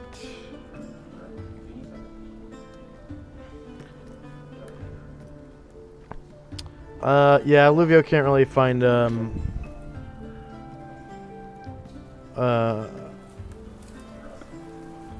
yeah, he can't find a good spot to climb down with his armor on. I did give him a plus 15% bonus. But that brought his climbing success up from 5% chance to a 20% chance, and he rolled 93. Yeah. So, and then you said Boogie will too, right? Yeah. Okay. Can he try it again at another spot if he wants to? Yes, ma'am. All you got to do is move down 10 feet. That's all you got to do. Okay. And of course, it's during a different round. Yeah, next round is what I meant. Yeah, I don't see where the rounds. We'll save time this way, even if it takes me 4 or 5 rounds to go around this way. Possibly, yeah. Yeah. Could you ping the bugbear for me? I don't see him. Right next to Olivia. Okay. Alright, so climb walls. Abundant handholds. What's he wearing? Nothing. He's wearing a skin. Oh, that's right, yeah. So none. And dry. We don't need anything from of the loot except the money. Except when we find some magical large armor, it is his, and we will fight for that. Yeah. Yeah. Boogie Will finds a spot right where he's at, to get down, and he it takes 4 squares off of his movement rate. I mean, not off of his movement rate, but 4 squares off of his total allotted squares for his move. Okay. That's fine. It should move him down here. So he should still have about 14 squares left. Now I'm gonna go down to where Saris and Varen are, and I don't know what happened to me last time, but I lost my mind because Jezzy is down there, and Jezzy, they started divvying up treasure or identifying treasure, and she didn't show up. Mm-hmm. So she's gonna go zoom. She's gonna jog till she gets there. Okay. And so she was, wasn't that far, but I just can't believe she wasn't there. I'm just I lost my mind for a second, but okay. But yeah, I feel like this is good. I feel like we're done. Okay. Brian Druid and company. Alright. We'll keep traveling and try to catch up. How fast to get? We can only 12 squares or 24, right? I'm sorry, one more time on that question. 24 squares or 12 squares? What is your question again? Movement speed. For who? 12 is the normal one, but for either one because we have walking. So Dion moves at 12 normally. Outside of combat, that's doubled to 24. Yeah, it's 24, and then that's what I thought. if he jogs, it's doubled further to 48. And then after you spend 1 round jogging, you can move that up to ×3 sprint, and then ×4 sprint, and then ×5 sprint if you want to. It's just each. I guess we get about there. That's gonna be the 20. Pretty much the only person in the whole party that's gonna be really good at sprinting. Actually, there'd probably be 2 people. Illuvio, Illuvio most definitely, and then Brine Druid. Oh, yeah, and Gromnar. Yeah, I forgot about Gromnar. Gromnar should be really good at sprinting, too. Gromnar is absolutely Grinder amazing could at fly, sprinting. but Yeah. wants to recover a little bit more before going taking up to the sky. Yeah. Don't wanna fall again from the sky. Yeah, that would... Last couple of day ago or so, day and a half ago, left some scars, Yeah. both physical and mental. Yeah. Yeah. Not physical, because it was... Falling damage doesn't leave scars. There is still a physical scar left after all the healing. There's still 7 damage claw on my back. Plus my left side of the body is still having large lightning caused cracks. Well, you've been magically cured since then, and that was actually today. I have, So I have, but not scars, all of them. I have taken from newest one always. The scars are literally gone. I mean, you have wounds, but no scars left. They're all gone. Ah, okay. Anything else from Brian Jared and company? And now Brian Druid goes, hey, wake up! Coming through. Wow. Staying behind, I mean. Okay. Done. 1 second. Come on, click. There we go. All right. So red dot is Dean's prayer. Time now is 6:06 p.m. January 21st, 11 AE5. First up is Varen and company. Still waiting on Saris. Yeah. Yep, Dean's just gonna ride over. Oh, Dean's riding something? No, he's on foot. Oh, what happened to Thar? Thar's not a desert creature. He would just die out here. Oh, wait, what did we do with the other ant? You know what? I think Asher has been letting Dean like ride on one of her camels. Okay. But in combat, you were on foot. None of the camels are riding camels since the last session. Mm-hmm. I had to switch. That's why Grumpy has a backpack. I had to switch him to a pack camel to haul around the dragon. Oh, that's right. Alright, so a dwarf on foot.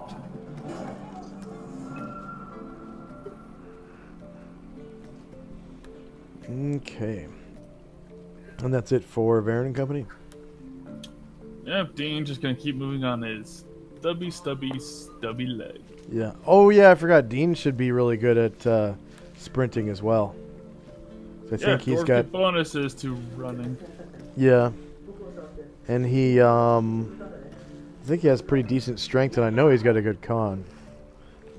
I made him with a good con. Okay, next up is Asher and company. Continuing to move toward. Asher's like, oh, water. Water's gonna be so great. Yeah. Especially after that fight. Yeah. So you notice that these little mesas right here, I'm sorry I didn't describe very well. There are mesas that are the same altitude as the spot where you're standing. It just requires a jump to get across. Because there's like a little canyon that's like maybe 10, not even 10 feet wide. It's like 5 feet wide. And you got a gap you can jump across. And all it takes is a riding check for whatever animal you're riding. Or if you're a proficient jumper, it takes a jump check. Or if you're a non-proficient jumper, it takes a strength check and then a dex check. Pass a strength check, pass a dex check, I'll let you across. And then if you fail either one of those, that will determine the results of like what happens. Like you fail your strength check, you just don't have enough power in your legs to go the distance. And you fall down in the hole. Right here is one of those spots. Yeah. There's a way to get across right through here. Okay. Well, that's with the exception of like a couple squares, the end of everyone's movement from my party. So we'll wait until the next turn. Okay.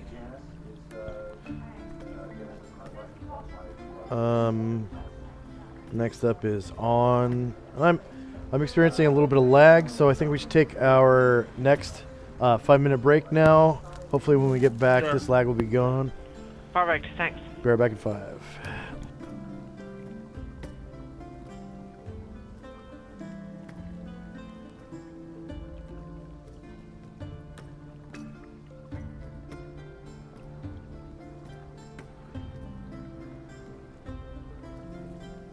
Looks like jogging it is next round. People are apparently jogging.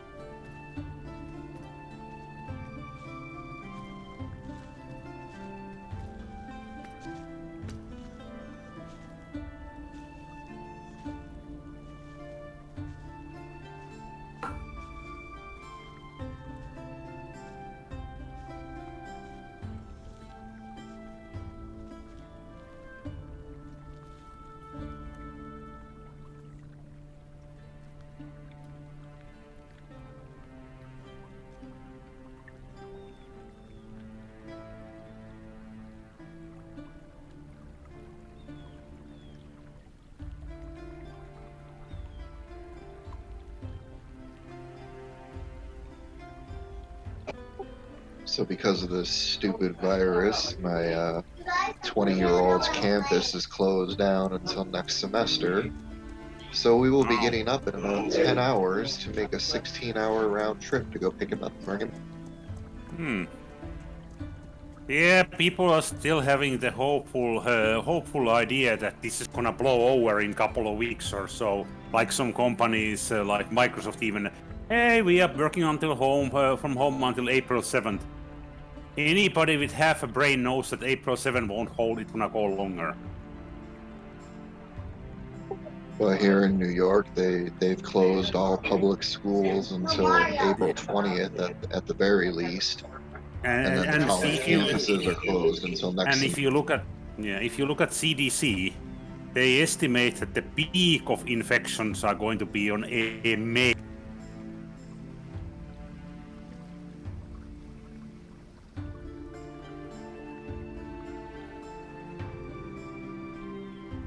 There's a reason why the virus spread so much in Italy and in New York. It's a cultural thing, of course. Family dinners in Italy are very large and very close. And New York has a lot of people with Italian background as well. Well, New York City. No racism or countryism or anything like that, but that has been noted up by a lot of news agencies. Hey, why is the rate so much bigger?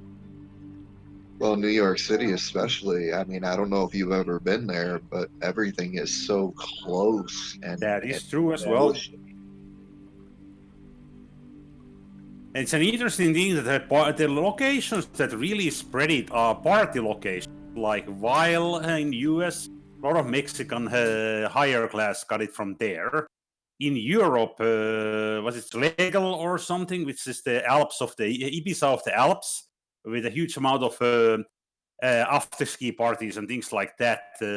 It also is now called the Corona Sling of the Alps, because almost everybody who went there came back with the virus. I heard that. Yeah.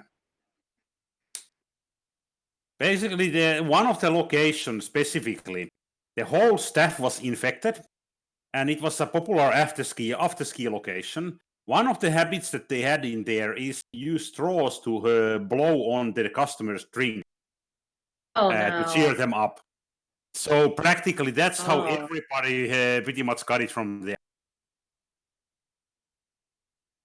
Oh Lord. Yeah.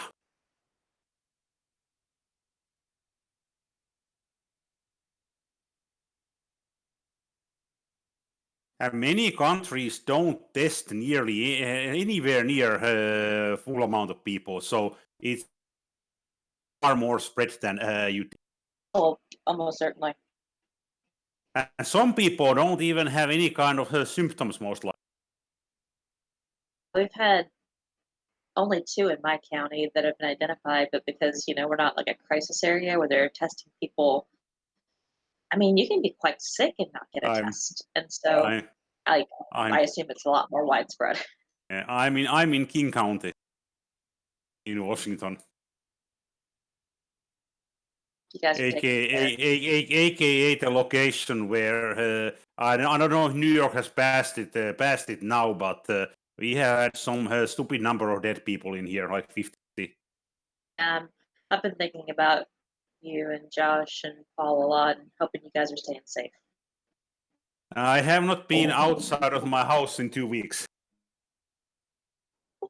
We're homebodies. We don't really interact with people beyond taking the kids to and from school, and with everything being closed, we don't even have to worry about that. Oh, you guys talking about the COVID outbreak? Yeah. It's nowadays the coffee talk item. Yeah. As the librarian, and they I have to applaud CDC to realize to put their information on YouTube to pop up. You go there. My husband's a librarian, and they closed the library for at least a few weeks. I don't know, maybe more later. So he's barely left the house in a week. So after the game, we're going to go take a couple sandwiches out to a park and sit well over 6 feet away from everyone. Just see outside. Yeah. Well, my husband works for the school system, but the school system is shut down, and maybe for the whole year. But they didn't determine him. They determined his work to be essential. Besides, he doesn't really have that many people he meets. It's not like the gathering place that the school is. Thank goodness, because he had to sit home and take off work for a couple of weeks because he didn't get something from China at work, and they didn't have anything to do. That's how it can be realistic. I mean, that can really happen. We are so fortunate. Like as they're closing the library, it's going to be paid leave for him. But I mean, so many people it's not. Okay. So, anything else from Asher and company? I'm just waiting until the next turn to try and make that jump. Okay. Next up is On. And I lost track of On. I'm pinging for you. He's right next to Gromnar. Oh, I just can't see his token. I'm gonna try switching maps real quick.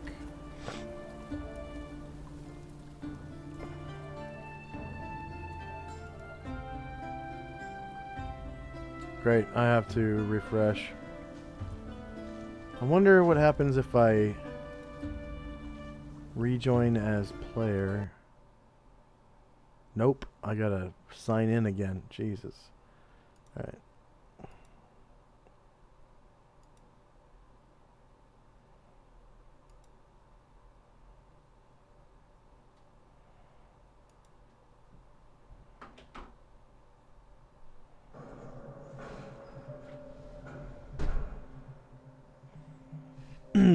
Because I deleted cookies.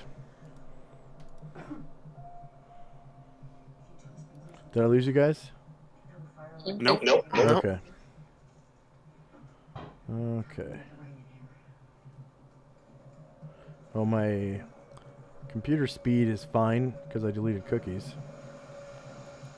Thank goodness.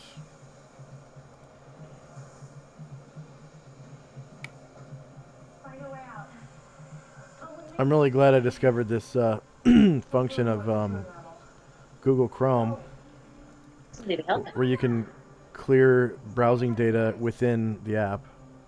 I don't have to use CCleaner as much. Still have to use CCleaner every once in a while, but just not as much.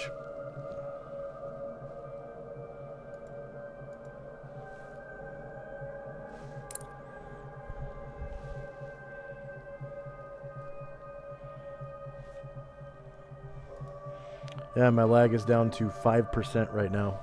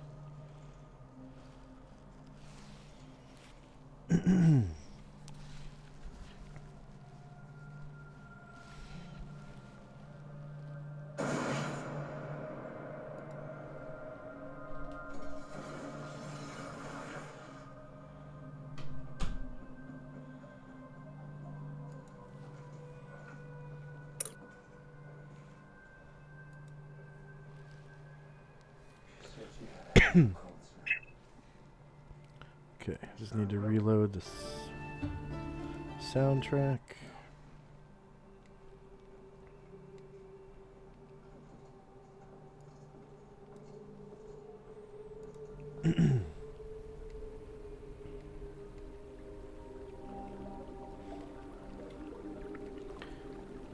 Okay, now I can see on, but I can't see the camels. What the hell? Yeah, that's annoying.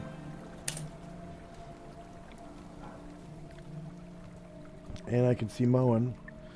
Let's try reloading again. And it wants me to sign in again.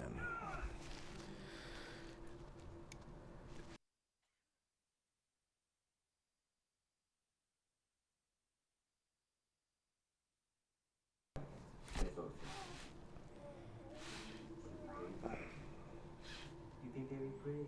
You didn't cry even once. If you want to cry, it's okay. If you feel like crying, you can. But when the time comes,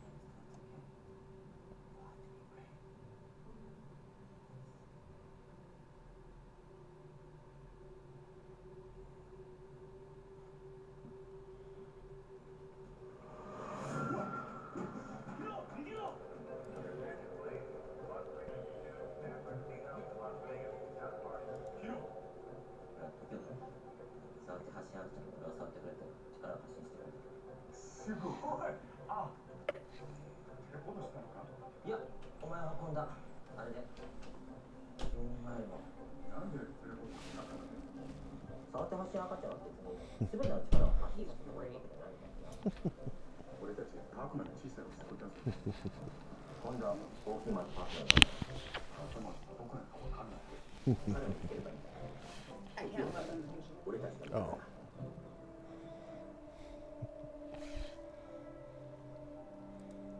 You want to be my forever cat?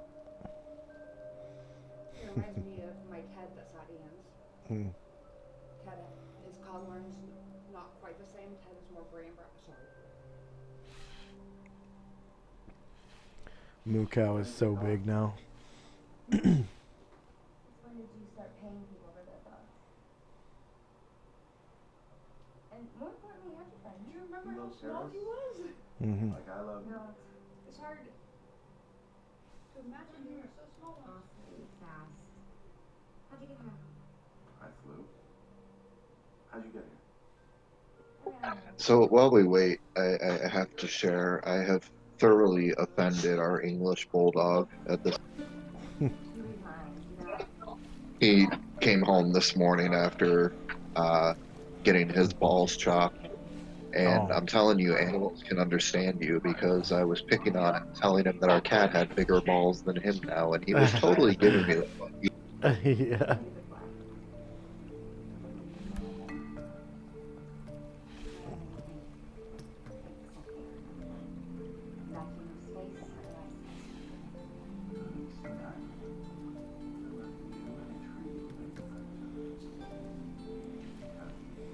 Okay, now I can see the camels and on and Mad Moen. Okay. So on is moving at 84.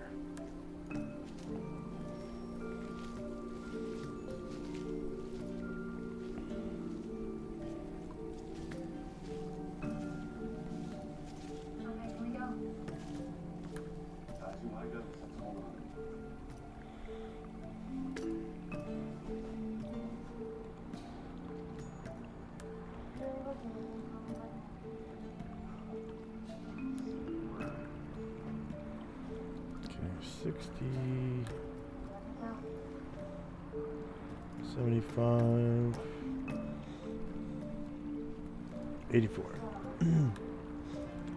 Sorry about the delay. Blue dot is Cirrus's Detect Magic, and next up is Cirrus and Company. And you're taking a look at the ring mail now. Yep. Okay, that one is dim magic. So Okay. +1, +1, and the shield is +2, which is I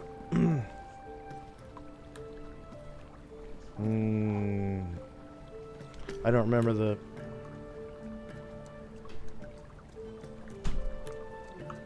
Dim. Faint magic, yeah. The shield is faint, the armor is dim. So Excuse is that like +1, +2? Yeah, the armor is +1, the shield is +2. I tell Varen that and say that the book seems odd. I'm not gonna open it, but I'm gonna hold on to it for now. Very well. Should have Kalmar look at it then.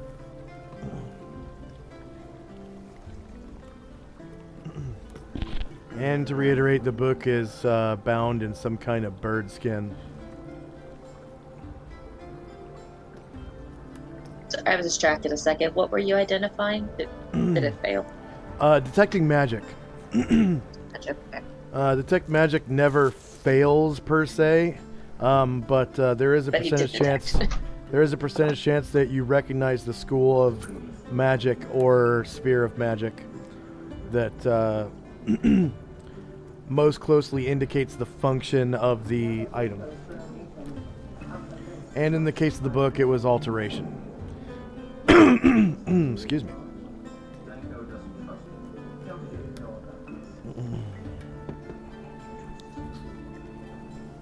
Oh, my dog.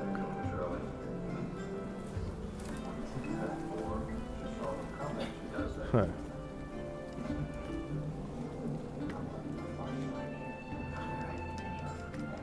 Okay, anything else from Cirrus Company? You've got to you have to jog for at least one round before you can start sprinting.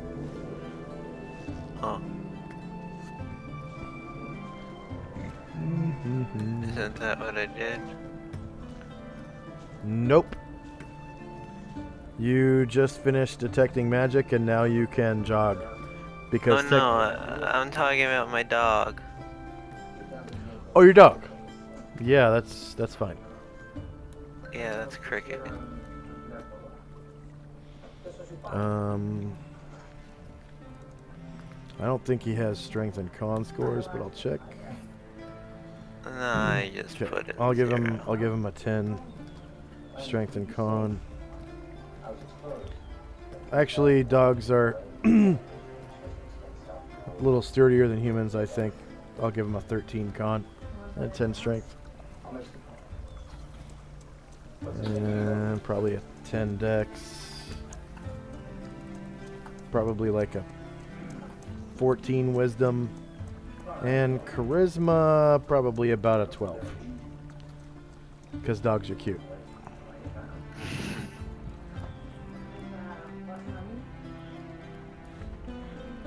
Okay, I'm all done. Okay. Next up is Gromnar and Company. Probably best that we stick together. Very honest. So I can maintain the 3 times run if I choose. Yeah, if you pass your con check, and it will ask you how many rounds you've been running at each speed. You don't you don't have to attempt. You don't have to attempt to run at ×3. You just keep running at ×3, but you just have to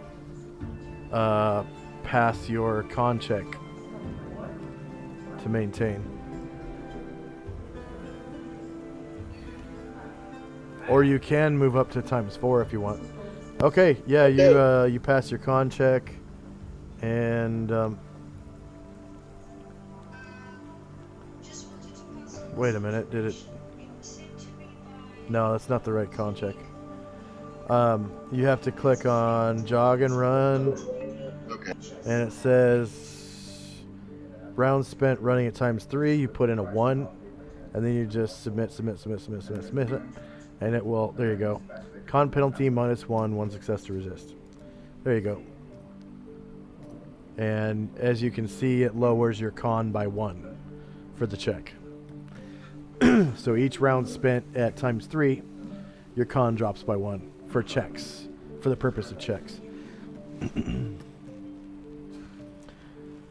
And then at higher speeds, it drops it by even more. I think it goes like 1, 3, 5 or something like that. So running at 5 is really hard. Running at ×5, that is. But you can move 54 squares right now. Yeah, and that's it for him. Should I be making those same checks for the dog, or is it assumed that it can keep up with? I'll just assume it can keep up with you for now. I mean, yeah, we're not in combat or anything, so it doesn't super matter. Okay, Mad Moen. He is going to. And is it wrong that I have a little bit of Jezzy in me, whereas every time one of these faster people go past me, I have the urge to stick my spear out and trip? Close on.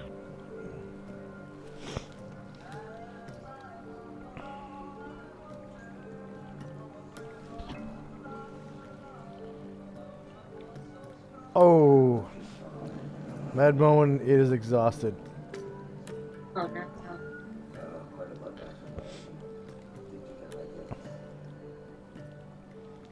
Okay, so he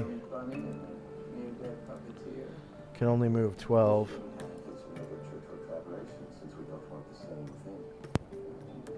Yeah, with that, I think DRT Mad Moen is never going to the Olympics for running. And Calamar. Yeah, it was. Oh. I didn't know his con's not super awesome. I thought he had super awesome con. Oh well. I was just talking mess about him. Yeah. Olivia moves over 10 feet and tries to climb down again. Okay. So we've got checks. Skill. Climb walls. Abundant handholds. Plate mail. dry, and you get plus 15 for wearing plus 3 plate mail. Still hasn't found a good way down. Okay. I still think it's faster to do this than to walk. Okay, where is everybody? What is the final goal that we want to reach? I cannot see it on my map. So I don't know where we're walking to. Trees in the middle. Okay, are you going towards it? Okay. Or I'll go that way. I can't see anything. I don't know which way to go. Let me. Where my Okay, party let me is, just let me just remove this line here. Josh says there's a possibility to jump over the mesa. Yeah, you can see these mesas sticking out, and you could run across and like jump across, save yourself a like climb check at the time, I guess. How many feet would you fall if you missed, though? Yeah, that's the question. Looks like about 10 feet, except for the southern side of this mesa would be 20 feet. So. You know what? I'm gonna risk it. Let's go. I'm tired and hungry, damn it! And food and water are the thing! And cranky, apparently. Well, remember, Calamar isn't with them. They get to be whatever they want to be in. And Jesse is here, by the way. Just so that what she heard that something else that Calamar should examine something. So. Okay. I believe the Siler is here in DC. Could be the win that we both need, or it could be another chapter in the big book of you. What I'll do is I'll go to the point. Oh, by the way, Jesse is riding on Boogie Will. She's riding on his shoulders and going, raising her arms like, "What? I'm the queen of the world," you know. Okay. I'll get to the point where I have to jump. How much does she weigh? Well, I'll find out. Why don't we?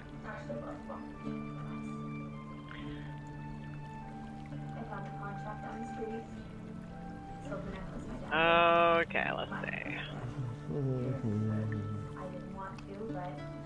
Height, 33 pounds. And how much stuff is she carrying in weight? Should say under current weight, under movement. Yeah, I'm going. I just have to find it. Under movement? Oh, 24. Okay, so that's 57 pounds, which is 57, enter. Okay, so now Boogie Will is carrying 64 pounds worth of shit and is lightly encumbered, so his movement rate gets knocked down to 6. Well, that's what I'm trying to avoid.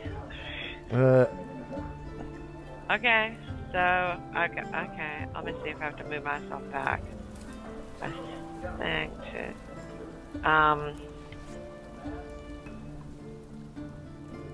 from 3 times to 12. Okay, 1, 2, 3. Okay.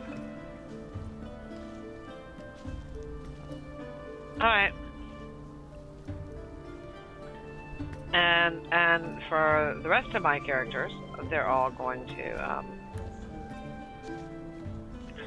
just continue running around.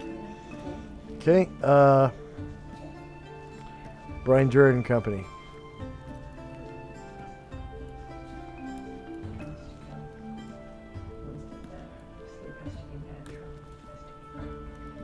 Vesa, are you there? Sorry, I went to mute because I was eating. So, Yeah. Jan is asking Brainred, hey Brainred, shouldn't we start running or jogging at least? We are falling behind. Brainred looks back on Jan.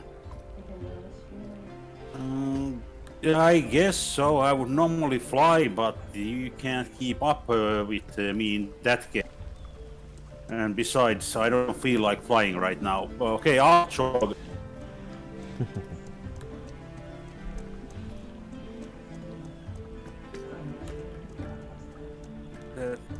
Fine, so more.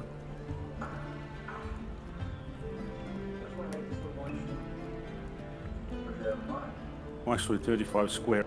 Oh, actually I don't move that much. Jogging gets me only 24. Actually, jogging gets me 36. Okay, yeah, it's one more. There. Okay, then I move the other car. I'll follow up.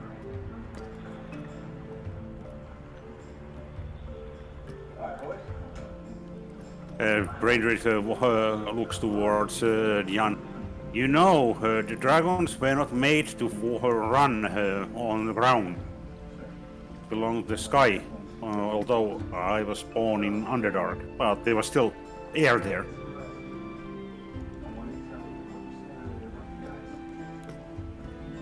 Jan answers back, yeah, eventually I'll be able to fly too, if I survive.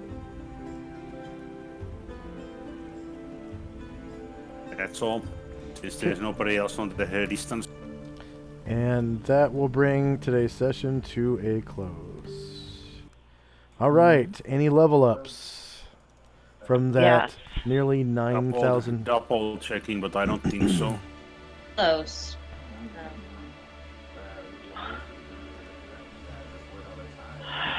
No. Damn. Yeah, there will be for Tirana, but I have to see how many and what. Oh no! Wait.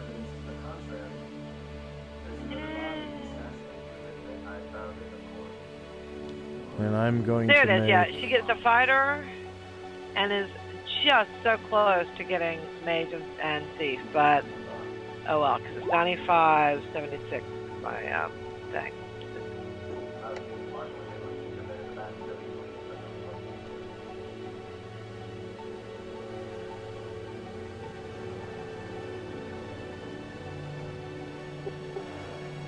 I mean, I'm officially on the countdown. Under 100,000. Hell yeah. Till you're level 8? 9. 9, very nice. Okay, so Tirana. 100k before level 10. Very nice. So she's going to gain for a fighter. And gain hopefully as a thief and a mage next time. So, level up. New table.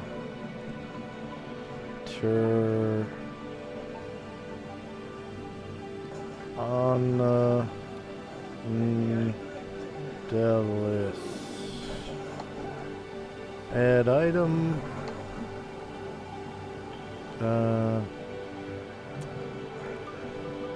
Invisible.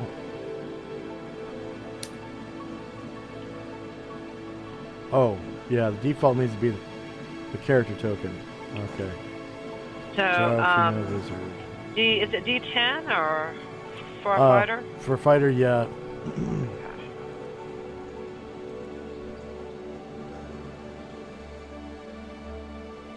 Well,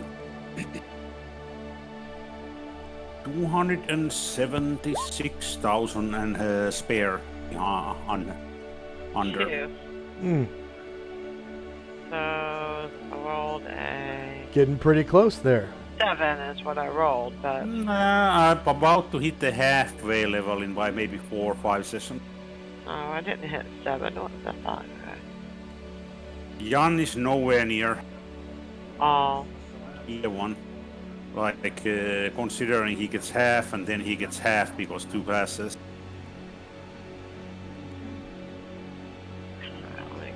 here. Wizard is about 24,000 points away. Oh, sorry, Cleric is 24,000 points away. Wizard is about 9,000 points away. Do I get any bonuses, any weapon or non-weapon proficiencies or anything like that for fighter level 4? Fighter level 4, no. No. Okay. You get your hit die, and I think a couple of the saving throws go down, but that's all automated. So yeah. So that's all I need. Yay! Okay. Thanks for the game. I have to jump off. Okay. Bye-bye, See you next week. Thanks. Yep. Stay safe. Yeah. Stay warm. Today was super fun. Oh my god, I love today. It was beautiful. I'm glad you liked it. And that's what kind of like the not so much the main event that I've been planning, but for this, that type of encounter, not the main event, but at least until you guys get to a certain point in the story arc, you'll be encountering stuff like that pretty often, like maybe once per map or once or twice per map or something, depending on where you are and what happens. But that's the type of NPC party that you'll run into around here, pretty much, is those guys. What was the name of that bat? Is it? Okay, yeah. That was bad. I need to put that in my character sheet list. One thing you'll notice about Tirana and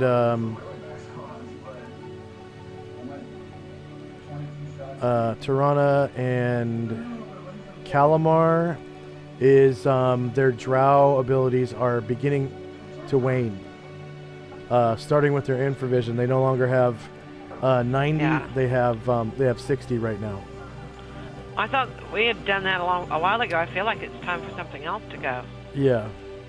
Yeah, because we did that one a while ago. Actually, I can't remember when.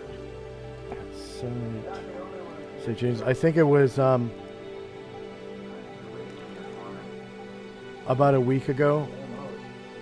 Yeah, because it's once every week. Yeah.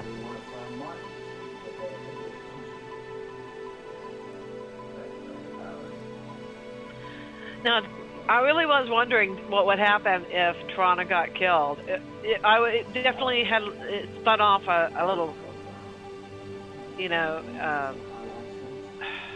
what do you call it?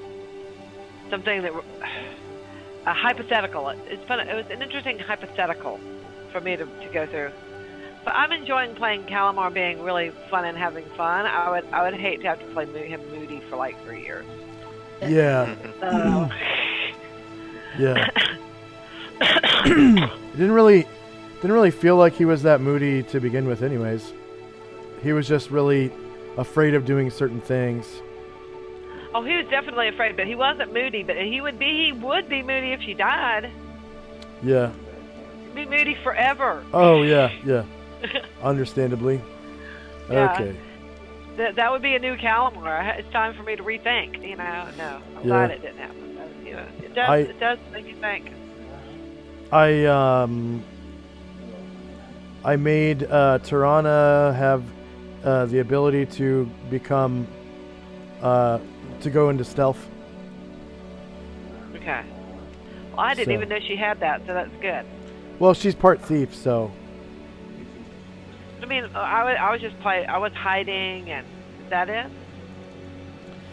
I was hiding in shadows. Yeah, so she needs the ability to have it so that people can't see her name and her bars and stuff. Oh, okay, yeah.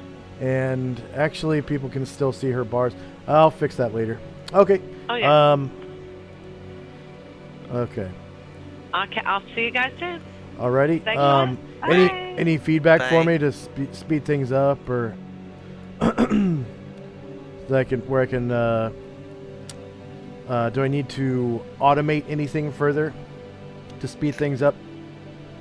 I'd say slow things down so that people can do something other than having Sora just wipe out everything. Yeah, well, he got lucky and rolled a 20. There's nothing I can do about that. Everyone saw the die roll. The assassins had a maximum HP of 20 anyways, because those were the lowest assassins. It was the lowest assassins. It was the lowest priest, and well, it wasn't the lowest devils. It could have Nuparibos and what are they called? There's Nuparibos and where'd they go? Lemures and Nuparibos, but I don't like summoning those because Nuparibos are only 120 XP, and Lemures are only 120 XP. They're basically useless. Like if you summoned a Black Abishai, the Black Abishai would summon the Lemures and Nuparibos. That's what would happen. The priest would want to summon something powerful. So, yeah. So, I mean, that was one trick that was up my sleeve, where if I planned on, like, if there was one Abishai left, he would have summoned some Nuparibos or Lemures or something. But they all got killed pretty much at the same time. And after that, the priest was easy to take out. Especially because of flying creatures. So, but yeah, he got lucky and rolled 20, and that took out all the assassins, and most of the way took out the Abishais. So, that's the best damage I've ever seen him do with that. So, yeah. I mean, it's still every round, right? For how long? Yeah, but later on, there's gonna be stuff that has way more hit points than that, because that was the lowest.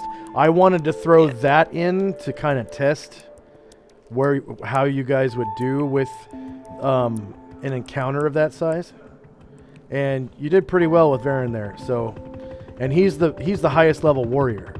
That's why it went so fast. You have your kick-ass warrior with you.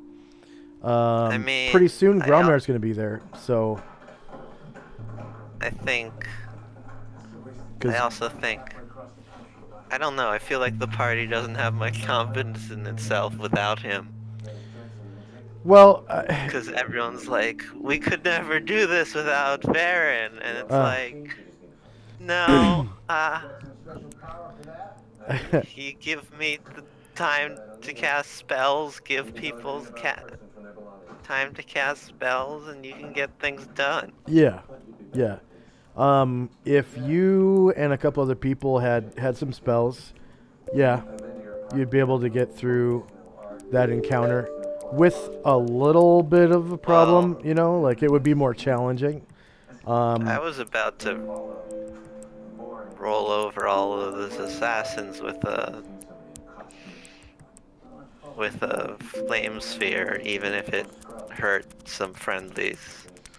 So they would have a save to either take damage or fall off the cliff in that case.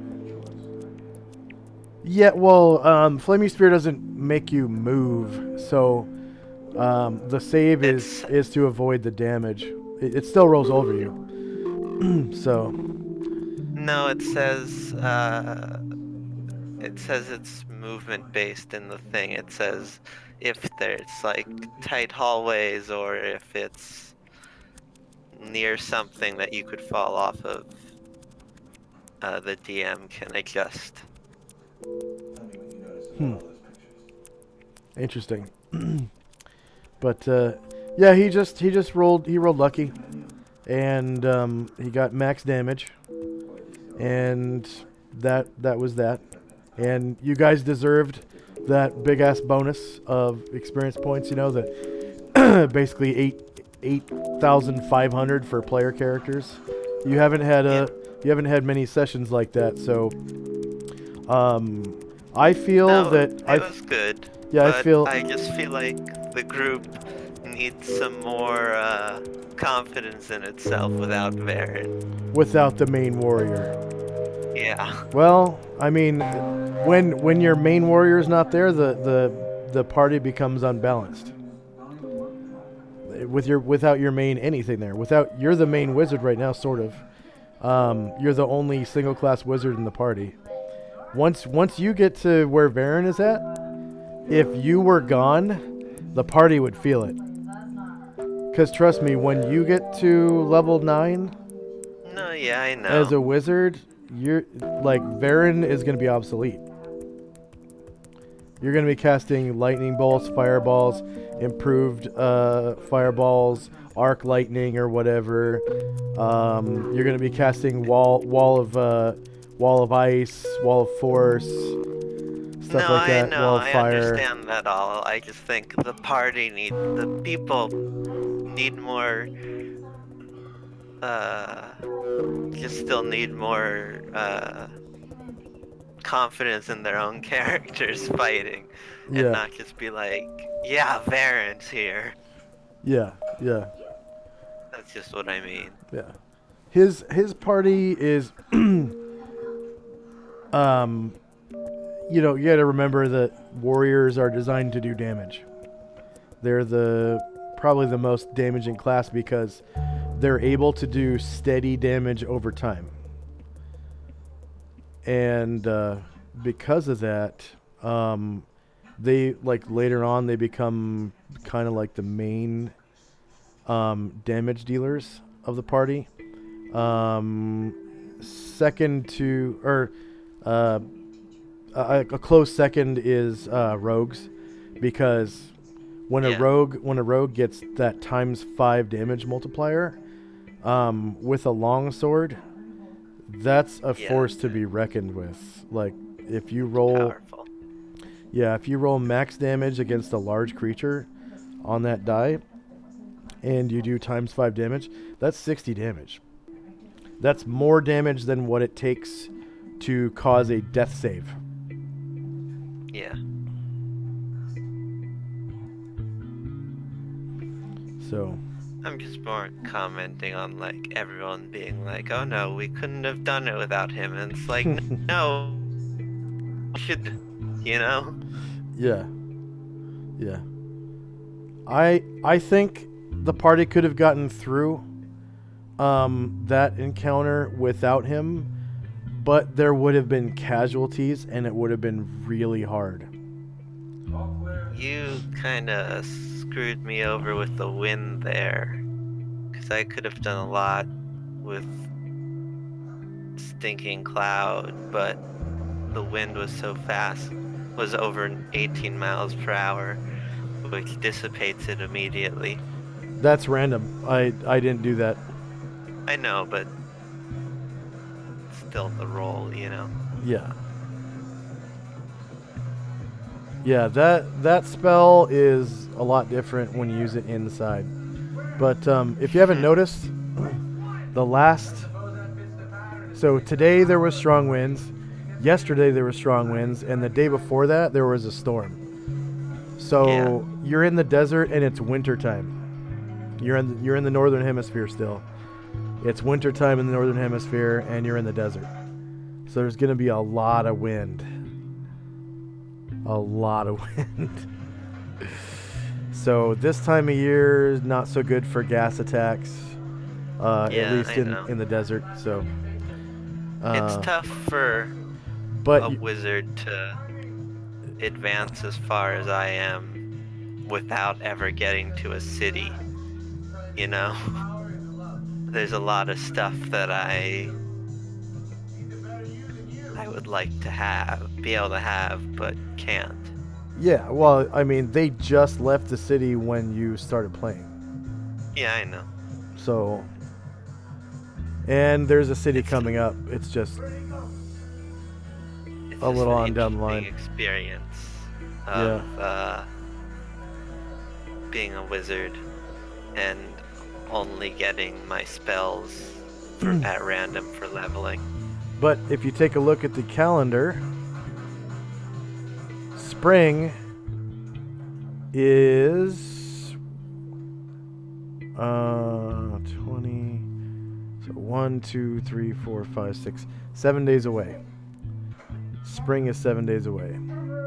So that means weather change and probably less wind and all that.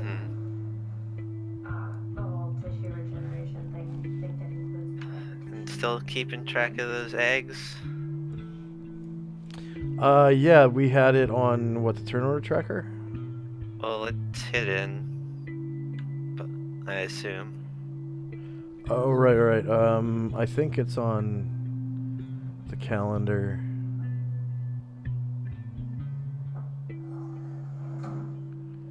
Yeah, because you're not supposed to know when they hatch. No. Yep, still tracking it. Okay. Okay. That'll be interesting. Just remind me as each day passes, because I might forget. Because it is hidden, like you said. That was a DM roll. Yeah. I think I need some followers or something. I want to do a bit more than one action per round. Yeah. When everyone's getting so many. Unfortunately, wizards don't get followers, but you can have henchmen. I meant which are henchmen. In most cases are better than followers. So, what's your charisma?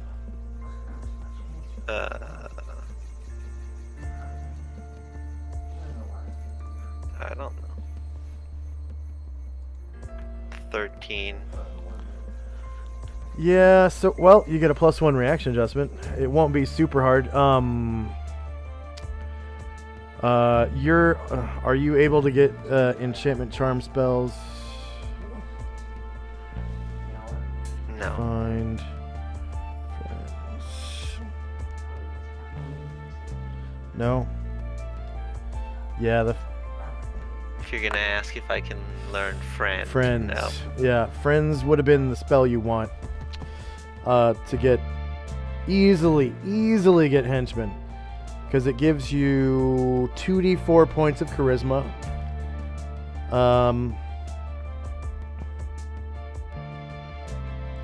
Yeah, intelligent creatures within the area of effect at the time the spell is cast must make immediate reaction checks based on the character's new charisma. That is awesome. It's a 60-foot radius. And it lasts for 1d4 rounds plus 1 round per level. So you could go into a place that was thick with NPCs that you might potentially want to recruit as henchmen. Yeah. And just walk into the group, cast friends, and be like, hey, you want to be my girlfriend? You want to be my girlfriend? You want to be my girlfriend? You want to be... And then... And it doesn't say... Let's see. Those with favorable reactions tend to be very impressed with the spellcaster and make an effort to be his friends and help him as appropriate to the situation. Officious bureaucrats might decide to become helpful. Surly gate guards might wax informative. Attacking orcs might spare the caster's life, taking him captive instead. When the spell wears off, creatures realize that they can be influenced, and their reactions are determined by the DM. They have been influenced, sorry.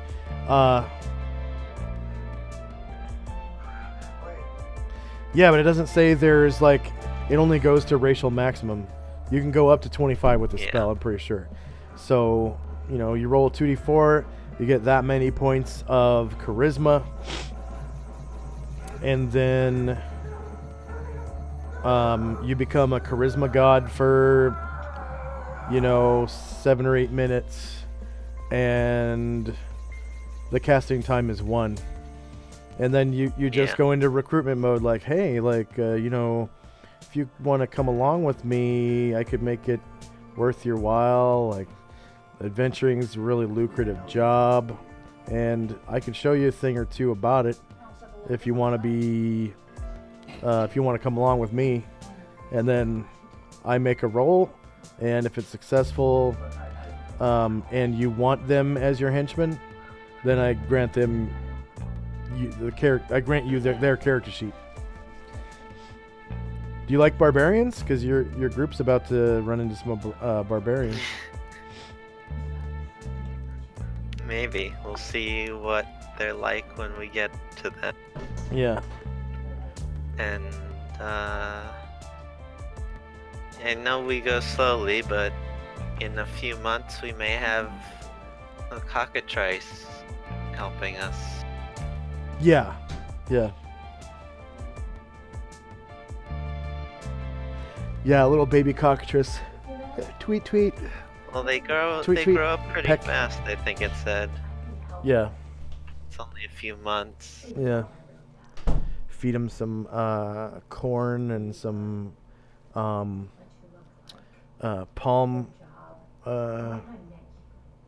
nuts or whatever they call. And then we turn things to stone. Yeah.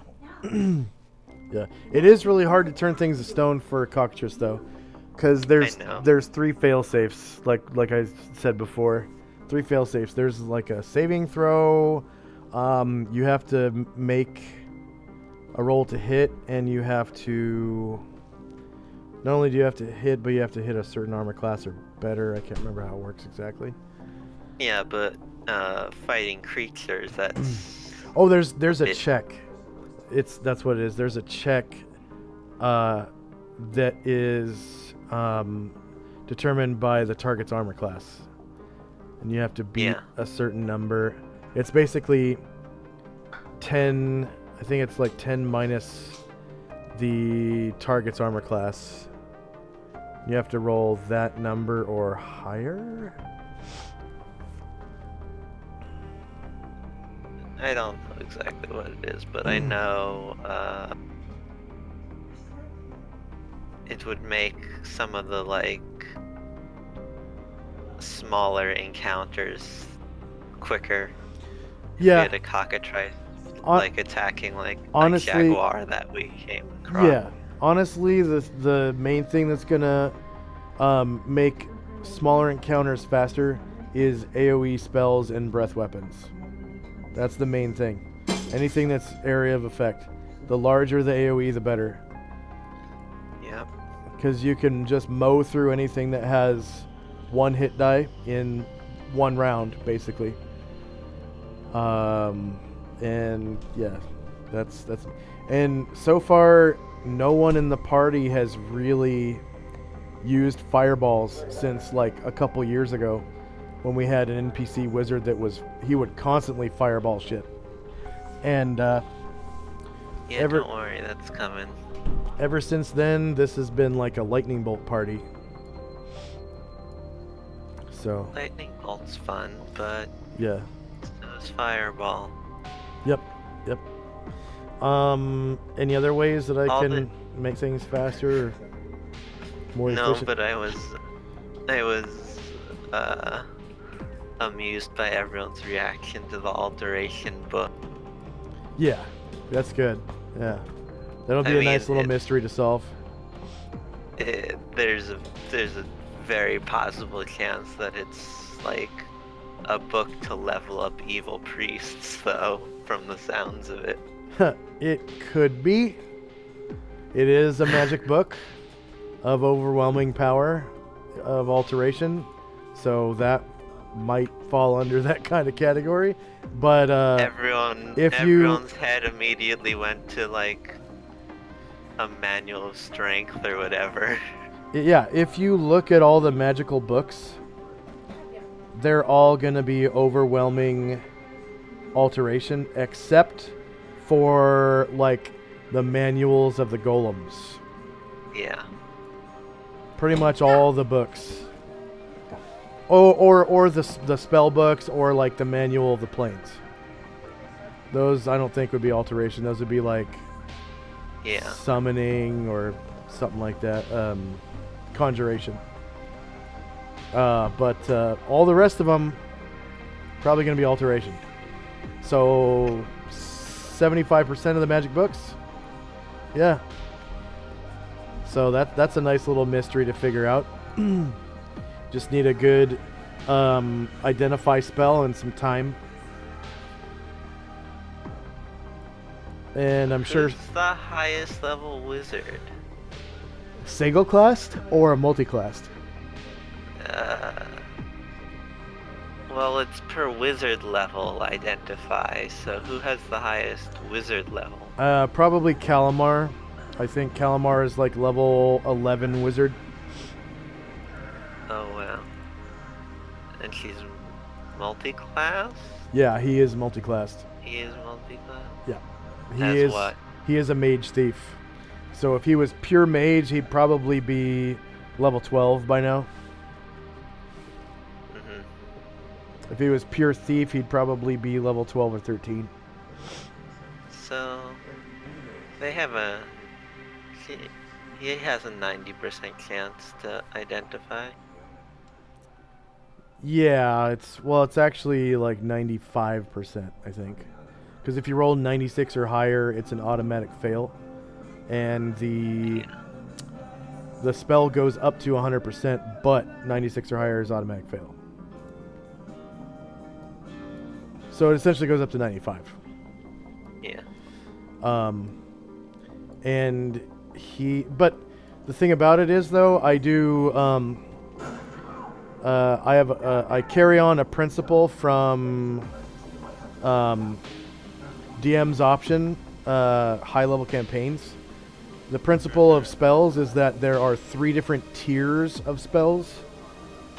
Tier 1 is level 1 to 3. Tier 2 is level 4 to 6. And Tier 3 is level 7 to 9. And Tier 1 spells max out at level 10. Tier 2 spells max out at level 20. Tier 3 spells never max out. You go to max level, which is 30. So True technically they max out at 30. So the identify spell, because of that, only lasts for 10 rounds. So you can identify 10 aspects of one item or 10 aspects of up to 10 individual items if each item has one aspect or power or whatever.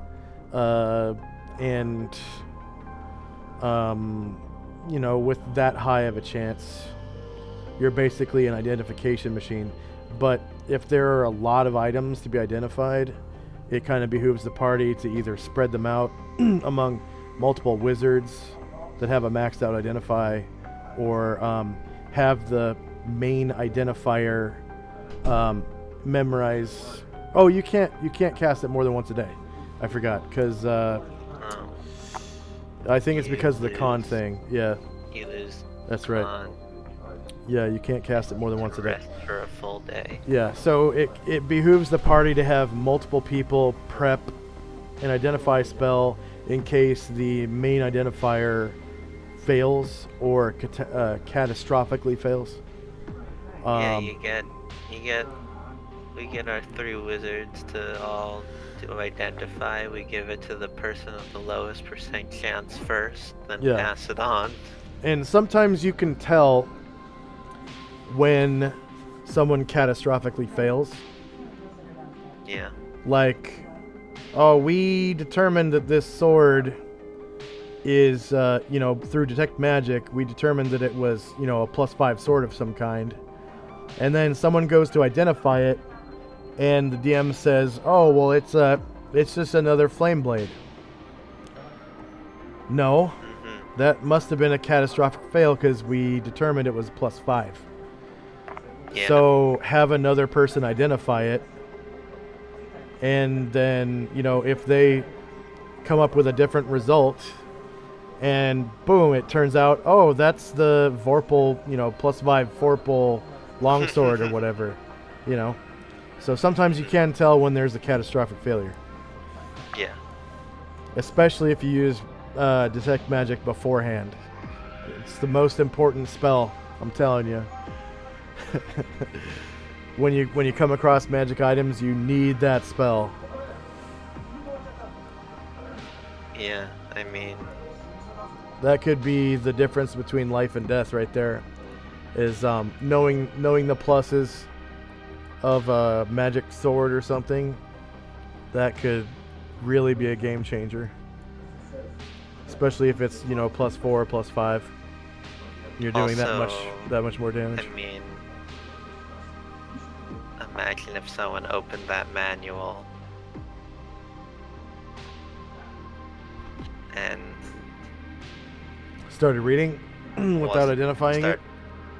Yeah. Yeah. Depending on what it is, of course. You can take a lot of damage. Yep, you can take a lot of damage. Level. You can lose levels. You can lose experience. And I think if it's a manual of a stat to increase your stat, you need to spend like what, 2 weeks or a month doing it, and you can't stop. Yeah. Once you start. Yeah. It doesn't. You open it in this desert, and we have to spend a month here. Yeah. Yeah, it's I don't think it says you can't travel and adventure. It just says you have to for books like that, you have to spend a certain amount of time per day exercising something, you know, in such a way that is appropriate to that raising that particular stat. So like contemplation or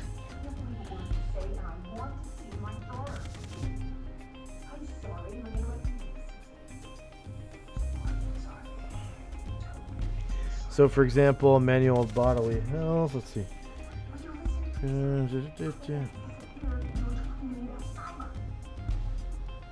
Any character who reads the work 24... So this is the manual of bodily health, for example.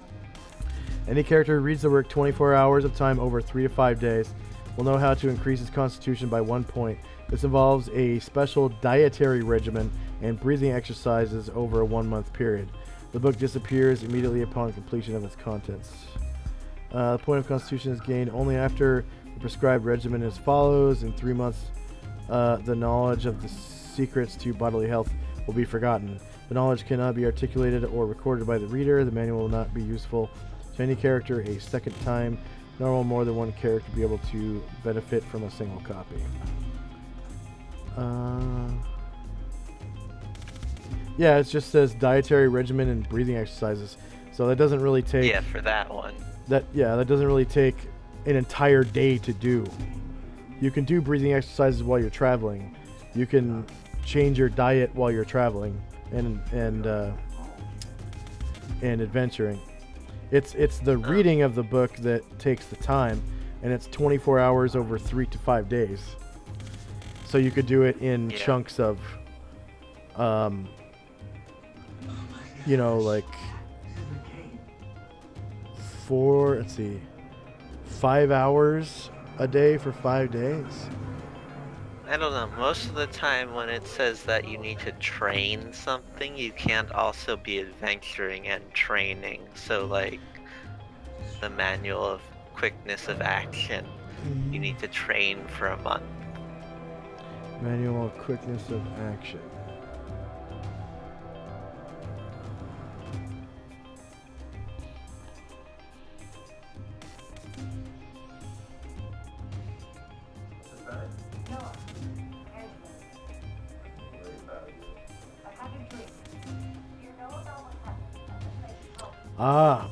This one says, this work, manual of quickness of action. The work contains secret formulae that enable a single reader to assimilate the text.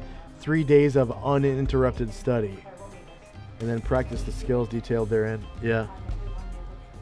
And then faithfully practiced for a month, which I don't know. In the past,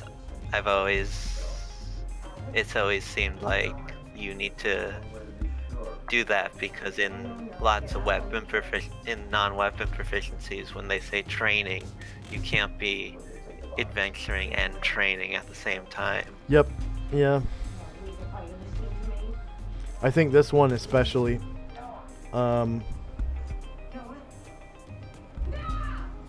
Yeah. The manual will That might be the only disappear one. immediately after reading. The leveling books, don't they take time, I think? I don't know. Yeah, full week for leveling books. Yeah.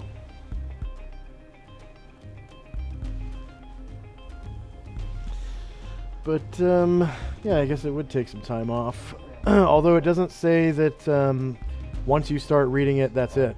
Like, it just says, you know, once you finish the book, then it disappears and, you know, you have the knowledge for however long it takes.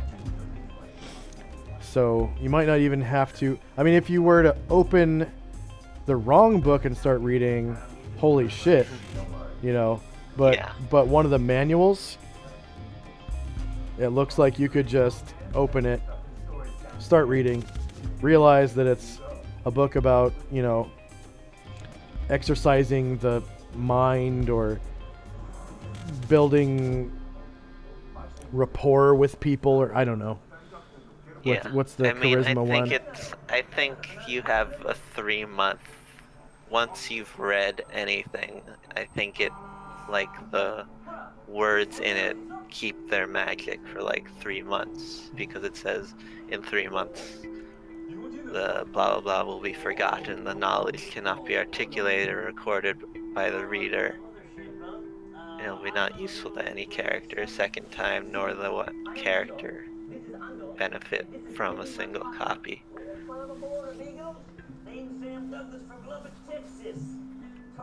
So I feel like it's like, you know, it's like you open it, you start reading it, and you have a limited amount of time. Oh, look. Yeah, there isn't one for each, there isn't one for each stat. There's one for Constitution. Yeah, Constitution by 1 point. Manual of Stealthy Pilfering is for thief levels. There's one for fighter levels. Tome of Understanding for Wisdom. Yeah. Tome of Clear Thought for Book.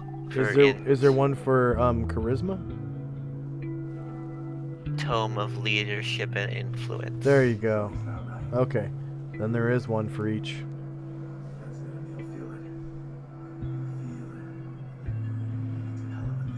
I get the feeling from what you just said that book is not a book of leadership and influence.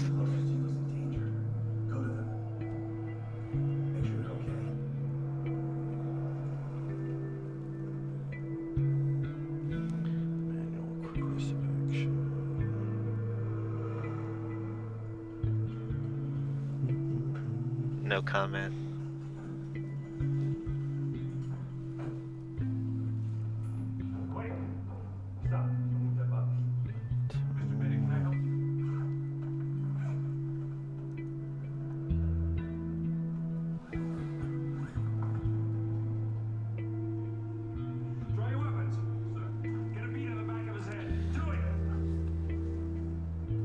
There? Yep. Okay. Yeah, that's all I want. I didn't actually want to say anything, I guess. I was just talking. So. Okay. Good luck. Yeah. Hopefully we're playing tomorrow night.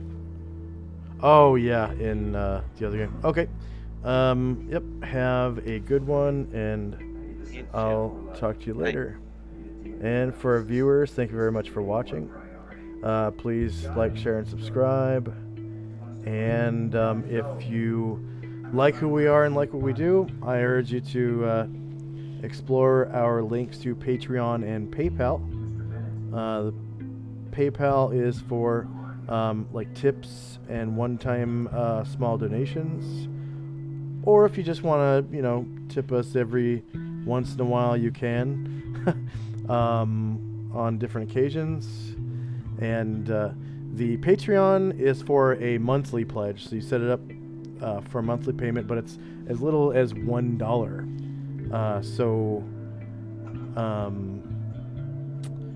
It's more like a subscription, and there are different echelons of benefits for that, depending on how high you want to go. And again, thank you very much for watching, and please stay tuned for a rerun. So I've got reruns coming up. Last week's session followed by this week's session, and then some other stuff after that. Okay, and hopefully I'll see you next time, which is tomorrow evening. All right, bye-bye. Bye-bye.